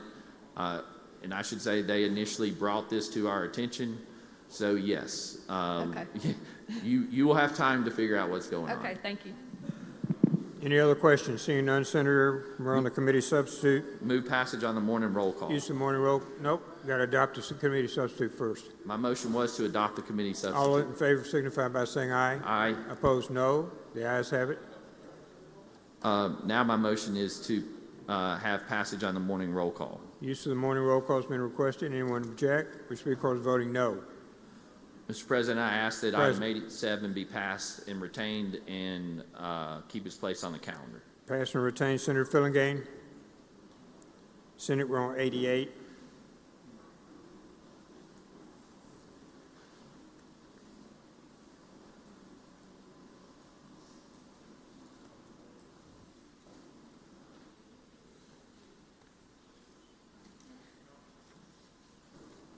Thank you, Mr. President. I'd like to get that item called up and have the title read. Mr. Clerk, please read the title. Senate Bill 2314, Mississippi Driver's License Law, the revised provisions of.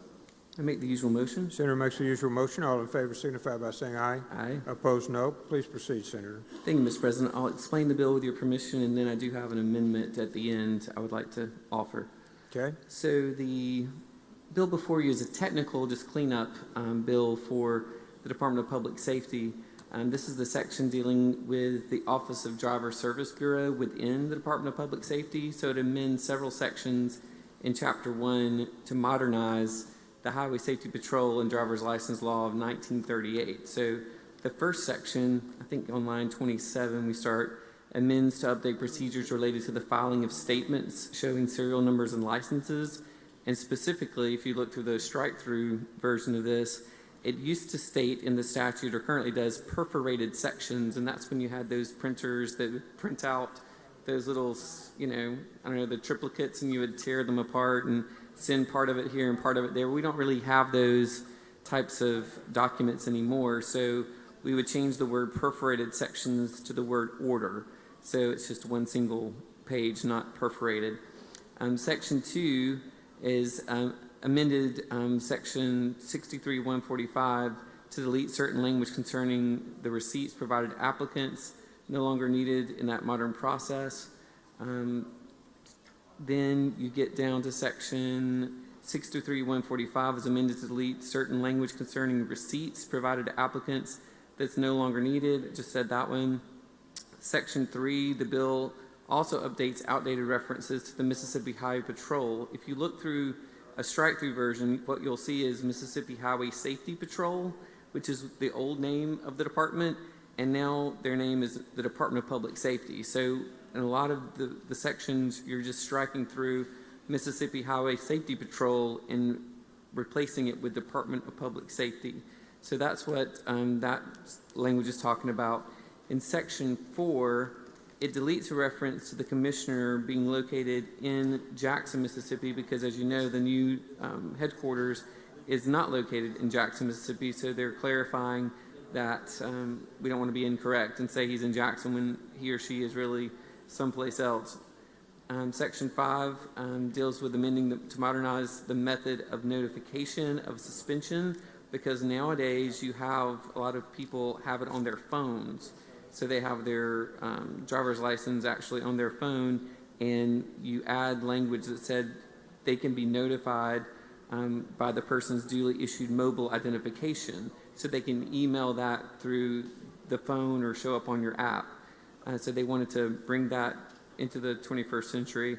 And then also Section 8, Section 63-134 is repealed. That was an outdated provision of the law that required preparation of videotapes by the Mississippi Authority for Educational Television in that section. So they don't do that anymore, and they want to just clean up the code section while they had it open to say they don't do that anymore.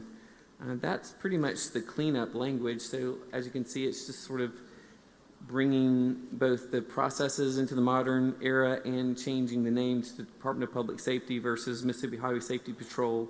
That's what the bill before you does. I do have an amendment I would like to put up on the screen. It's on the screen, Senator. And what you'll see there is part of the bill in updating how you could be notified. I think it's in Section 5, maybe. Yeah, under Section 5, how you get notified of driver suspension. In the original bill, it changes it from certified mailings to first-class mail. But upon reflection, the first-class mail, sometimes it's hard to get there on time, unfortunately, and that's a time-sensitive notification. You only have so many days to do certain things after you receive it. So my amendment would put it back to where it currently is, which is certified mail, because at least with certified mail, you tend to get that a lot quicker, and you have a receipt showing it versus just the first-class mail. So that would be my amendment. I'd be happy to answer any questions. Seeing none, all in favor of the amendment signify by saying aye. Aye. Opposed, no. The ayes have it, Senator. Any other questions I'm happy to try to answer? Seeing no other further questions, ready for your motion. Move adoption by use of the morning roll This call. morning roll call has been requested. Anyone object? Wish to record as voting no. Present. Seeing none, the bill passes by use of morning roll call. Senator McMahon. Senator McMahon. Okay, Dean.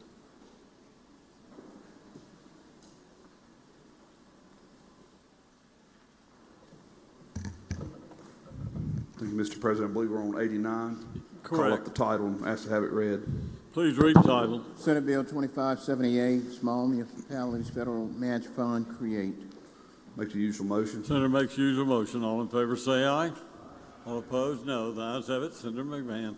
Thank you. I would ask that Senator Pope be recognized to deliver his first legislation. Oh, Senator Pope, you're very recognized. All right, listen here. I got a good bill that our colleague put together. It's a small municipality bill to help get money for our small municipality that's under 10,000, which we do have a lot of those in our place. But it's to help get some money. It's like taking 20% of local contribution and then getting a small municipality of 80% from our federal funds. It's to help put our small municipalities on the same playing field as our large. A lot of us don't have over 10,000 in our cities where we can get that easy tax break. But this right here allows our small municipalities to be on the same playing field as our largest, because a lot of us came from small cities. We want to be able to help them. But it is an amendment to this bill, and I'll let Senator Chestnut come up and tell it once we get it up. The amendment. So, offer an amendment, Senator Chesno, if you have the amendment? Yes, okay. Before I offer the amendment, Mr. President, are there any questions that Senator Pope might need to answer about the original bill? Any questions? Yes. It is? Well, your good friend, Senator Derek Simmons, I believe, has a question. It would be the ones. It would be. Question, Mr. President. You recognize, are you yield? Yeah, we'll yield. Okay, Senator, you're recognized. Thank you, Mr. President. Senator, in your presentation, you said that we have a lot of $10,000. No. Oh, go ahead. I was trying to understand what you were saying. You're saying we got a lot of these in this place. What place? In Mississippi. We have a lot of small municipalities in Mississippi that's under 10,000, which we have about 200. About 200? Yes, sir. And how many large municipalities do we have? 100. It's really 99, but I'm going to round it up. So we have 99 large municipalities. Yes, sir. And about 200 small municipalities. Yes, sir. Now, I did with my friend there. I went to Google and chat. They told me that. Okay. Well, what about the medium-sized municipalities? The medium, well, I can consider mine because mine is kind of small. You know, Pope, we got right at about 600. So I'm fighting for Pope. Thank you, sir. Thank you. Senator England, for what purpose? I knew it. Questions, Mr. President. You yield to Senator England? I yield. Thank you, Senator Senator England, Pope. you're recognized. Senator Pope, is there a reverse repealer in this bill? No, sir. Okay. I know it's being amended here in a moment. I don't know if that'll be part of it. I represent the city of Moss Point, and they're just a little bit outside of that, but we deal with that sometimes. But neither here nor there. My main question for you, Senator Pope, is do you play football? Yes, sir. Okay. I thought you might. I noticed that you look like you're well fit. And as a fellow athlete and person that pays attention to my physique as much as you do, where do you get your suits? Oh, I plead the fifth. Okay, because I have a hard time getting something that cuts just right. But I will dedicate it to my wife. She finds a lot of my stuff. Okay, good. How often do you shave? Every morning. Okay, yeah, I'm working on that too. I'm trying to get to where I have to shave every morning, but I haven't quite gotten there yet. I dedicate that to my son. Okay, good. What position did you play in football? DN and linebacker. Okay, so that's defense, right? Yes, sir. Okay, good. I just wanted to make sure what I was up against. Yes, whenever I'm sir. You taking better come with questions it up now. there. Thank you, Senator Pope. Senator McClendon, for what purpose? Question, please. Do you yield, Senator McClendon? Yes. Senator McClendon, you're recognized. Senator Pope, is it true that you played at North Panola, that powerhouse football team? Well, I do claim North Panola, but I played at South Panola, which is one of the powerhouses, the best out there. Oh. Yeah, there you go. And let's see, this is a 10,000 person municipality, correct? 10,000, less than 10,000. And South Panola is in Batesville. Yes, sir. How many people's in Batesville? Batesville, we looking at about 20,000. 20,000. Okay. So, on y'all's football team, now I know you're a young man, so them legs. Were you part of that 5-year run when South Panola never lost a football game? No, but I helped start it. We won in '93, but then that good team of '98 came in there, and we took over and showed them a new level, and then they started winning after 2005 and up. Was it true a small municipality from Tennessee, Memphis University School, came down to South Panola and upset South Panola? Well, upsets come in different things. Because of that upset, it helped build us to grow up. So South Panola's getting back on top, but we'll let them get that. I think y'all waxed them the next year, but that's what I'm talking about. We call that a grow up. Senator Hobson, what purpose? Question. Are you? Senator Hobson, you recognize. Thank you, Mr. President. Did I hear you say to Senator Simmons, we yield? I think you said we yield, didn't you? No, I thought you said that to Senator Simmons when you asked him, you said we yield. Who is we? Because, we is more like District 24. Because when they sent me here, I didn't come here as I came here as we. So I'm here as a team, not as a person. I thought you might. I'll just make sure y'all know that. You don't have a split personality? No, sir. There's about 52 of us down there in District 24. Well, I heard you say you were at North Panola and South Panola. Did you hit the transfer portal? Nah, I didn't. But, I go over there both sides because I represent all of them. How much did you get paid in the transfer portal? I wish they did have it when we was in school. They making good money now in college. Thank you, Senator. Okay, I see no further questions. That's what I'm talking about. Well, yield for an amendment here. I yield for the amendment. Yeah, Senator Chasnow. This amendment is relatively simple. It does two things. First of all, it provides that the monies that are distributed from this fund will be set at a match rate of 20%, and the municipalities will be able to combine state or local funds to make their match. And this is a pretty good deal to get money at a 20% match. And secondly, it sets a cap that is no municipality shall receive more than $200,000 under this section within a single fiscal year. So this is a good way for small municipalities, which we have a lot of them in Mississippi, to be able to draw down some federal monies. And if there are no questions on the amendment, I would like to move for adoption. I see no question. Senator moves for adoption of the amendment. All in favor say aye. All opposed, no. The ayes have it. The amendment's adopted. Mr. President, if there are no further questions, I suggest the use of the morning roll call for final passage on this bill. I see no questions. Senator suggests the use of morning roll call final passage. Any senator object? And thank you. Any senator wish to be recorded voting no? Seeing none, please record all present by the use of the morning roll calls voting aye, and the bill has passed. And thank you to Senator Pope for allowing me to share in this with him. Thank you, Senator. Okay, we'll go to item number 90, Senator Wiggins.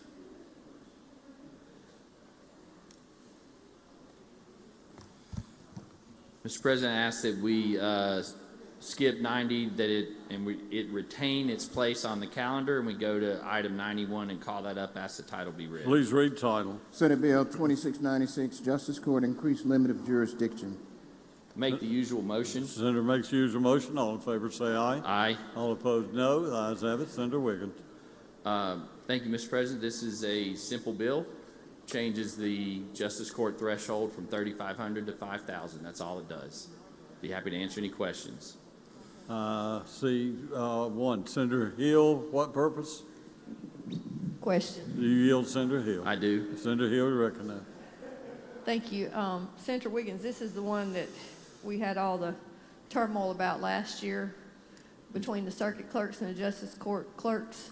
Yep, Has- and has we're any- going, yeah. Has any of that been, like, worked out or weaved out, or is it still the same opposition that we had before? No, there's no, and I want to give credit to the justice court judges and their lobbyists, because I asked them, we had long conversations, they went and asked, we wanted data, because there was a discussion about How much money would be lost? yeah, and there's data, and honestly, they came back and said, we can't really get that data. And, you know, at the time they were asking for raises, so they're not doing that. So they have no opposition this year to this, because there was clerks, and so they worked hard over the summer to do that. The circuit clerks, we talked to them. I've talked with their lobbyists. We had that amendment last year. I think a lot of people agree that this needs to be raised. It is going to go to the House. I think there's some, there will be discussion in the House. But we wanted to go simple, which is what we're doing, $3,500 to $5,000. Well, I agree it's better for the consumer if they can get it handled in justice court and not have to try to go up to circuit with it for that amount of money, because it's almost not worth it to try to retrieve it Right, if they have to get a lawyer and go to circuit. So I'm just glad you got it all worked out. right. Thank you. Okay, Senator, I see no further questions. Motion? Move passage on the morning roll call, Mr. Senator President. suggests use morning roll call, final passage. Any senator object? Any senator wish to be recorded as voting no? Seeing none, please record all present by use of the morning roll call as voting aye, and the bill has passed. Senator Wiggins. Go to the next item, call that up, ask the title be read. Item 92, please read the title. Senate Bill 2027, joint custody, create rebuttable presumption of. Make the usual motion. Senator makes the usual motion. All in favor say aye. Aye. All opposed, no. The ayes have it. Senator Wiggins. Thank you, Mr. President. This bill we've passed probably 3 times now. It's received the work needed between attorneys and talking to other judges. And for those that aren't aware, what it is it's a joint custody is being made as a rebuttable presumption. In other words, in this case, the father, if there needs to be something besides that, then a rebuttable presumption is where it shifts and you put on proof as to why it shouldn't be that way.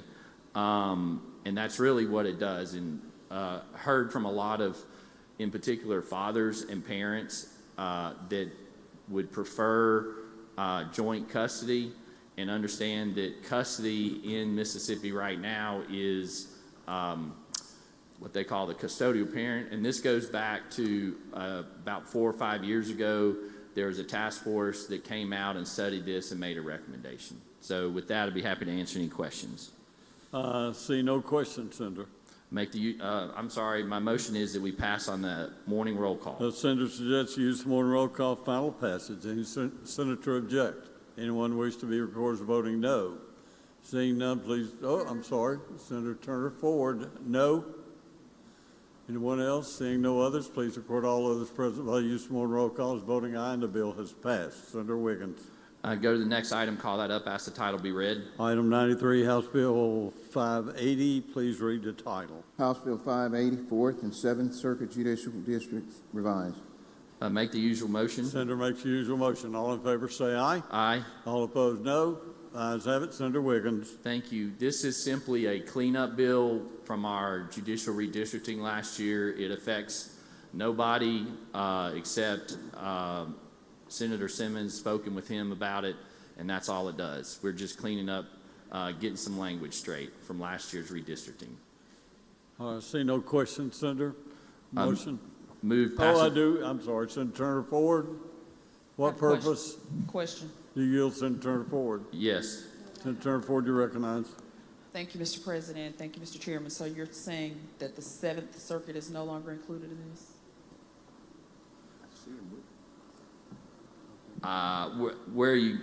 First of all, remember, this is a House bill. Where did you get that? I thought it's in the title. The 4th Circuit and the 7th Circuit.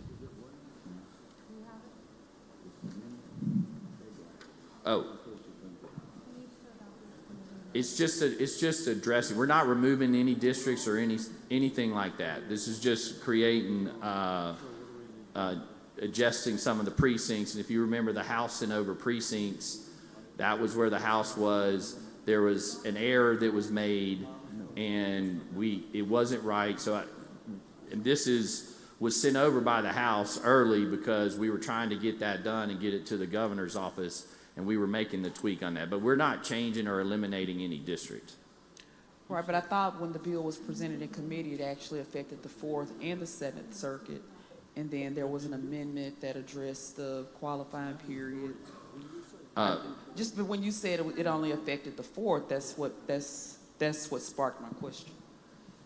No, the title is the 4th and 7th judicial districts. So it does affect the 7th. Right. If you look at the short title, to revise the judicial precincts for the 4th Circuit Court District, it was reading off the calendar. The title there, it says the 4th Judicial District. Okay, I was just trying to make sure. And then if you look at the short title, the number of judges for the 7th Circuit District, and to provide qualifying deadlines. Okay, I just wanted to make sure it was what I recall from committee. Yeah. Okay, thank you. Yes. Senator Wiggins also noticed that this was amended. So I think we do need, in committee, we do need to adopt the amendment. Is that correct? Okay, then, Mr. President, my motion is that we do adopt the amendment. As in committee. Okay. Right. All in favor say aye. Aye. All opposed, no. The ayes have it. Now we have another question. My motion. Senator Blunt, I believe. Senator Blunt, what purpose? Question. Do you yield? Yes. Senator Thank Blunt. you, Mr. President. Thank you, Mr. Chairman. Regarding the 7th Circuit Court District, I understand you to say that there have been some precincts that have been changed from the bill that passed last year. What if this bill, if we pass this bill, it goes straight to the governor, is that correct? Yes. I'm looking at the last section, and my question deals with the qualifying deadline. Last section of the bill? Yes, sir. Okay. So it begins, and I've heard different information about this, and I want to make sure I understand. If this act is approved by the governor, it becomes law by January 23rd. Well, obviously that didn't happen. I'm sorry? It's past January the 23rd, so this bill has not yet become law.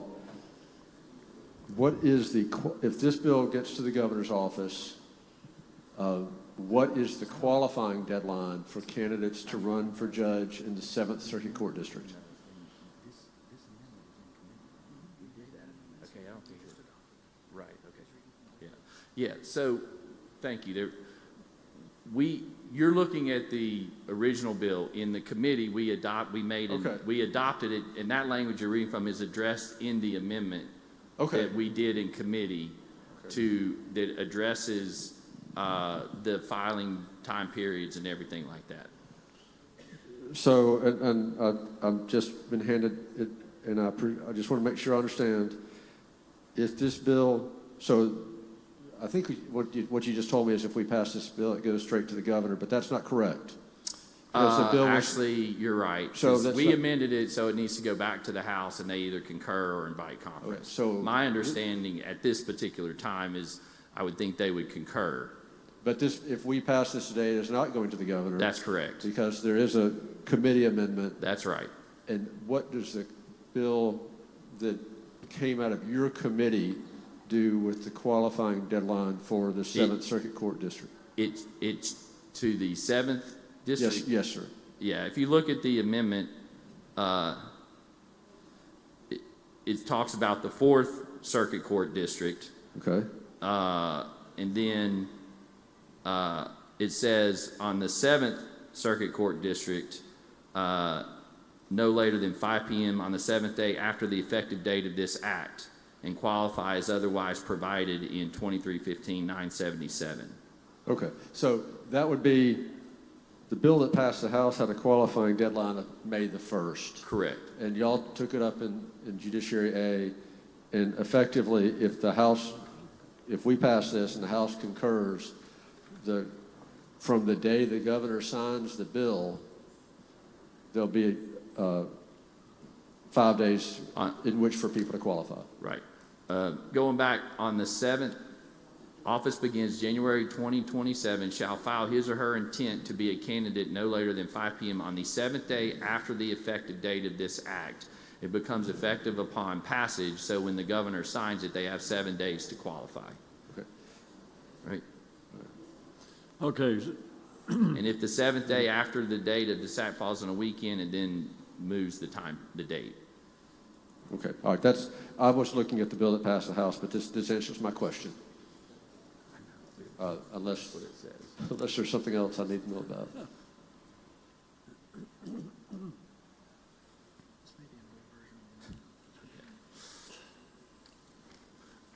Mr. President, I have a motion. My motion would be delayed on the table, subject to call.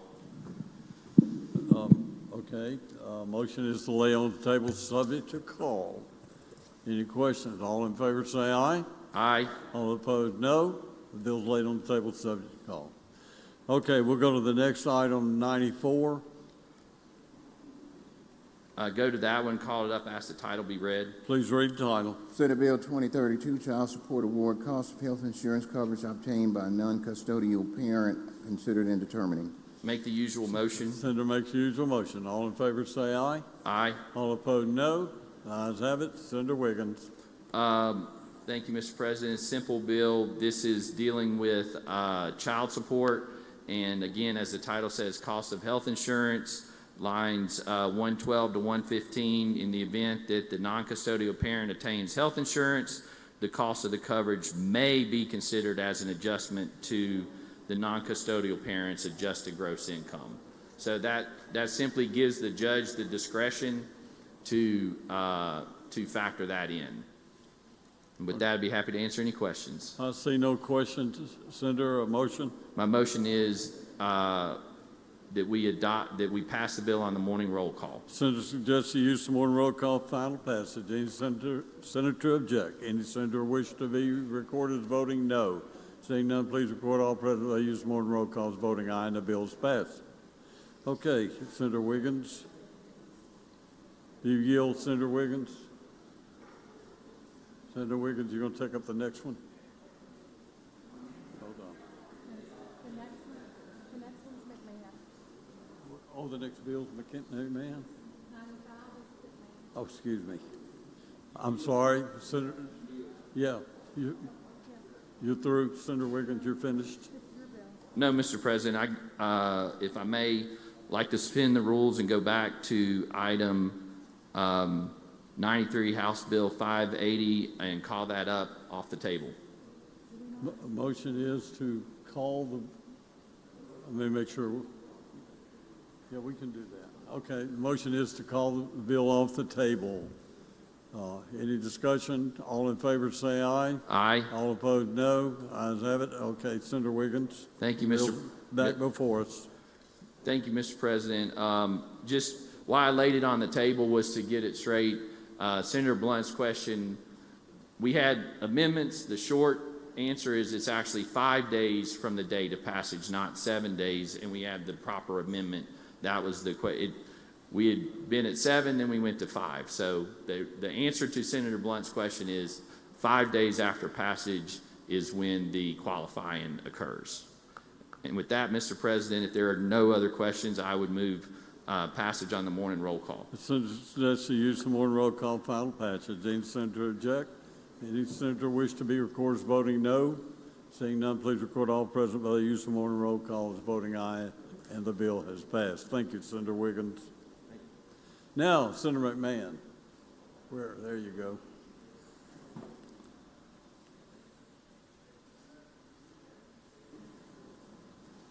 Mr. President, call up item 95 on today's calendar and ask the title be read. Please read the title. Senate Bill 2893, Land Use Zoning Changes by Local Governments, Revised Procedure and Time Limitations. Makes the usual motion. Senator makes the usual motion. All in favor say aye. All opposed, no. The ayes have it. Senator McMahon. So what we have before you, first of all, there's a committee sub, and what I'd like to do is explain the committee sub, and there will be an amendment before we start taking questions. This is a land zoning notice change. It's been through 2 committees. It's been through municipality. It's also been through Judd A. There's a lot of questions on this bill. This is the only vehicle left alive. The House version has died. There is one other bill, but it won't be taken up. This is, if you want to see property notice reform in municipalities, this is the mechanism to do it. And so after it's been through the two committee processes, what this bill does here, the bill requires local governments to place an ad in local newspapers 15 days and 30 days prior to the public hearing. Also, the bill adds 3 social media platforms for the public hearing to be posted. A municipality does not have to have a website, but if they do have a website, the bill also requires that they post it on their website as well. It requires that local governments would have proposed zoning changes available for public review 30 days, and then it extends the repeal time for property owners from 10 days to 20 days. And that's what the bill does. But I do have an amendment I would like to offer before we get into heavy debate. Okay, Senator, we need to adopt the committee sub first that you explained, and then we'll do an amendment. Yeah, my motion is that we adopt the committee sub. Motion is to adopt the committee sub. All in favor say aye. Aye. All opposed, no. The ayes have it. Committee sub's adopted. Now for an amendment. So I have an amendment. Several of you have come to me about this bill. Some of you really like it. Some of you would like to change some things. And I would like to work privately with each of you that have concerns about it. If you would do that, let's put a reverse repealer in it for the sake of time today, and you will see this bill again. And so my motion is that we adopt the amendment. Okay, a motion is to adopt the amendment of a reverse repealer. All in favor say aye. Aye. All opposed, no. The ayes have it. Now I yield for questions if there are any. There are no questions, Senator. Okay. I move for thank you for trusting me with this bill. Each of you, I appreciate that, Chamber.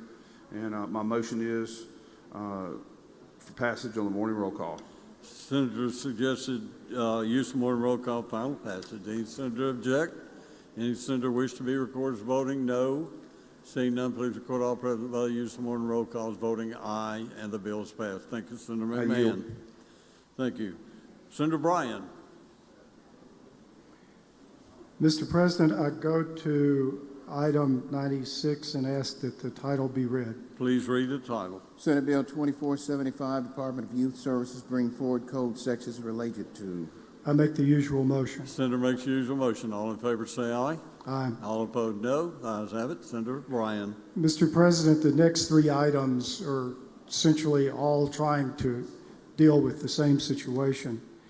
We have, as you may know, a fairly large amount of money coming to the state of Mississippi through the Rural Health Transformation Fund. The governor takes the position that he and he alone can determine how these funds are spent. And so far as I know, there's been no public announcement of what his plans are. We also have money from an opioid settlement. We also have the general fund and special funds that go through the traditional appropriation process. All of this money deals with health care, and there desperately needs to be some coordination so that we can determine what we wish to do, what are the goals we wish to accomplish, how can we do that, and then looking at these various sources of money, decide what can be spent from where to accomplish what. And of course, there'll be disagreements about what the priorities should be and how to reach them, but at least those are the questions we need to be dealing with. These 3 bills are simply attempts to keep vehicles alive so that if some resolution is reached and if there's a need for legislation, we can do that. The bills are either new language with a reverse repealer or just bringing forward unchanged existing code sections. So that's the real reason for the next 3 bills. I'll just say to the Senate, I have no intention of pulling a fast one on anyone or being anything less than transparent, but this is where we are.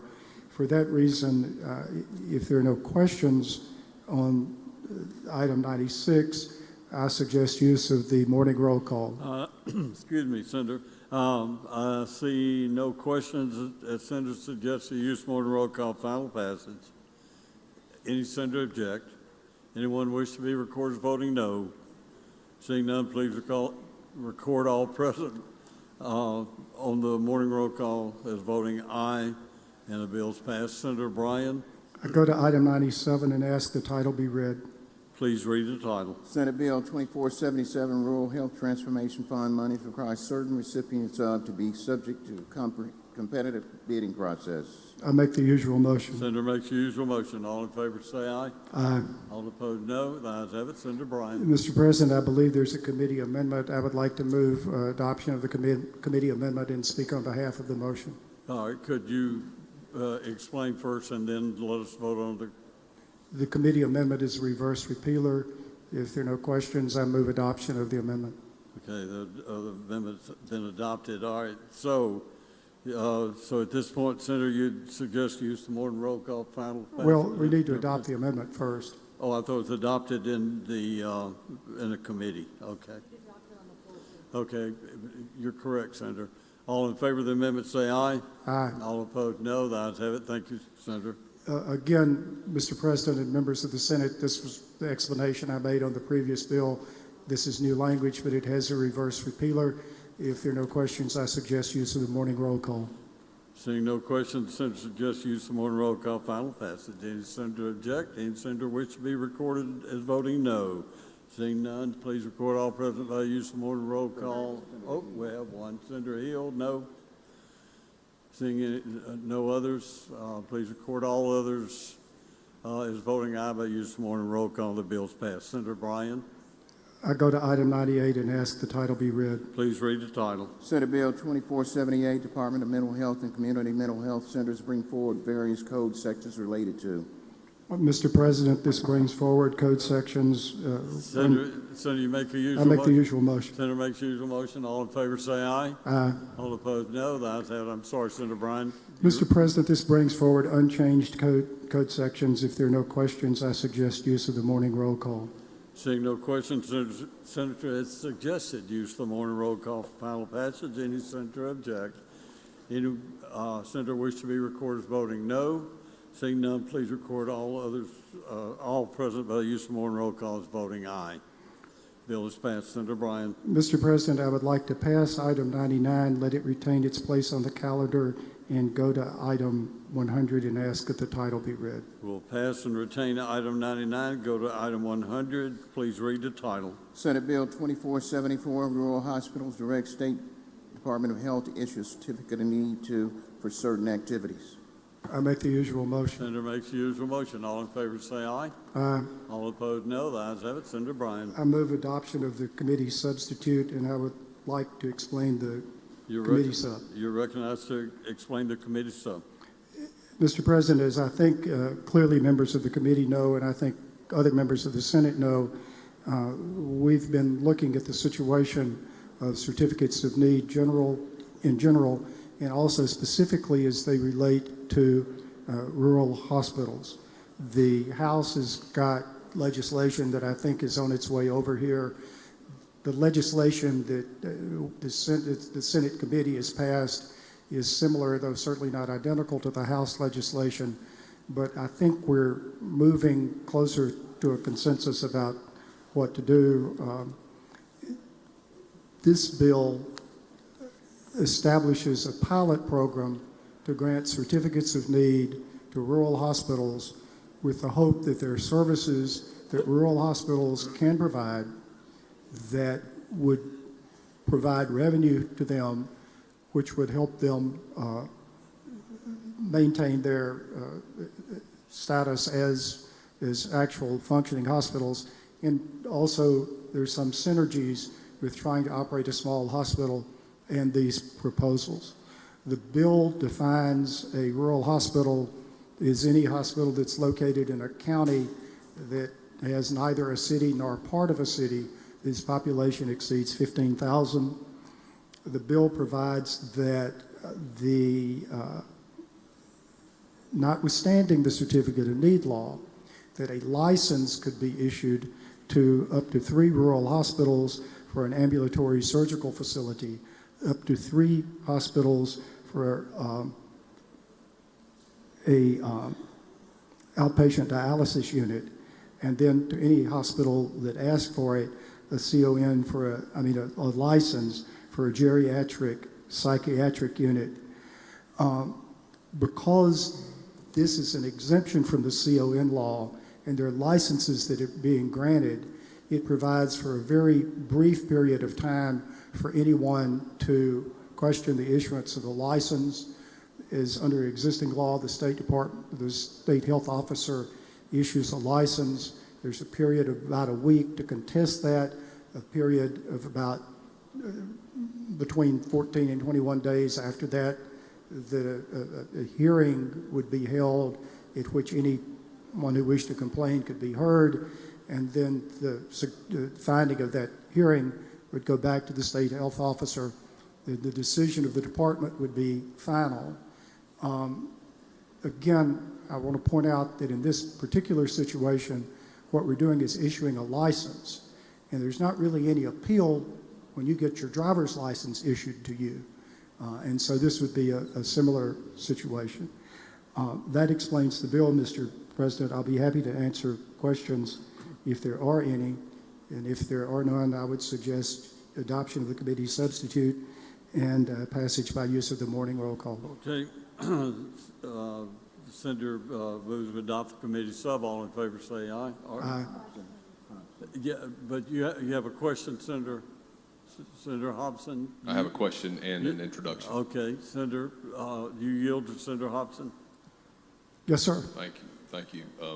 Mr. Chair, in Section 1, it references, no offense to Senator Simmons over there, but that Washington County would be included also as a rural county for this purpose. Is there a reason that Washington County is included and not other counties of same or similar size or similar situations? Because Washington County, and thank you, I overlooked mentioning that, Washington County is in the middle of the Delta. It is surrounded by hospitals which are rural, small hospitals. As you know, there's an ongoing concern about hospitals in that area, and it seemed logical to include Washington County. There are other definitions, but the House bill does about the same thing we do. And this does have a reverse repealer, correct? Yes, yes. Okay. And as I say, it has a reverse repealer, and just speaking for myself, I'm open to talk to members of the Senate and listen to suggestions throughout the process. Senator Hobson, on the introduction, can you wait just a minute? Absolutely. We're about to vote. Thank you, Mr. President. Thank you. Okay, I stopped in the middle there a minute ago. The motion was to adopt the committee sub. All in favor say aye. Aye. All opposed, no. The ayes have it. Now for use the morning roll call. You suggested use the morning roll call for final passage? Yes. Yeah, any senator, let's see, any senator object? Any senator wish to be recorded as voting no? Seeing none, please record all present by the use of morning roll call as voting aye. And the bill is passed. Now, excuse me, Senator Bryan. Senator Hobson. Thank you, Mr. President. In the West Gallery, we've got a constituent of mine, former college football star and the son of Carolyn Dent. Kincaid Dent is in the gallery. I would ask Kincaid to stand and be recognized by our senators.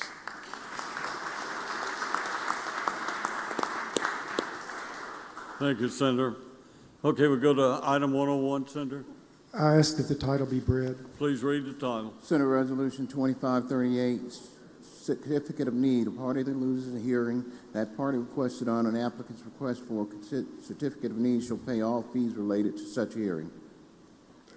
I make the usual motion. Senator makes usual motion. All in favor say aye. Aye. All opposed, no. The ayes have it. Senator Bryan. There's an amendment. I move adoption of the amendment. I think it's a reverse repealer and it's self-explanatory. Okay, we'll go ahead and move. In that case, move for adoption of the amendment. All in favor say aye. Aye. All opposed, no. The ayes have it. Senator Bryan. Mr. President, one of the problems with the existing certificate of need situation is the lengthy and expensive process that takes place after the State Department of Health has reached a decision about issuing a certificate of need. Frequently, that decision is appealed first to the trial court and then to appellate courts. It delays the issuance of the certificate of need for quite some period of time, and it's an expensive process.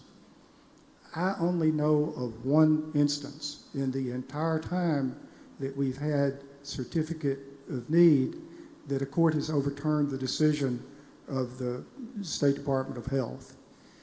The appeals are obviously for the purpose of delay, and at least the courts don't seem to find that they have any merit.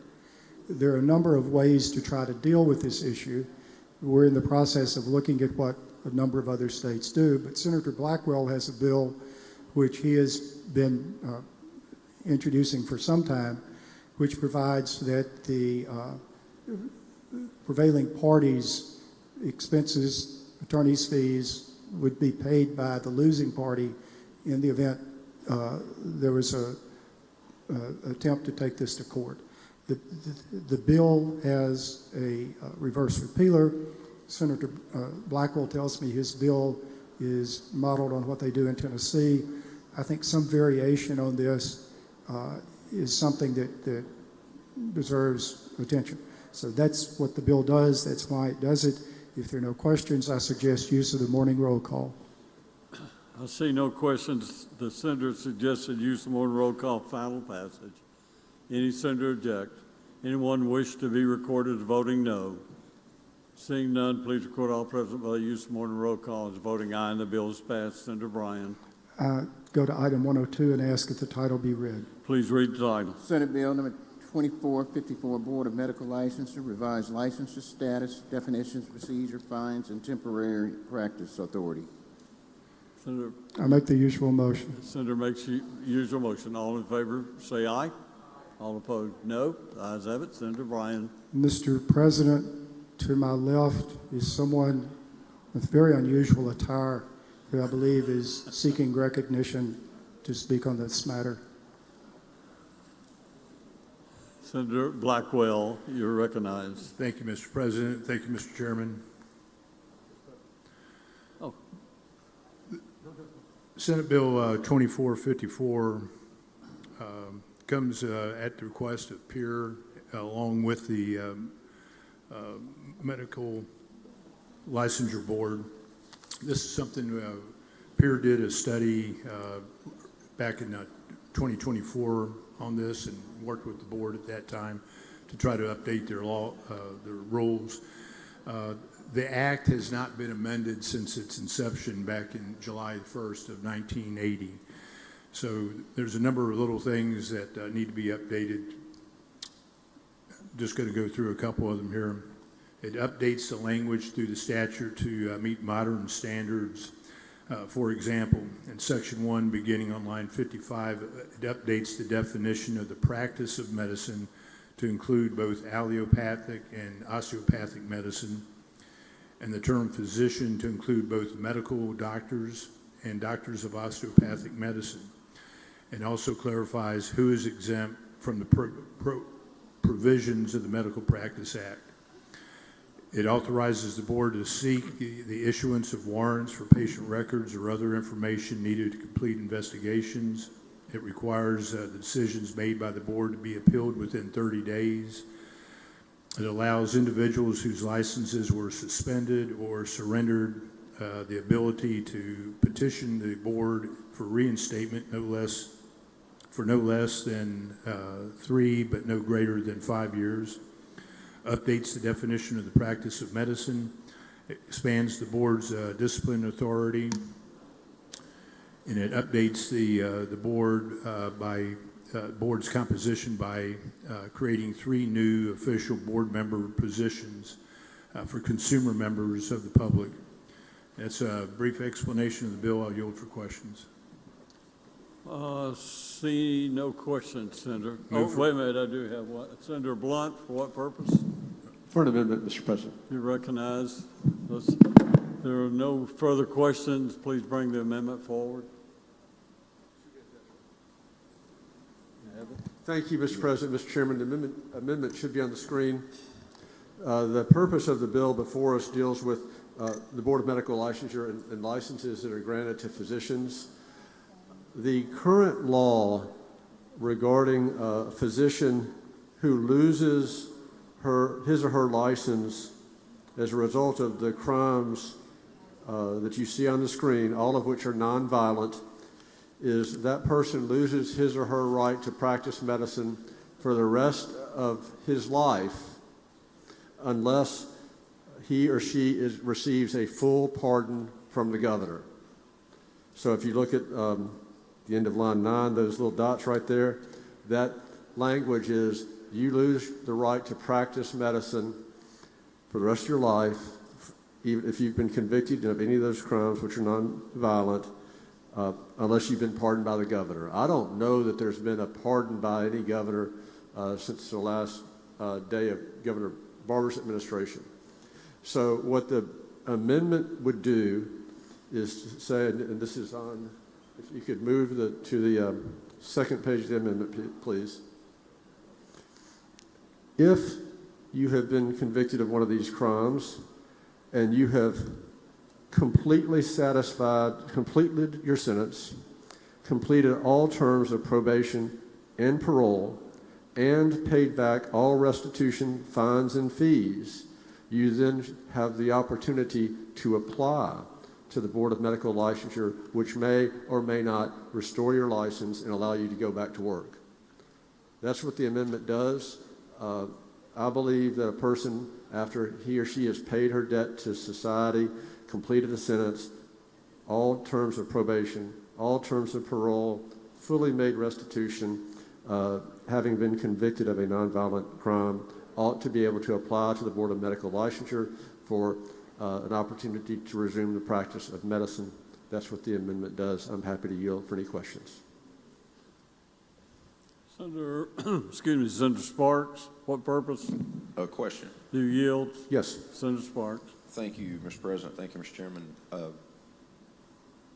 This would be with someone that would still have a felony on their record. What if the licensure people are saying those who have a felony cannot have a license?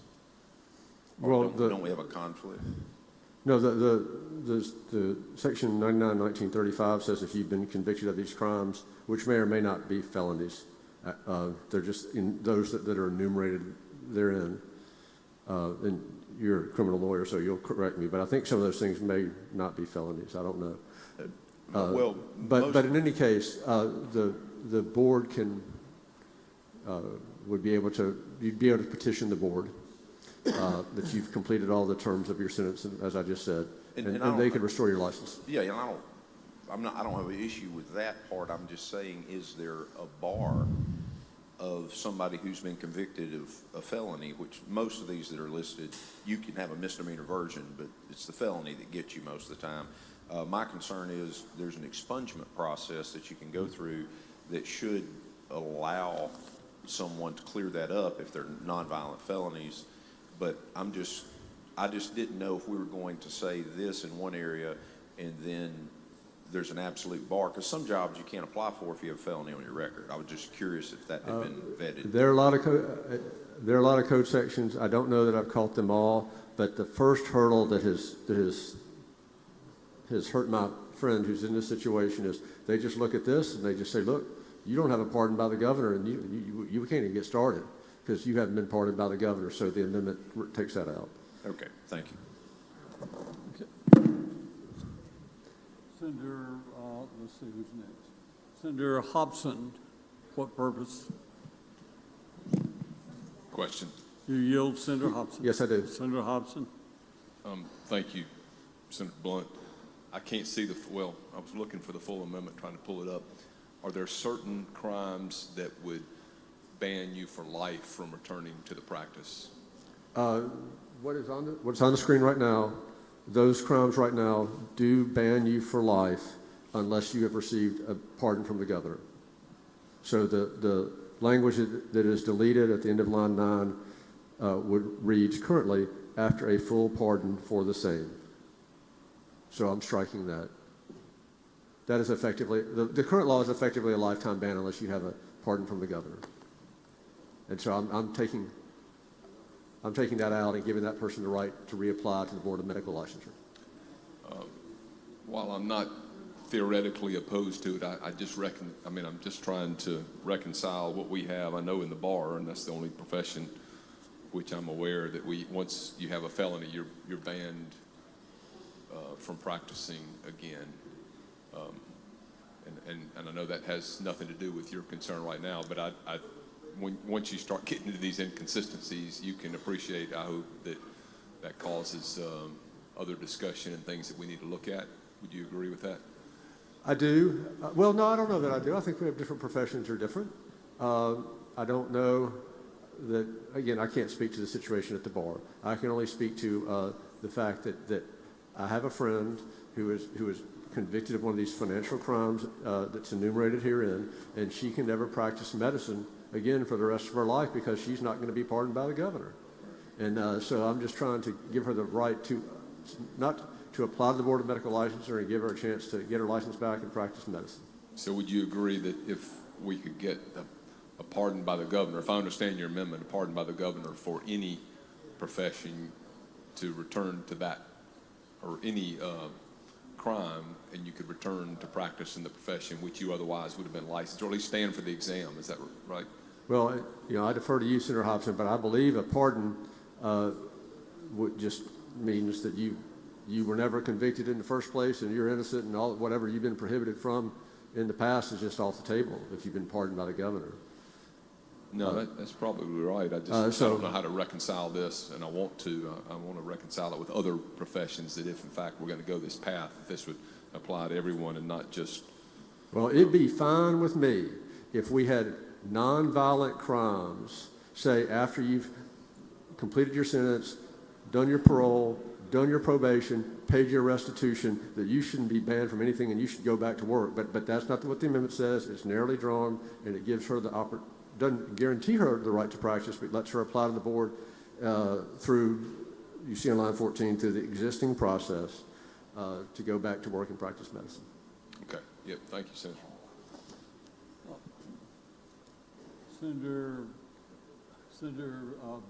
Senator Barrett, what purpose?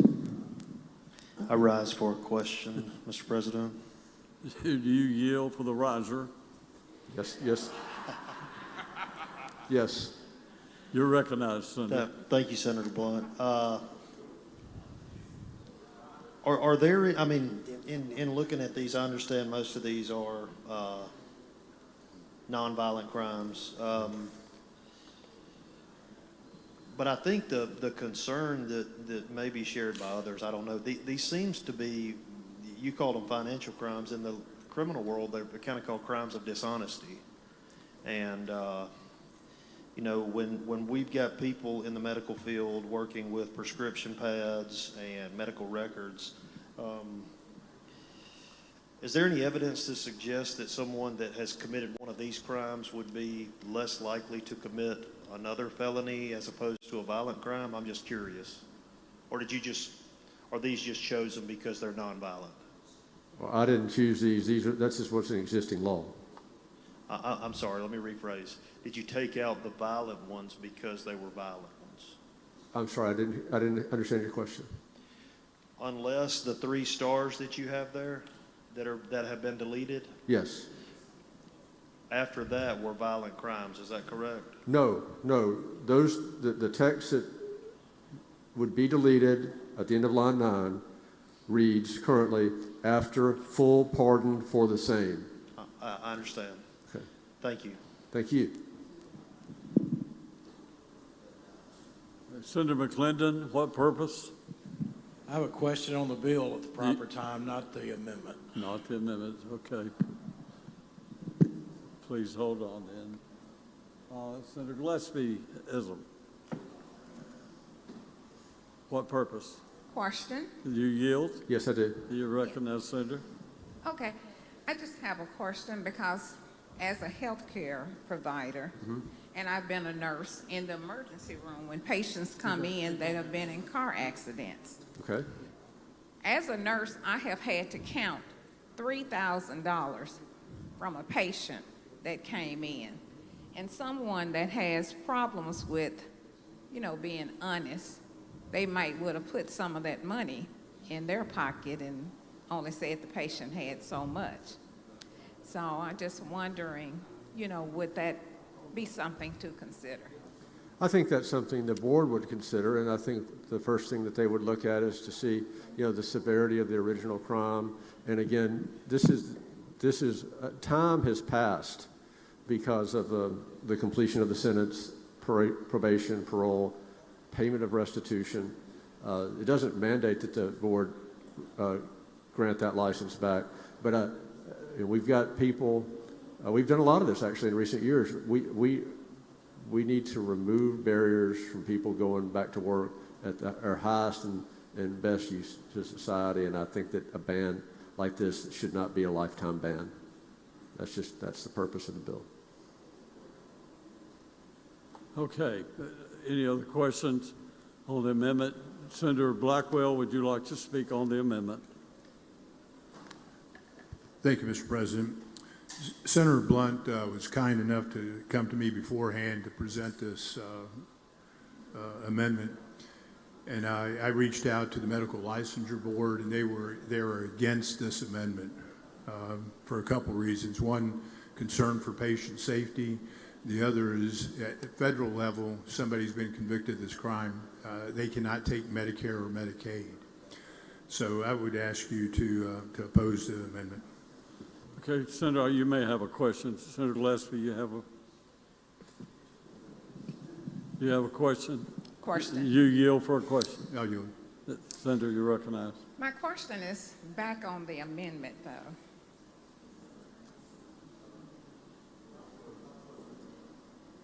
Yeah. Well, I mean, he's yielded the podium. You want to ask? Yeah. It's not my amendment. Okay. So where are we? You need to move that we adopt the amendment? Yes, sir. I'm going to close. All right. Okay. Senator. It's tough when a Braveheart opposes your amendment. But seriously, the board has the discretion. These bans that we have should not, in my opinion, should not be lifetime bans. And if a person has done what they've been required to do by a court, they ought to have the opportunity to go back to work. That's the purpose of the amendment, and I would move adoption of the amendment. Okay, the motion is we adopt the amendment. All in favor of the amendment, say aye. All opposed, no. The noes have it. The amendment has failed. Now, Senator Blackwell. Thank you, Mr. President. I move for passage by the use of morning roll call. Senator McClendon has a question first. Senator McClendon. Question, please. You yield, Senator McClendon. Yes, sir. Go ahead. Okay, Senator McClendon, you recognize. Thank you, Senator Blackwell, for your work on this. And it's a simple question. Does anyone's scope of practice change with this? No. Thank you, sir. Okay, now the senator suggests the use of morning roll call for final passage. Any senator object? Anyone wish to be recorded as voting no?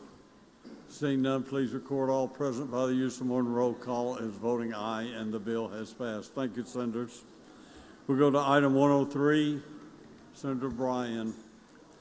I ask the title be read. Please read the title. Senate Bill 2458, Child Protection Services, require provision of adequate and habitable office space for local offices of. I make the usual motion. Senator makes usual motion. All in favor say aye. All opposed, no. The ayes have it. Senator Bryan. Mr. President, this is a very simple bill. Current law requires the supervisors to provide an office to the Department of Child Protection Services. The amendment merely requires that the office be adequate and habitable. If there are no questions, I suggest use of the morning roll call. I see no questions, and the senator has suggested use of morning roll call for final passage. Any senator object? Any senator wish to be recorded as voting no? Seeing none, please record all present by the use of morning roll call as voting aye, and the bill is passed. Senator Bryan. I go to item 105 and ask that the title be read. Pass and retain 104. Yes, I'm sorry. Thank you. You pass and retain item 104 and go to item 105. Please read the title. Board of Cosmetology and Barbering revise various provisions related to. Senator Bryan. I make the usual motion. Senator makes usual motion. All in favor say aye. Aye. All opposed no. The ayes have it. Senator Bryan. I move adoption of the committee substitute, and I believe, Mr. President, to the left, there's an individual who's more traditionally attired seeking recognition. Senator Johnson, you're recognized. Thank you, Mr. President. Thank you, Mr. Chairman. Mr. President, this bill is a update to the code for the State Board of Cosmetology and Barbering. I would ask that we adopt the committee sub so that we can also adopt a further amendment in the committee. When we adopted the committee substitute, I told the committee we were continuing to work with some changes that the board had just met and gave us. And so we have some of those changes. I'd like to go ahead and adopt the committee sub and then adopt the amendment and then explain it.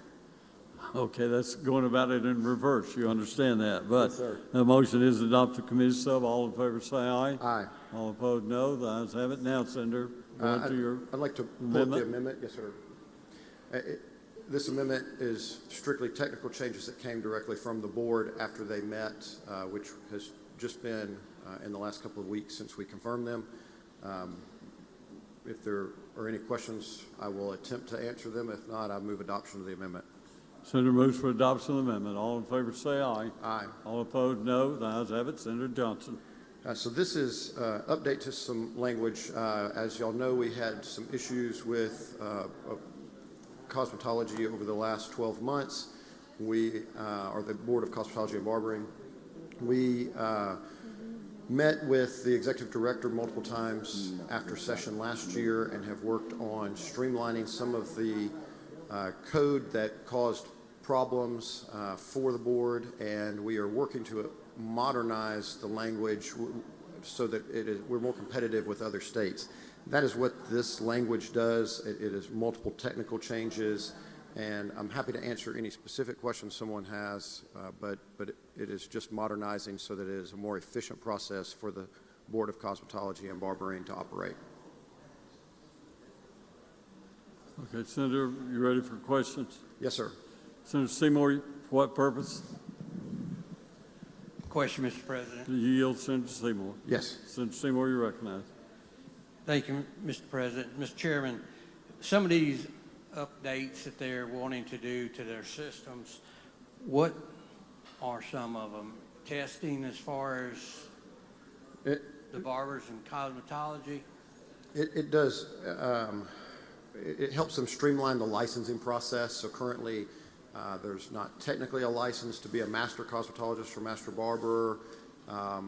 There is, but you have to do a duplicate license if you're a teacher and a cosmetologist for the same thing, whereas under this you could only have one license to be a master that would cover both the master and being a cosmetologist, or you could be a teacher and not have to also get the second license. It lowers the hours for a teacher from 1,000 to 600. That's more in par with what other states have moved to be accredited to be a teacher. There's several changes like that were more technical that help the Board of Cosmetology. Here's one for you. So one of the issues that we had last year was that some inspections on licensees yielded multiple infractions that added up quickly on small things, and so we are giving them the flexibility to give a warning or to not charge for things that are not major health violations. So we're trying to give more flexibility so that it's better for the board, better for application of the law or their regulations, and also easier to follow and more makes more common sense for the licensees. Well, I received a text from one of the barbers who has received a letter from the board, in other words, the board action update, and in it, it says the applicants for licensing in Mississippi must only pass a written and theory exam only. There's no, basically, job as far as the practitioner of cutting hair or whatever cosmetology does, but for the Yeah. most part, do you think that's wise that the well- modernization goes to the point to where they're not having qualified people in the field to do their? Well, I don't think that a lack of a practical examination leads to people who are not capable of cutting hair or doing their job. So I don't think that there's a cause and effect of that necessarily. And that's on the regulatory side. That is not in this code. That is a regulatory decision that they made at the board level, so it's not in this. And that is in line with what many other states are doing. Those practical examinations are very subjective in nature. That is where most people have hang-ups, and it's, again, based on a subjective test, and there's only so many people who can do the test, so they are overrun with that. It's something that most states have moved away from, and I would argue that you can be any number of professions, including an attorney, a CPA, or a doctor with a written exam and not a practical exam. So I would not go down the road of saying that you have to have a practical exam to be qualified to cut hair. Well, would you not concur that practicality would be an issue in this case when they're dealing with your head? I think that they spend. Well, I mean, what about a doctor? And so I think that they put in the hours training.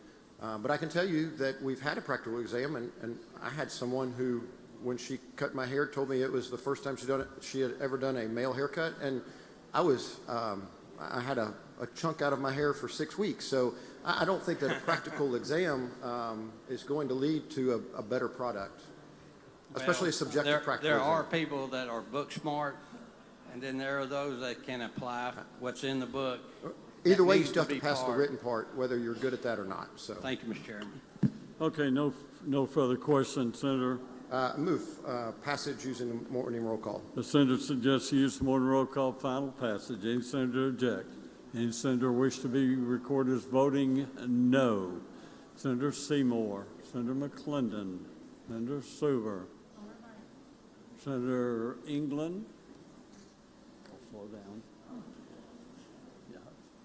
Senator Williams, Senator Barrett, Senator Tate. Anyone else? Senator Chisholm, Senator Hartness.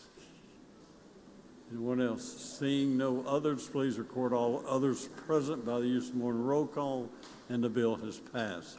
Now, Senator Bryan, 106. I ask the title be read. Please read the title. Senate Bill 2749, Mississippi Long-Term Care Ombudsman Act, enact.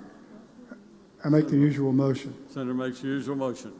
All in favor say aye. All opposed, no. Ayes have it. Senator Bryan. Mr. President, there's that man with the coordinated outfit again. Senator Blackwell, you're recognized. Thank you, Mr. President, Mr. Chairman. Senate Bill 2749 is a request from the Department of Human Services, and the State Long-Term Care Ombudsman provides services for residents in long-term care facilities that protect the health, safety, welfare, and rights of residents through leadership, oversight, and monitoring. The Ombudsman program is authorized by the Federal Older Americans Act. An ombudsman is an individual who advocates for the rights of residents living in long-term care facilities such as nursing homes or assisted living facilities.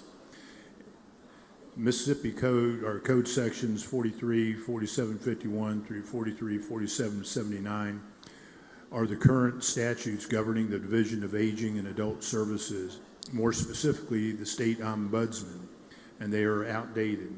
These laws were enacted prior to the establishment of the Mississippi Department of Human Services and the enactment of the Older Americans Act of 1965, which provides regulations for federal compliance. The current law is inconsistent with the duties and responsibilities outlined by federal law for the Office of Long-Term Care Ombudsman, and the purpose for this change is to bring them in compliance. That's a brief explanation of the bill. I'll yield for questions. See no questions, Senator. Request passage by the use of the morning roll call. The senator suggests the use of morning roll call, final passage. Any senator object? Any senator wish to be recorded as voting no? Seeing none, please record all present by the use of morning roll call as voting aye, and the bill has passed. Senator Bryan, I go to item 107 and ask that the title be read. please read title. Senate Bill 2886, nursing homes and assisted living facilities required to have emergency power with fuel provisions for 5 days. Senator, I make the usual motion. Senator makes the usual motion. All in favor say aye. Aye. All opposed, no. Senator Bryan, can you hold 1 second? Senator Barrett, for what purpose? Senator Barrett, Introduction at the appropriate time. you're recognized. Ladies and gentlemen of the Senate, in the West Gallery, we have with us Secretary of State, former Senator, Mr. Michael Watson. Thank you for being with us. Welcome back to the Senate. Okay, Senator Bryan, you're recognized. I move we consider the committee substitute in lieu of the original bill. You want to explain it first, or would you like to? I think that Senator Parks has an amendment, and I think if the chair is agreeable, that would be fine with an simplest thing would amendment. be to recognize Senator Parks at this time. I'm somewhat bewildered because the Secretary of State has floor privileges, but apparently he doesn't care to exercise them. He'd rather be up there looking down on us. Okay, we're going to go ahead. We're not going to adopt a committee sub yet. Oh, we got to, I guess. If you got an amendment now. Okay, I'm sorry. All in favor of the committee sub say aye. All opposed, no. Ayes have it. Committee sub adopted. Now amendment to the committee sub 2. Thank you, Mr. President. As you said, I'm offering an amendment to the committee sub. Oh, I'm sorry. Can I explain the bill? Do what? I'm sorry. So I can explain? You're recognized to explain Okay. them. All right. Yes. Thank you. Thank you. So just to clarify and bring everybody up to date, the Mississippi Code Section 431113 is what the Department of Health uses when they are auditing or they're oversighting an institution regarding the aging and the infirms. It currently has 7 sections. What I'm offering today is an 8th section. The 8th section that I am offering, what it would do would allow the health department to add to their inspection list the opportunity for them when they're there to determine that they have a weather-related crisis, disaster, or emergency exist. And then they would be regulating and the standards and shall address them at a minimum of the following topics. And this would be during an audit that they would be performing. They would be ensuring that they had the weather-related crisis, disaster, and emergency plan. They would have life safety standards, minimum standards of care. And then they would be also looking at the pre-positioning of resources and supplies when a weather-related crisis, disaster, or an emergency is anticipated based upon the weather forecast data. Happy to answer any questions. See no questions, Senator. No questions at this time. I'd ask for adoption of the amendment. Senator moves for adoption of the amendment. All in favor say aye. All in favor say aye. All opposed, no. Ayes have it. Senator Parks, thank you. All right, we go back now to Senator Bryan. Yeah, there you go. I either move to adopt the committee sub or suggest use of the morning roll call, whichever I'm supposed to do. Adopt the committee sub. I think we did that first before we did the amendment. So morning roll call, the senator suggests the use of morning roll call for final passage. Any senator object? Any senator wish to be recorded as voting no? Seeing none, please record all present by the use of morning roll call as voting aye and the bill is passed. Thank you, Senator Bryan. I would like to pass item 108, let it retain its place on the calendar, go to item 109 and ask that the title be read. So we'll pass item 107, 108, and go to item 109. Oh, we just took up 107, excuse me. forgot to mark it. 108, pass 108, go to 109. Please read title. Senate Bill 2464, Department of Human Services required to transfer at least 30% of TANF block grant to Child Care and Development Fund. I make the usual motion. Senator Bryan makes the usual motion. All in favor say aye. Aye. All opposed, no. The ayes have it. Senator Bryan. I move adoption of the committee substitute. Would you like to explain? Yes. Okay, thank you. Mr. President, this bill, like several others, is basically an attempt to bring forward code sections and to keep a vehicle alive. That's why it has a reverse repealer in it. The TANF program has dollars which are unexpended. There is a thought that some of those dollars could be used for child support. I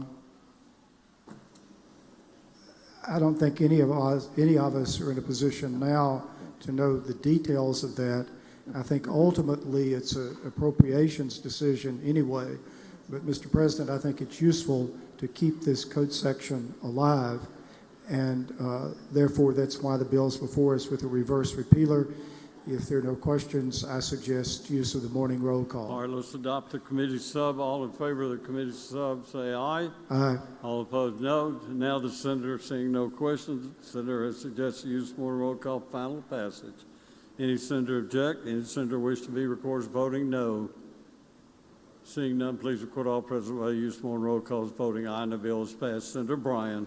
Mr. President, I move that we suspend the rules for the immediate consideration of item 104. Okay, suspend the rules, go back to item 104. Any objections? Seeing no objection, we'll go back to item 104. Senator Bryan. I ask the title be read. Please read the title. Senate Bill 2543, Interstate Dental and Dental Hygiene Licensure Compact Enact. Senator Bryan. I make the usual motion, and I ask the chair to recognize this very well-dressed man somewhere behind me. Okay, Senator makes usual motion. All in favor say aye. All opposed, no. The ayes have it. Now, Senator Hickman, you're recognized. Thank you. This is a simple interstate dental compact and for dental and dental hygienist licensure. It allows a faster process for licensure. It doesn't change any of the standards.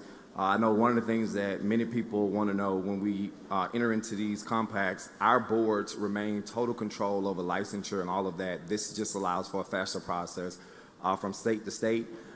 About 11 states are running this at this point, Louisiana being one that we would join in with. And so that is what this piece of legislation does. It just allows us to join this compact. And again, both the Board of Dentists and Dental Hygienists has supported this legislation. Okay. I see no questions, Senator. Motion. Move for final passage by use of the morning roll call. Senator suggests use of morning roll call for final passage. Any senator object? Anyone wish to be recorded as voting no? Seeing none, please record all present by the use of morning roll call as voting aye, and the bill is passed. Thank you, Senator. On 108, Senator Bryan. I move that the rules be suspended for the immediate consideration of item 108. To suspend the rules, go back to item 108. Any objection? Seeing no objection, we'll go back to item 108. Senator Bryan. I ask the title be read. Please read the title. Senate Bill 2444, Diabetes-Related Amputations, direct Department of Health to appoint Research One, MS University, to conduct study on prevention and reduction of. I make the usual motion. Senator makes the usual motion. All in favor say aye. Aye. All opposed, no. The ayes have it. Senator Bryan. I move adoption of the committee substitute, and I ask the chair to recognize Senator Hickman to explain the committee sub. Senator, if you would, please explain the committee sub, and then we'll vote. So what this committee sub does, it makes this bill a lot simpler and makes it where there's no expenses going out. It just asks that the Department of Health gather up a study group to study amputation rates as it relates to diabetes in the state. Chairman Hopton has some questioning committee, but we later looked. There are no national studies that have done this. There's only one state that has done it, and we have the highest amputation rate in the country. So this just simply asks the Department of Health to get together a study group. There's no money going to be expended. There's no extra work, so that we can look into what's the cause, and see if we can better treat Mississippians to stop diabetic-related amputations. At this time, I yield for any questions.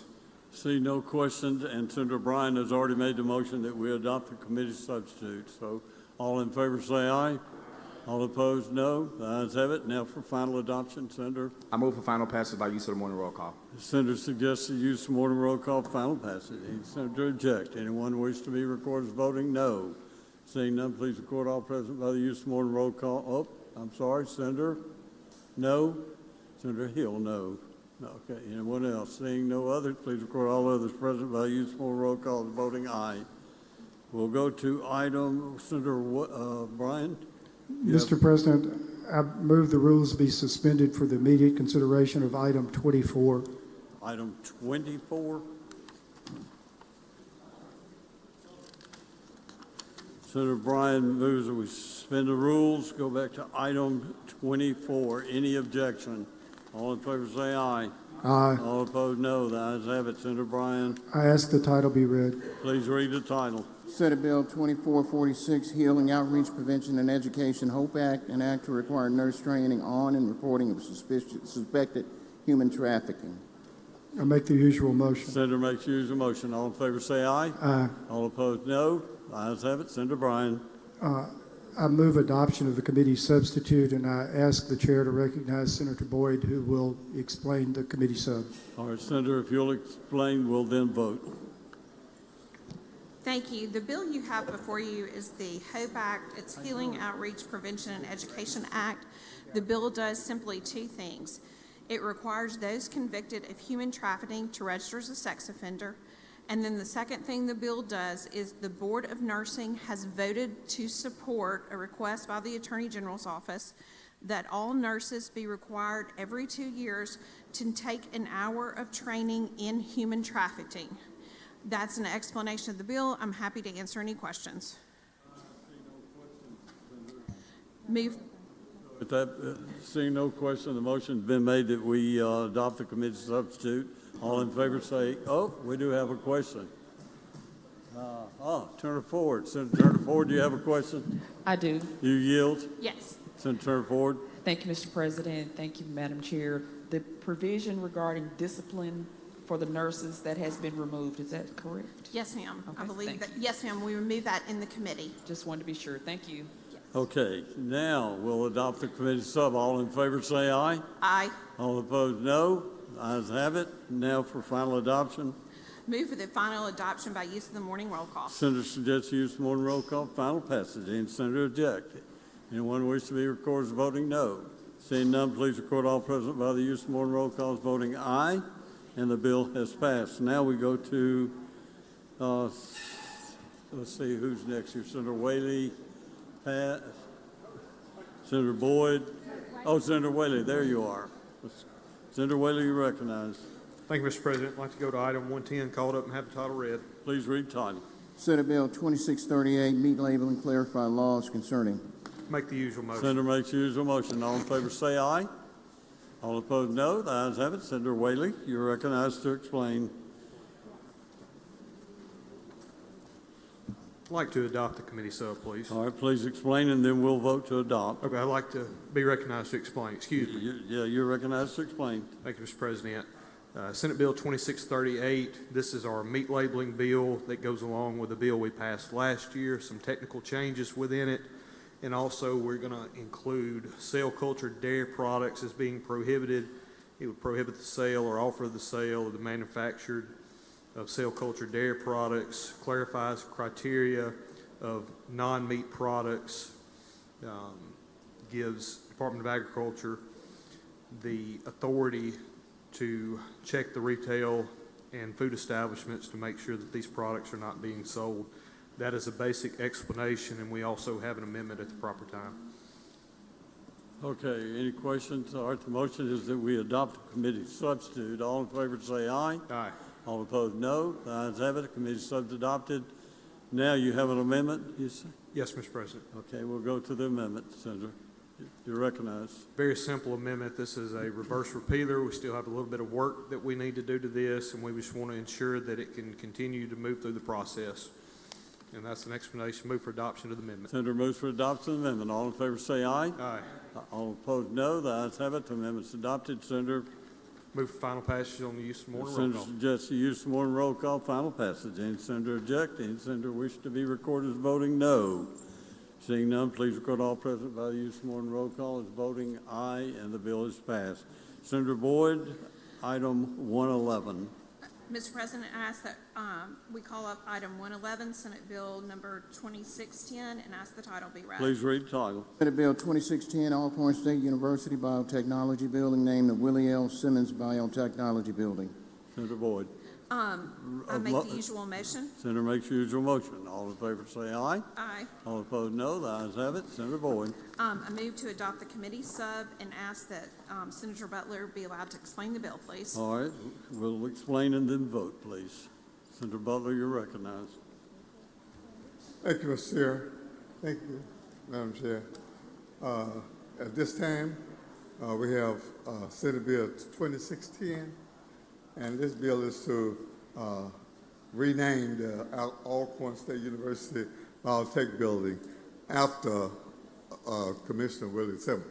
But before we do that, Mr. Chair, one of the things I would like to do, and I have to thank Senator Boyd for this. I have been talking to her about it. I would just like to share, believe it or not, a true story with you about that. And in this, you will find that I was elected as a supervisor in Claiborne County in 1984. Prior to that, I was teaching in the public school system. And during the time that I was serving as the supervisor of District 1, which was the same area that Alcorn State University is located in, I was summoned to President Walter Washington's office. And being summoned to his office, one of the things that he did, he called the vice president in. And he said to me, I'm the supervisor of District 1. He said to me, Senator Butler,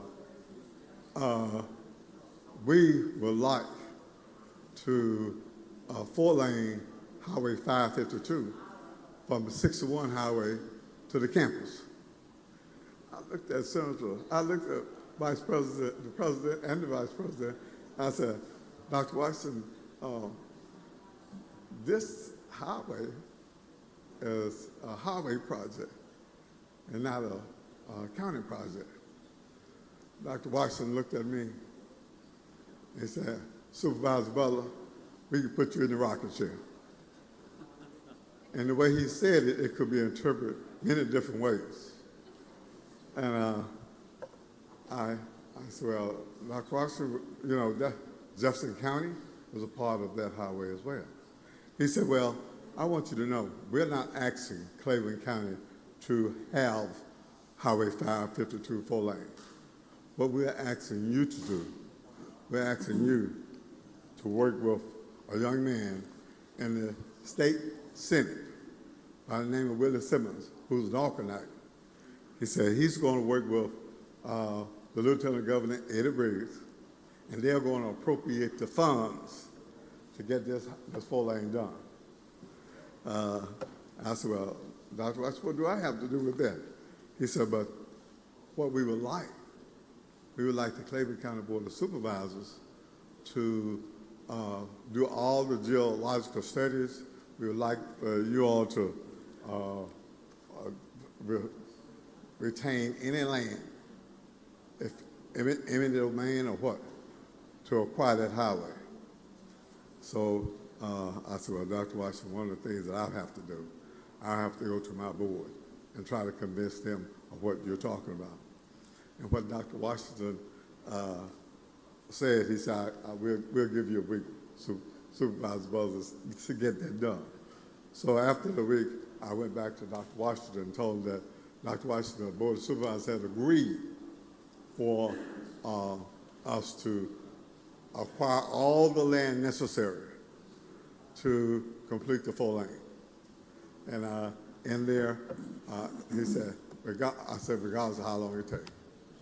So we went back, and our engineering crew had to be responsible for that. They identified all the land that was needed some land, it was after the highway had been built that we paid for the land because we had the eminent domain quite a bit of that land.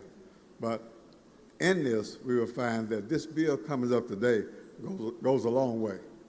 To us, it's a historical thing because it was, at that time, Senator Willie Simmons and Lieutenant Governor Eddie Briggs had made it possible for the funds to be available, and it was Albert Butler and the Board of Supervisors that made it possible for the land to be acquired. And as a result of those things being done, one of the things that happened is that Dr. Walter Washington and Dr. Rudolph Waters, I would say, was the co-founders of all this being done. So what we're asking for today is we're asking this body to agree to approve this bill going to ISL unanimously to name the biotech building after our state commissioner of the Central District, Willie Simmons, to name this building after them. And then it will be in honor of Dr. Walter Washington and Dr. Rudolph Waters. Okay, Senator, thank you very much. First, we need to adopt the committee substitute. All in favor of committee sub, say aye. Aye. All opposed, no. The ayes have it. Now we need to have a final passage. Senator, you move for final passage on morning roll call? I move for final passage by morning roll call. Thank you, Senator. The Senator suggests the use of morning roll call as final passage. Anyone object? Anyone wish to be recorded as voting no? Seeing none, please record all present by the use of morning roll call as voting aye and the bill is passed. Thank you, Senator. Thank you,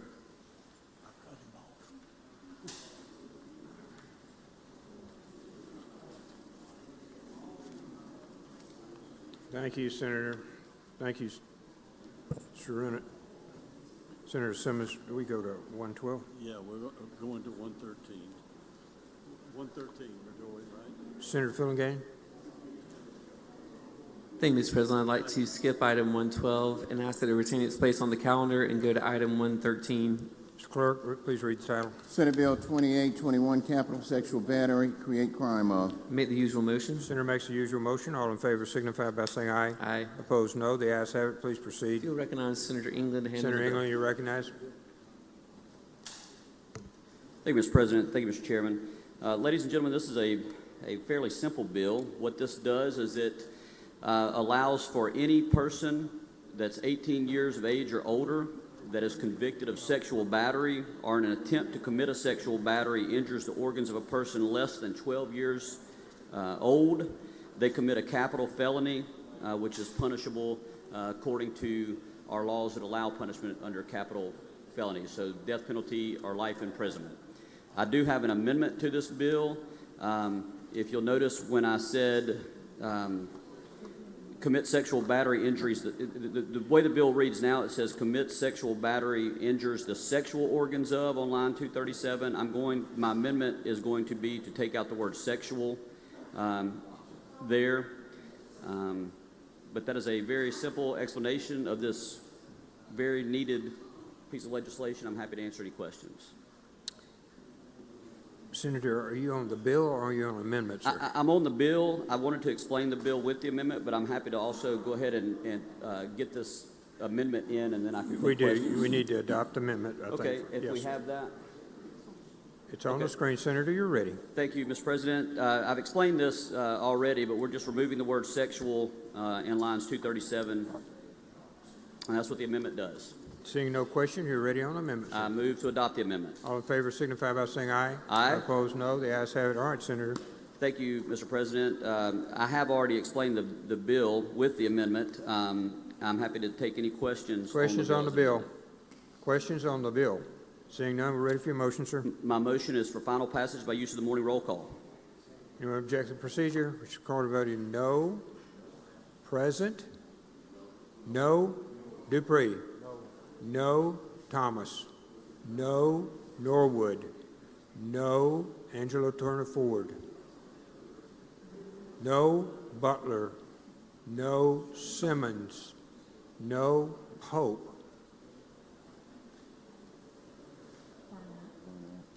Barnett, no. Blackman, no.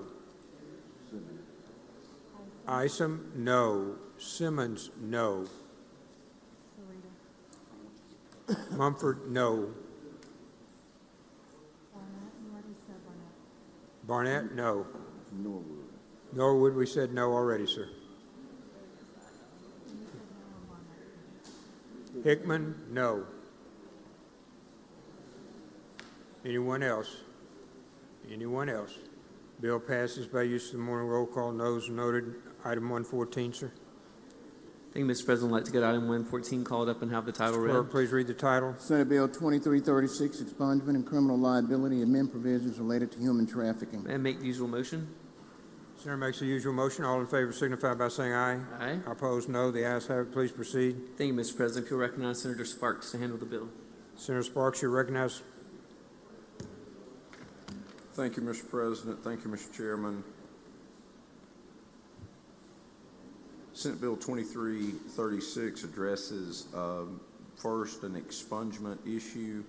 This deals with people who have had a felony charge of procuring prostitution, which would be someone under the age of 18, and promoting prostitution, which would be known as pimping. Those things are currently expungible. This bill would make them not expungible. Additionally, the bill addresses those who have been human trafficked. They've been designated as a person who's been human trafficked, and that they would not be held criminally liable for violations that are a misdemeanor, a non-crime of violence other than DUI.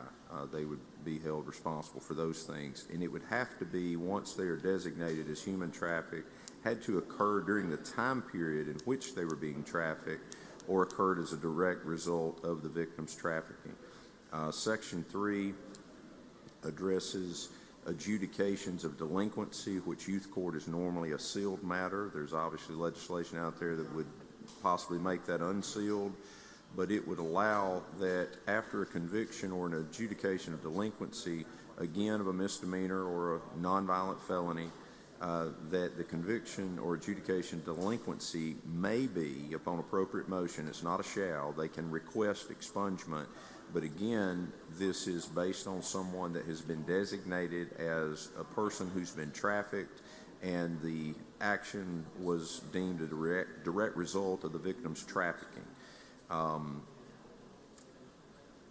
That would also be allowed as an affirmative defense that someone was trafficked or engaged in the offense as a direct result of being trafficked. We're basically dealing with people who have been designated as those who've been human trafficked and not trying to criminalize them on misdemeanors and non-crimes of violence and allow expungement if that has happened, but also not allow people who are procuring prostitution of victims under the age of 18 or those who are promoting prostitution to be eligible for an expungement. That's an explanation of the bill. Mr. President, I would yield any questions.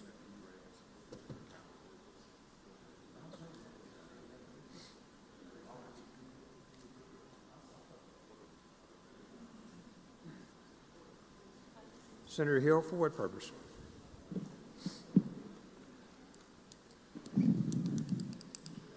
Question on the old language, not on the new language, if you don't mind. Senator Sparks? I yield for a question.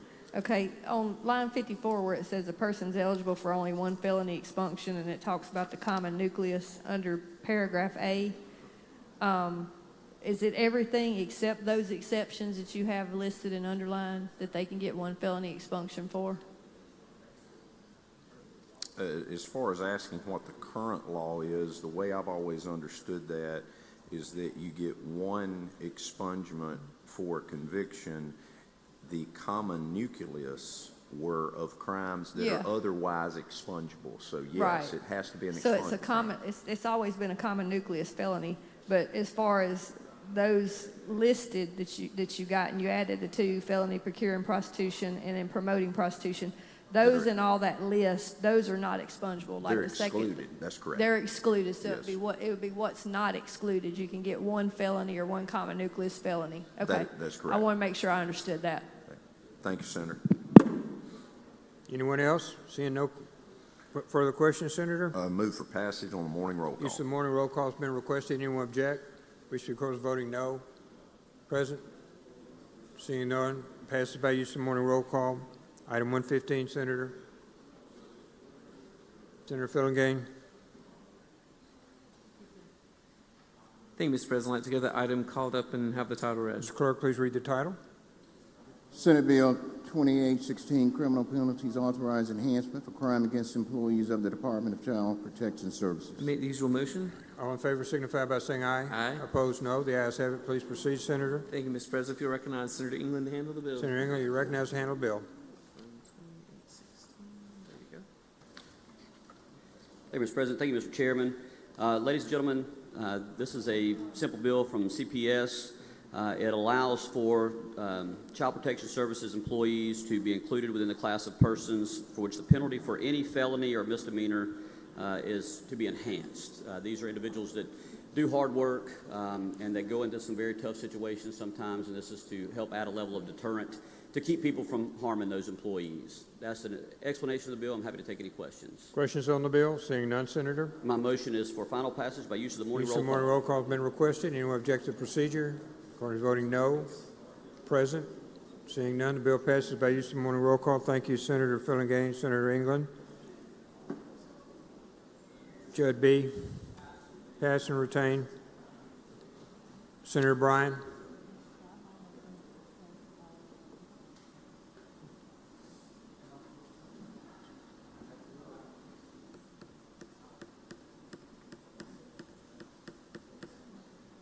I go to item 117 and ask that the title be read. Mr. Clerk, please read the title. 2557, nicotine adjacent products, defined to prohibit distribution of to minors and for inclusion as an ends product. I make the usual motion. Senator makes the usual motion. All in favor signify by saying aye. Aye. Opposed, no. The ayes have it. Please proceed. Move adoption of the committee's substitute, and I ask that the chair recognize Senator Johnson, who will explain it. Senator Johnson, you're ready. You're recognized to explain the bill, sir. Thank you, Mr. President. Thank you, Mr. Chairman. Last year, we passed a registry for nicotine-related products, and we had a few issues with the application of that.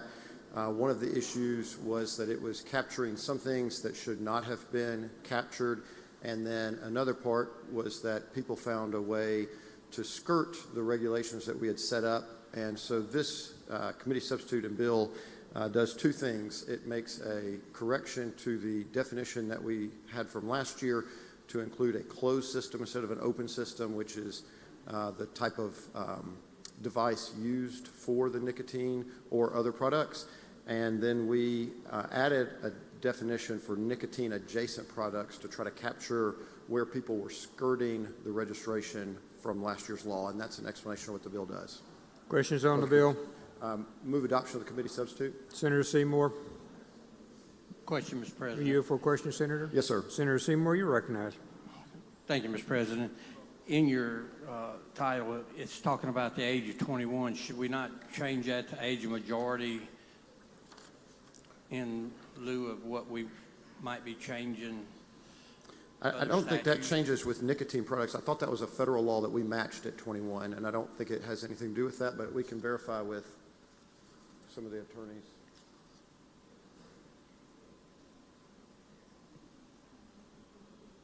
Did you hear his question? Yeah, but nicotine is a federal thing. And age majority has nothing to do with it. I'm told that's a federal age for nicotine, and we match that, and it has nothing to do with the age majority. Thank you, Mr. Chairman.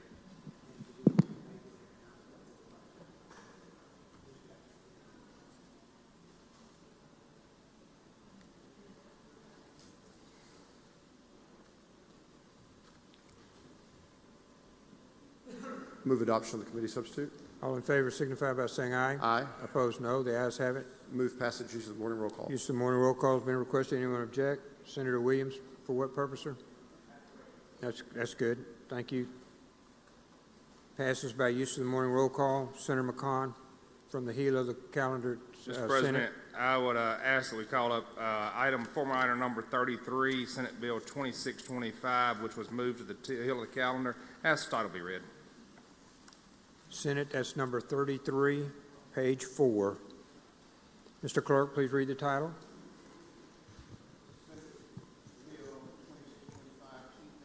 Officer, create an executive appointed position. Mr. President, I make the usual motion. Usual motion. All in favor signify by saying aye. Aye. Opposed, no. The ayes have it. Mr. President, there is a committee substitute. I would ask that it be called up, that Senator Delano be authorized to explain it, and the motion will be we do adopt the committee sub. You're recognized to explain the committee substitute, Senator Delano. Thank you, Mr. President.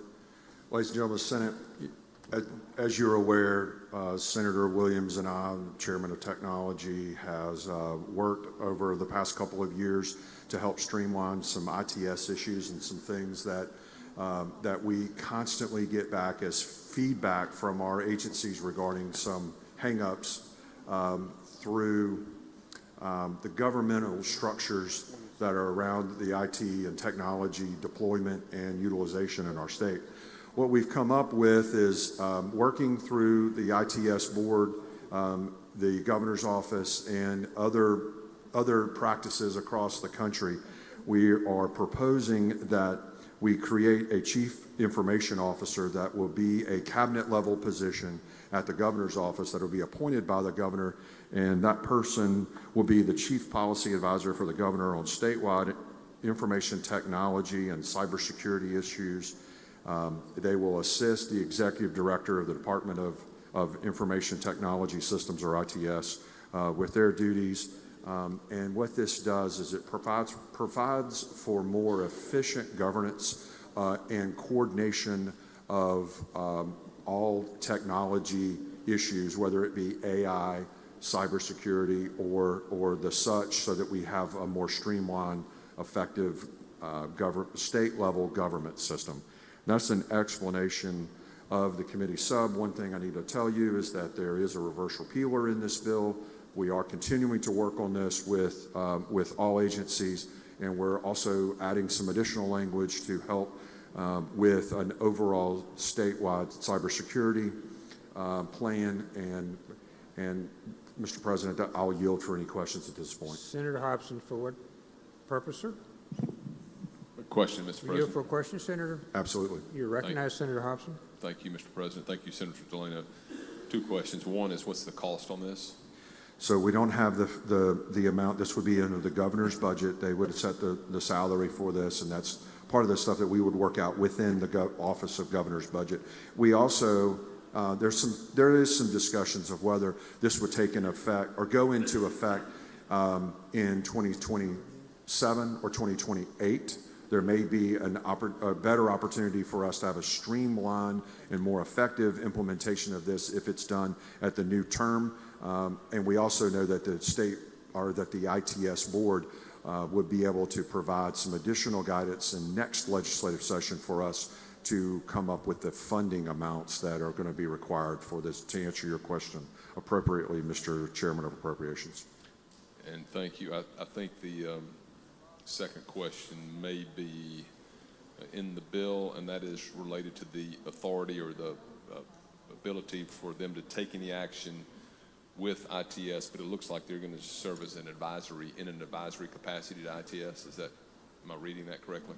Yes, sir. I mean, so the idea is that right now the executive director of ITS is technically called the state CIO, but when the governor's office is having cabinet level decisions, he may not be in that position. So this is to try to help streamline that process and use it as a better utilization of efficiencies. Mr. President, if there are no other questions, I'll move for adoption of the committee sub. All in favor signify by saying aye.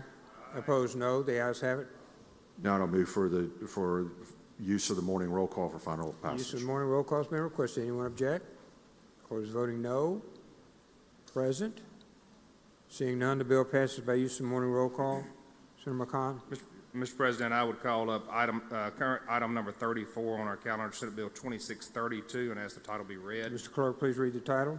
Senate Bill 2632, MEMA, bring forward code sections pertaining to. Mr. President, make the usual motion. All in favor signify by saying aye. Opposed, no. The ayes have it. Mr. President, there is a committee substitute there. We will be calling it up at this time, and I ask that Senator Delano have a statement on that, maybe a motion. You're recognized to explain the committee substitute, Senator. Chris. All right, follow me here. These are the MEMA code sections. We have been working with the Lieutenant Governor's office and other parties to come up with an amendment that we're not yet ready to bring to the floor for discussion as of this current time. We're finishing some details. We did not want this to be on the calendar of the heel of the calendar. Therefore, I think what we're going to do is I'm going to ask for the adoption of the committee substitute, which was the reverse repealer, was added to just the code sections. And then if we are successful in that manner, then I'm going to ask that we lay this bill on the table subject to call so that we can bring it up tomorrow morning early when we have all the paperwork necessary for us to make the amendment here at the well. So my motion at this point in time is we're going to adopt the committee sub. That's correct. All in favor signify by saying aye. Aye. Opposed, no. The ayes have it. Now that we've adopted the committee sub, my next motion will be to lay this bill on the table subject to call. Senator Bryan. A question. You here for a question, sir? Absolutely. Please proceed, Senator. As I understand it, all this bill does is bring forward code sections. That's correct. And so we have a bill that leaves existing law as it is. And we've now added a reverse repealer to that. Because tomorrow morning we're going to make some changes to it that I need your votes for. Yes, sir. Would you agree it's late in the day? Yes, sir. Yes, sir. Very late in the day. Thank you. Thank you, Senator Bryan. Motion is to lay it on the table. Subject to call. All in favor signify by saying aye. Aye. Opposed, no. The ayes have it. Senator Johnson, you're recognized briefly. Thank you, Mr. President. I'd like to go to item number 23 and ask to suspend the rules for immediate consideration of that item. 23, Senate. One moment, please.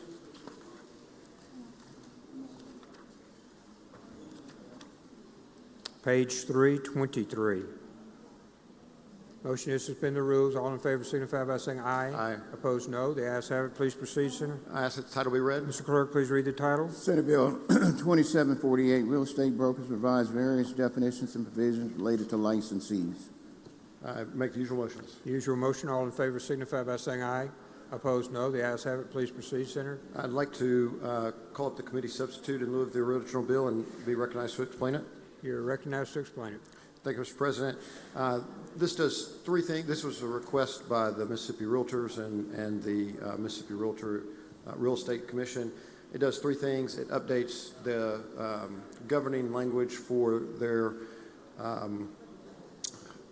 commission to match what their current rules are, and then it also allows for them to send out renewal notices via electronic means, which currently they're doing it certified mail, and it's costing around $40,000 per year. And then it also allows for an extended day. Currently, it's 1 day to provide earnest money. It will allow 2 business days to provide earnest money. So it's three things that modernize their language and make it more efficient for them to operate. And that's an explanation of the committee substitute. Questions on the bill? Seeing none, sir. Move adoption of the committee substitute. All in favor signify by saying aye. Aye. Opposed, no. The ayes have it. Please, Senator, you're ready for your motion. Move passage use of the morning roll call. Use of the morning roll call has been requested. Anyone object? Wish to record voting no. Present. Present. Blackwell. Anyone else? Anyone else? Okay. We've reached the end of the calendar. I want to thank the Senate for really hard work today. Please pay attention to the resolution, the motion is going to be made by Senator Blackwell when we get to him. Any announcements by the Senate? So we will start with Senator McConnell. Mr. President, I'd like to hold two items on yesterday's calendar. It is item number 129, Senate Bill 2432, and item number 135, Senate Bill 2679. Senator Seymour, to the chairman. With unanimous consent, I'd like to be added to item number 113, Senate Bill 2821, as co-author. Jim, no objection granted. Senator Dupree. Mr. President, I'd like to offer a motion to reconsider Senate Bill 2208. It's on page 6, number 63. 2208, Mr. Clerk, to the chairman. Senator Tate. Senator Simmons. Adjourn, Mr. President. Please proceed, sir. Thank you, Mr. President, and members of the Senate. When the Senate adjourns today, I'd like for us to adjourn in memory of Senator Rod Hickman's aunt, his mother's sister, who passed away last night, and her name was Shelby Lewis. Thank you, Senator. Senator Simmons. Sarita. With unanimous consent, I would like to be added as co-author for Senate Bill 100. No, I'm sorry. Item number 100, Senate Bill 2474. Item number 61, Senate Bill 2046. Item number 53, Senate Bill 2005. Item number 84, Senate Bill 2694. Item number 109, 2464. And item number 107, Senate Bill 2886. Thank you. Seeing no objection granted. Senator Frazier. Thank you, Mr. President. With unanimous consent, I would like to be added as a co-author to item number 108, Senate Bill number 2444, and item 109, Senate Bill 2464. No objection granted. To the chairman, Senator Blackman. Thank you, Mr. President. Want to let folks know for pictures tomorrow morning will be taken immediately after recess with Senators Barrett, Johnson, Harkins, Michelle, and Parks, Simmons, and Thompson. Thank you, Senator. Senator Blackman. One moment. Here we go. Thank you, Mr. President. I request unanimous consent to be added as a co-author of item 111, Senate Bill 2610. Seeing no objection granted. Senator Isom. Mr. President, I would like to be added to, with unanimous consent, to Senate Bill 2032, number 100, 2474, 104, 2543, number 24, 2446, number 111, Senate Bill 2610, and number 89, 2578. Thank you, Senator. Senator Norwood. Thank you, Mr. President. Unanimous consent, I'd like to be added as a co-author along with Senator Simmons to Senate Bill, number 61 on today's calendar, Senate Bill 2046, 108, today's calendar, Senate Bill 2444. Thank you, Mr. President. Thank you, Senator. Senator Sparks. Thank you, Mr. President. With unanimous consent, I'd like to be added to number 31, Senate Bill 2558, and Senate Bill number 113, Senate Bill 2821 on today's calendar. And I would like to hold on a motion to reconsider number 134 from yesterday's calendar, Senate Bill 2046.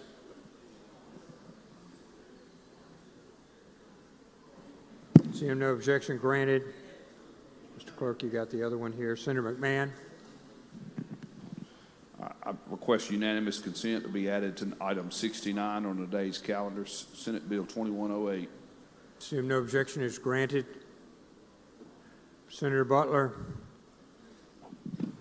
Yes, Mr. President. With unanimous consent, I would like to be added to Senate Bill number 61, 2446. With unanimous consent.